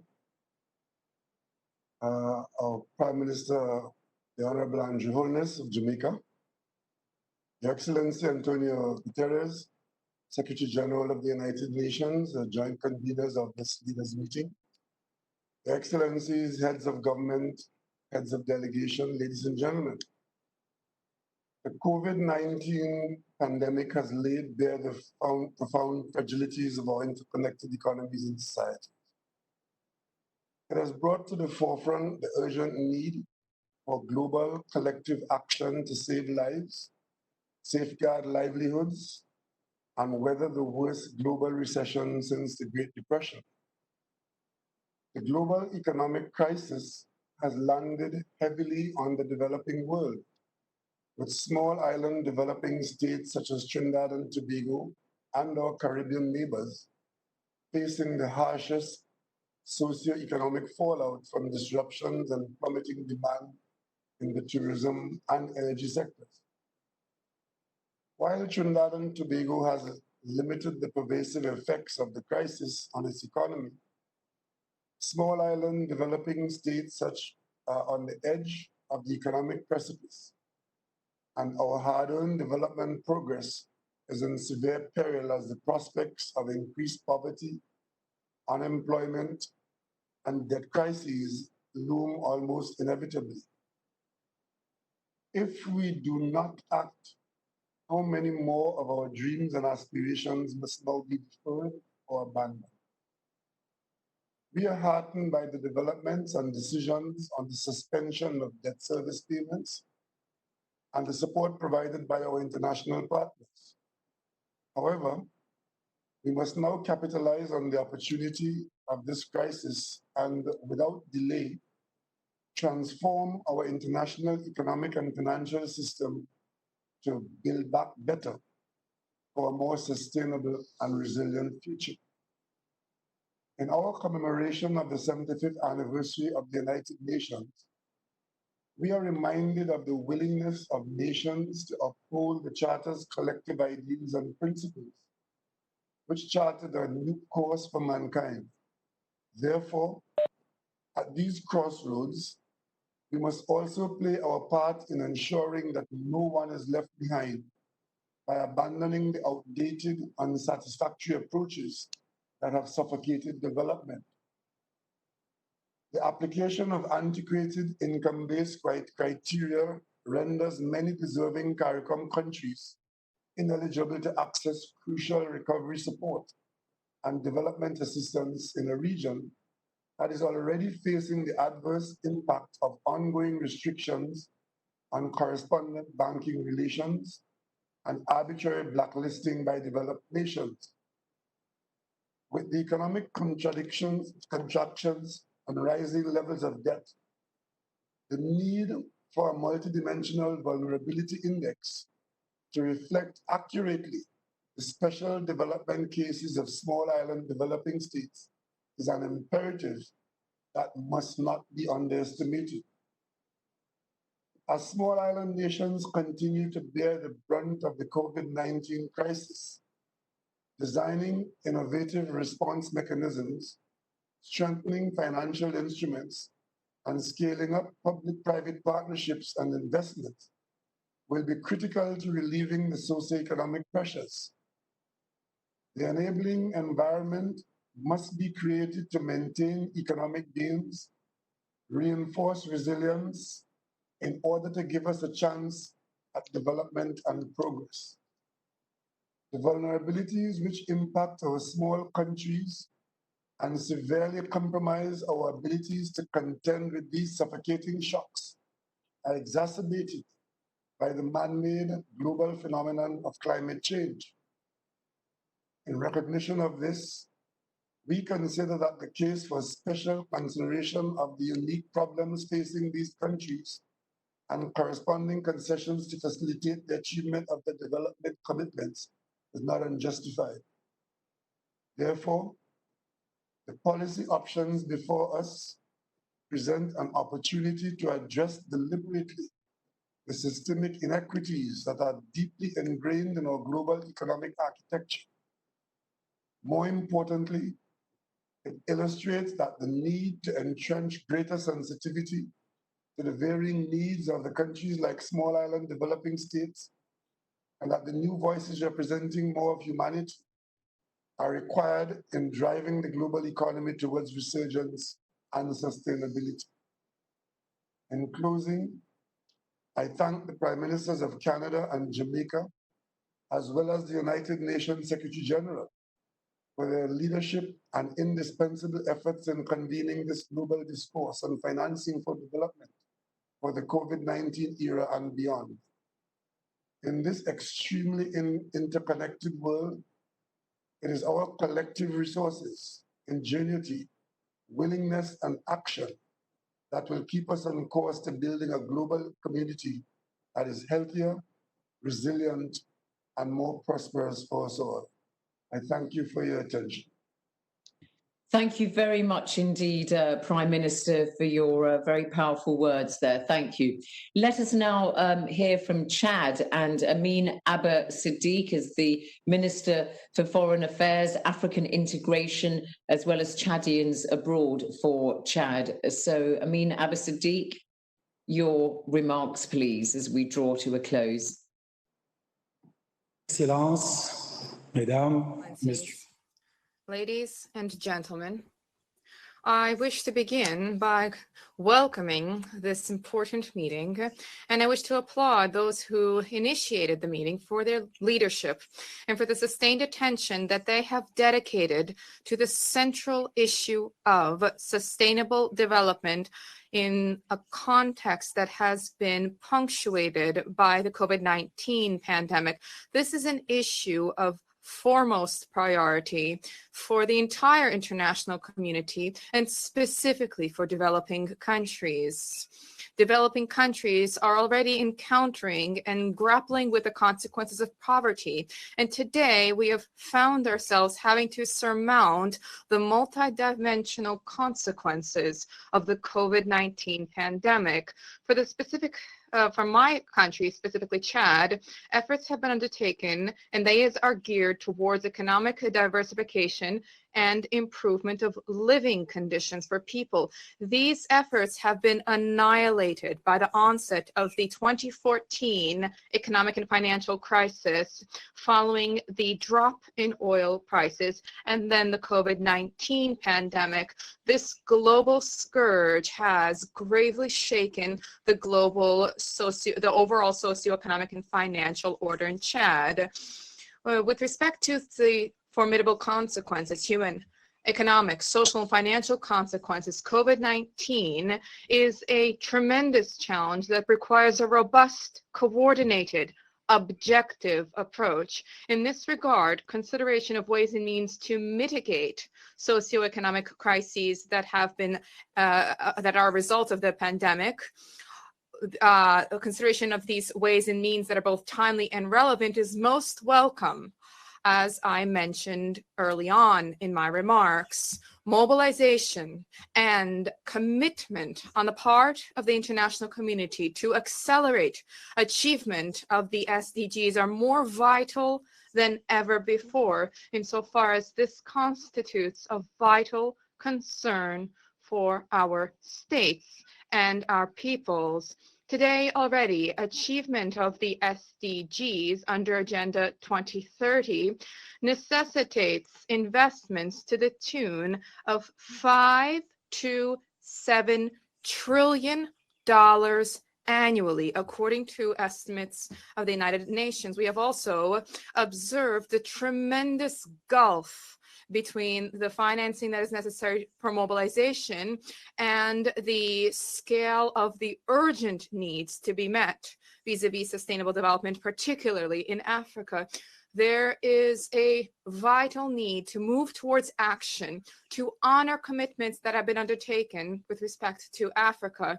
Initiatives such as the industrial transformation, diversification of economies, combating illicit capital flows and access to markets are relevant. At the same time, there's a need to consider the order of priorities. Today, these include issues linked to boosting our health systems to ensure greater resilience to address COVID-19 and other epidemics and pandemics.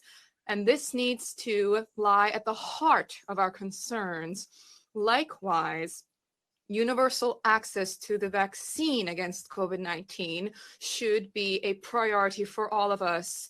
Clearly, we are not talking about making Africa a preferred stage for experimentation with vaccines, but rather what we refer to is the need to ensure access for people to products whose proven effectiveness and efficiency has no shadow of a doubt. I wish to emphasize the urgent need for specific programs for food and nutritional security during this critical stage. In the same vein, I would underscore the overriding need for an emergency plan to support our economies that have been devastated as a consequence of the pandemic. In this regard, I wish to reiterate my pressing call for pure and simple cancellation of Africa's debt vis-a-vis public debtors, public creditors. I cherish the hope that this request will be integrated into international agendas. Ladies and gentlemen, as we address situations that require bold reactions, it behooves me also to note the security threat faced in the Sahel, and this emanates from terrorist groups. This is a threat which stymies our progress towards development, which engulfs all of our scant resources, and this threat requires sustained attention on the part of the international community. To conclude, ladies and gentlemen, I wish to invite all of us to be more proactive, to demonstrate more solidarity. This is how we will address the challenges and set the foundation for a post-COVID future that is inclusive, resilient, and sustainable. I wish to thank you, ladies and gentlemen, for your kind attention. Minister there. Thank you very much, Chad. Okay, so we move to the last speaker in this high-level segment, and I go to Liu Zhenmin, who's Under-Secretary General for Economic and Social Affairs. So, Mr. Liu, we've heard so many discussions today, and obviously, as an important UN agency, I want to ask you really, what are you going to do to try to build consensus and also to help implement solutions at the country level? Because that's something that we've heard being appealed for all day as we've heard these interventions. What are you going to be doing at DESA? Thank you, Zina. I'd like to join other colleagues in congratulating the Prime Minister of Canada, the Prime Minister of Jamaica, and the Secretary General of convening this summit on financial development. The policy options discussed today are critical in addressing the challenges confronted by member states. Of course, implementation will require that both immediate and the long-term actions by member states, by international organizations, by international financial institutions, alternative development banks, as well as private sector. Of course, actions will not come very soon. We need to continue to follow up to facilitate the implementation of this. Sorry, Mr. Liu, can I ask you to pause for a minute because we have some other voices on the line. I believe the Prime Minister of Trinidad is still on the line, Keith Foley. If I could ask everybody else to mute apart from Zhenmin Liu. Okay, I think we've got it now.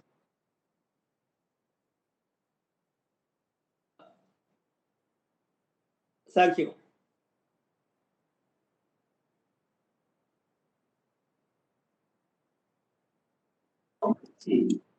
Yeah, pick up. You can hear me? Yes, we can hear you loud and clear. So you were telling us what you're doing at DESA. I think it'll be actually, after this summit, United Nations and the UN system will have to be prepared to follow up these policy options and facilitate implementation. Of course, let me outline to all the leaders and the participants what area we are planning in the coming year. First, the Interagency Task Force on Financing for Development, which comprises over 60 UN agencies and other organizations, is now preparing its 2021 Financing for Sustainable Development report to be released in early of next year. I think this report will draw on ideas presented in these policy options to follow up, including the issue of debt sustainability, fiscal space for SDG investment, as well as the liquidity crisis in many of developing countries. Second, to facilitate immediate implementation at the country level, of course, my department, UNDESA, is working with UNDP. We are now finalizing integrated national financial frameworks. This will be a kind of handbook. It will be very important tool in follow up these measures. Third, in the forthcoming April, the ECOSOC is going to convene its annual Financing for Development Forum. This will be a forum to follow up all the policy options. I think it's also a forum for a kind of intergovernmental negotiation to reach some global agreement on the financing issues. Fourth, on the margins of the Financing for Development Forum, we're also going to convene the annual SDG investment fair. That will be invite over hundreds of the private sector and public sector investors to talk about how they are going to facilitate implementing all these policy options. Fifth, in the next May, ECOSOC is going to convene its annual the Developed Cooperation Forum, of course, because we also need to make good use of the development cooperation and public finance, because they are also very critical for addressing short-term needs. Sixth, my department, UNDESA, will continue to advance its integrated policy approach to policy support and capacity development in tax matters. We are supporting United Nations Tax Committee, addressing some of the issues that also be addressed in these policy options. Seventh, we also need the private sector to shift towards business models that work better for all the stakeholders. DESA is working with the business leaders to move towards mandatory and globally harmonized corporate reporting on social and environmental issues. And we are also supporting Secretary General's Global Investors for the Sustainable Development Alliance, and we are preparing his meeting with these 30 chief CEOs of the global financial institutions in the coming months. Finally, DESA is also hosting an independent secretariat of the high-level panel on international financial accountability, transparency, and integrity for achieving the 2030 agenda, so-called FACTI panel. This is so far the only panel now taking care of this issue of the illicit financial flows. We believe the panel has already produced an interim report. It will continue to engage with the member states and the stakeholders in intensive dialogue to prepare recommendations to combat illicit financial flows. You can see that from the eight areas seeing the UN system, including my department, we're prepared to take care and follow up all the policy options that be discussed by this summit. Thank you. Thank you very much indeed, Mr. Liu. And that indeed is the last speaker for the high-level segment. I'd like to thank and express my appreciation to all the speakers for their wonderful insights and admonitions for action and calls to action, and all their contributions to this very, very important global discussion that we've been having. So distinguished heads of state and government, distinguished representatives of intergovernmental organizations, excellencies, ladies and gentlemen, it just falls to me now to invite our conveners of this meeting for their closing remarks. And I start with Jamaica, Kamina Johnson-Smith, who's the Minister of Foreign Affairs and for Jamaica. So, Minister, please, your brief closing remarks. Thank you. Dana, for so expertly marshalling this summit this morning. On behalf of Prime Minister Holness, let me, of course, thank all heads of state and government and representatives of international organizations for your valuable contribution to today's discussion on an issue that is critical not only to the livelihoods of our citizens, but to their very lives. The principal aim of this high-level global event has been to identify mechanisms to enable countries to recover from the crisis and to embark on a path towards long-term resilience. Our deliberations over the last 4 months have clearly identified the most critical issues. We're encouraged, therefore, by the rich slate of recommendations emanating from the 6 discussion groups, their consideration by our finance ministers, and your deliberations today. We recognize that some of these mechanisms might be applicable at either the regional or global levels, but most importantly, they must be effective to urgently address the plight of the neediest countries. We're pleased to note the importance accorded to a gender-sensitive approach. Indeed, an effective response to this crisis and the ensuing recovery is contingent on the inclusion of women and vulnerable groups in fiscal stimulus packages and medium to long-term recovery plans. We're also particularly heartened by the emphasis placed on closing the digital divide. While some countries are securing digital dividends, so many others are suffering the effects of a deepening digital divide as work and education have become increasingly dependent on virtual processes during this crisis. This is untenable, as universal, secure, and affordable digital connectivity is both imperative and urgent if we are to achieve truly inclusive and sustainable development. Of course, the huge task of global recovery from the multifaceted impacts of COVID-19 cannot be achieved without measures to address the debt and liquidity challenges of vulnerable developing countries. This is not only critical for the least developed countries, but also for middle-income countries, small island developing states, and tourism-dependent economies, such as ours in the Caribbean, whose fiscal space has been depleted by the pandemic. The proposal to expand the coverage and duration of the G20 debt service suspension initiative is well noted. Indeed, we must also commend initiatives for debt relief as well as innovative financing mechanisms, including debt for climate adaptation swaps. The proposal to establish a fund to alleviate COVID-19 economics, the FACE initiative, merits strong consideration. It proposes a modality to not only address the current liquidity challenges of developing countries, but also their long-term sustainable investment needs. We, the small vulnerable Caribbean states, also appreciate the proposal to establish a resilience fund as a large-scale funding mechanism to build the Caribbean climate and economic resilience. Colleagues, excellencies, the global community now anticipates an urgent start to a process of meaningful action. We cannot afford to leave anyone behind on the path to rebuilding and full recovery, nor can we afford delay.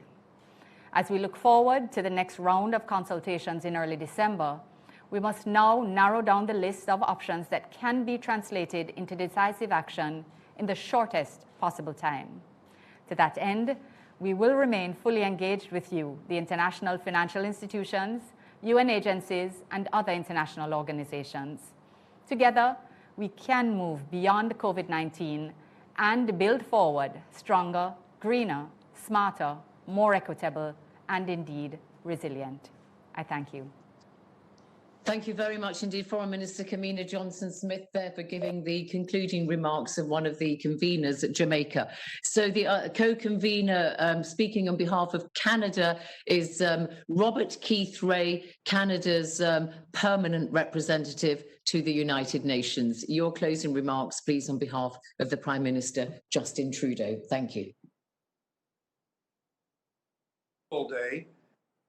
It started with some announcements from my Prime Minister, which were very welcome. But also it started with, I think, some sobering comments from both Mark Lowcock and Natalia Canham about the seriousness of the situation that we're facing, the impact on women and girls, the impact on the least developed countries, the impact on those countries that have seen their economies taking a huge hit because of a collapse in remittances and a collapse in tourist revenues.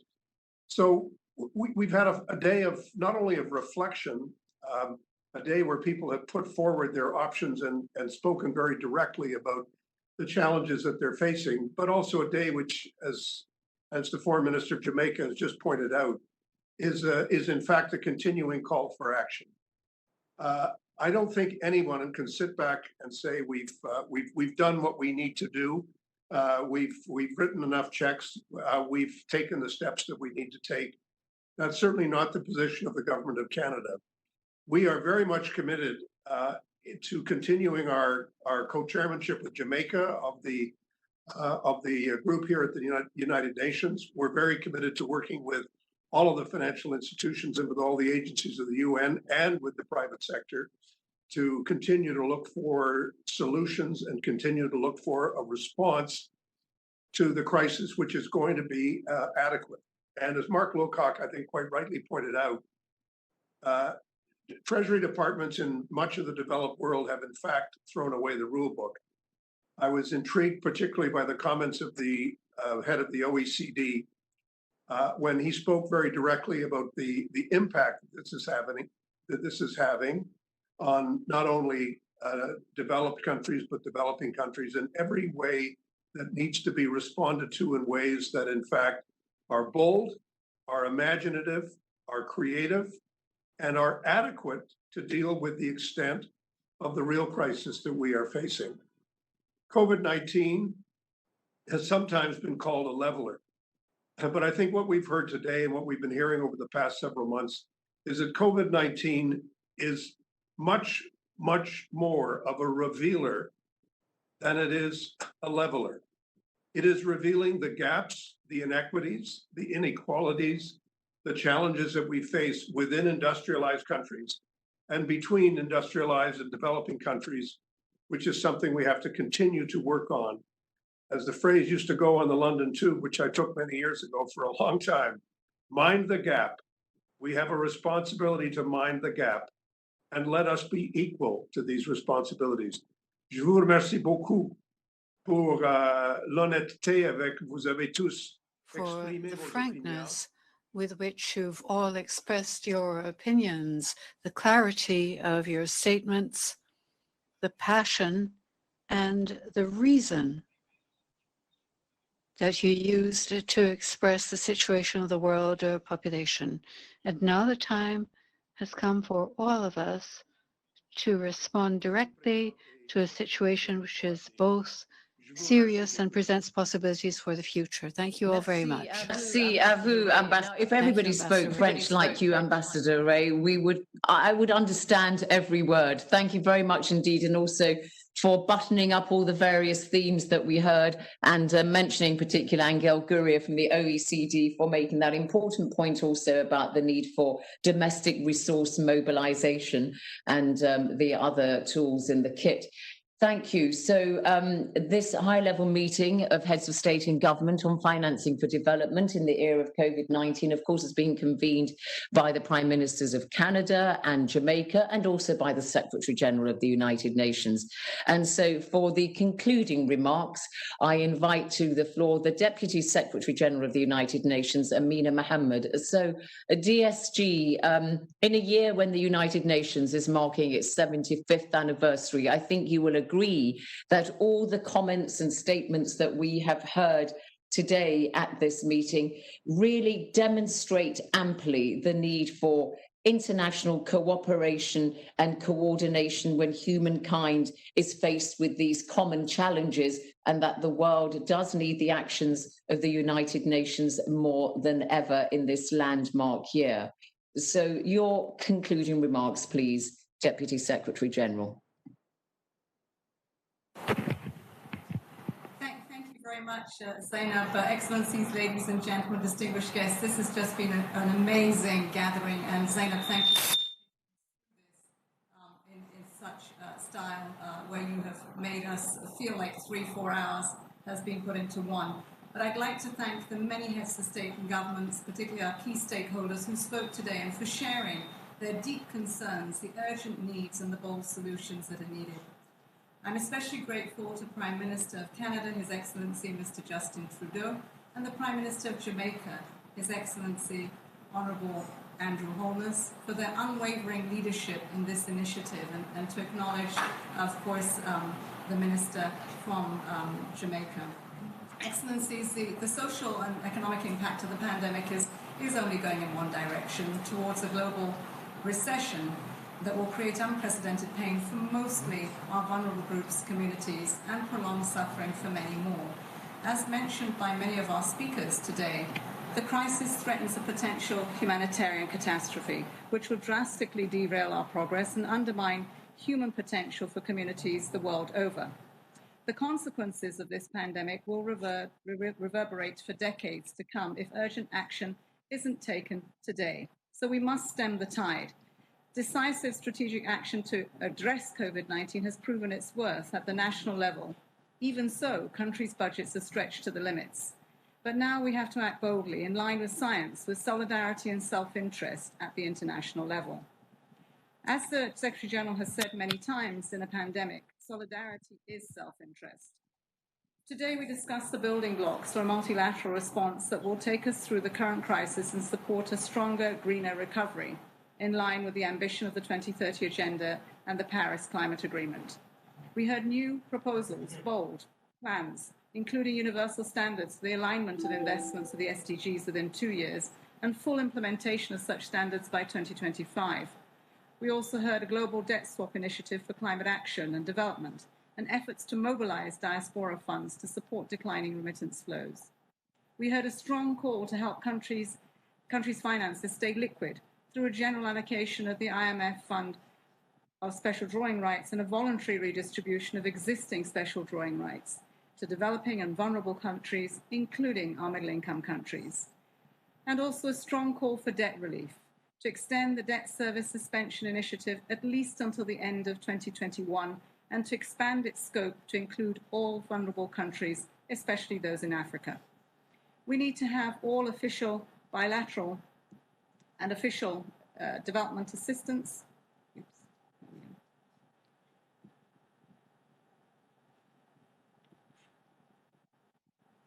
We need to have much more official, bilateral, and private creditors' engagement in this effort, including our credit rating agencies, in a dialogue on debt sustainability frameworks. We were heartened to hear of new pledges to stem the crisis, including Canada's pledge to invest $440 million in the COVAX facility for vaccines, diagnostics and therapeutics, and an additional $400 million on humanitarian ODA, and France's pledge to increase ODA to 0.55% of gross national income by 2022. We need immediately $15 billion to move from startup to scale up on the ACT Accelerator and its COVAX facility to ensure that we do get equitable access for diagnostics, therapeutics, and vaccines. However, while these are truly admirable steps, we must ensure we capitalize on this moment to reorient the global financial system and to ensure that it truly works for everyone.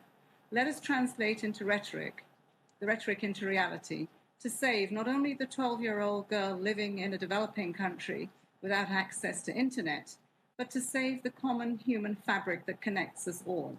Let us save others to save ourselves. Excellencies, ladies and gentlemen, the social and economic impact of this pandemic has shaken the foundations of our economic and development models. As mentioned today, the COVID-19 pandemic has made it clear that all of us suffer when we don't work together.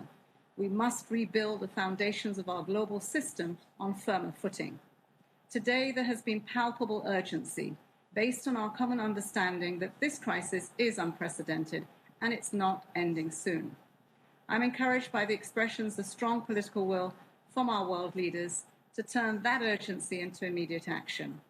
Our next steps will feed into important meetings this year, including the IMF and World Bank annual meetings, the G20 meeting in November, the Paris meeting on financing the common, and our commemoration of the climate agreement of Paris +5. We will continue to enable the debate, taking our solutions to ECOSOC as we continue to engage our political leadership. I thank the Secretary General's Special Envoy, Mahmoud Moldin, for his leadership on the substantive work of these 6 discussion groups. I thank our co-leads and also our UN agencies who have rallied the UN system, UNDP, our regional economic commissions, DESA, UNCTAD, giving meaning to our policy options at the country level. We will not survive this crisis with our morals, dignity, and decades of hard-earned development intact unless we emerge united and focused on our common destiny as one humanity on a healthy planet. I thank you all very much for joining us, and I thank in particular our translators that I see around us who have helped us to communicate the strong and bold responses that we expected to hear from our leaders. I thank you. Thank you very much indeed, Deputy Secretary General of the UN, Amina Mohammed. And thank you to all our world leaders for their contributions in this fight against COVID-19. Thank you to all of you, wherever you are listening to this online, somewhere in the world.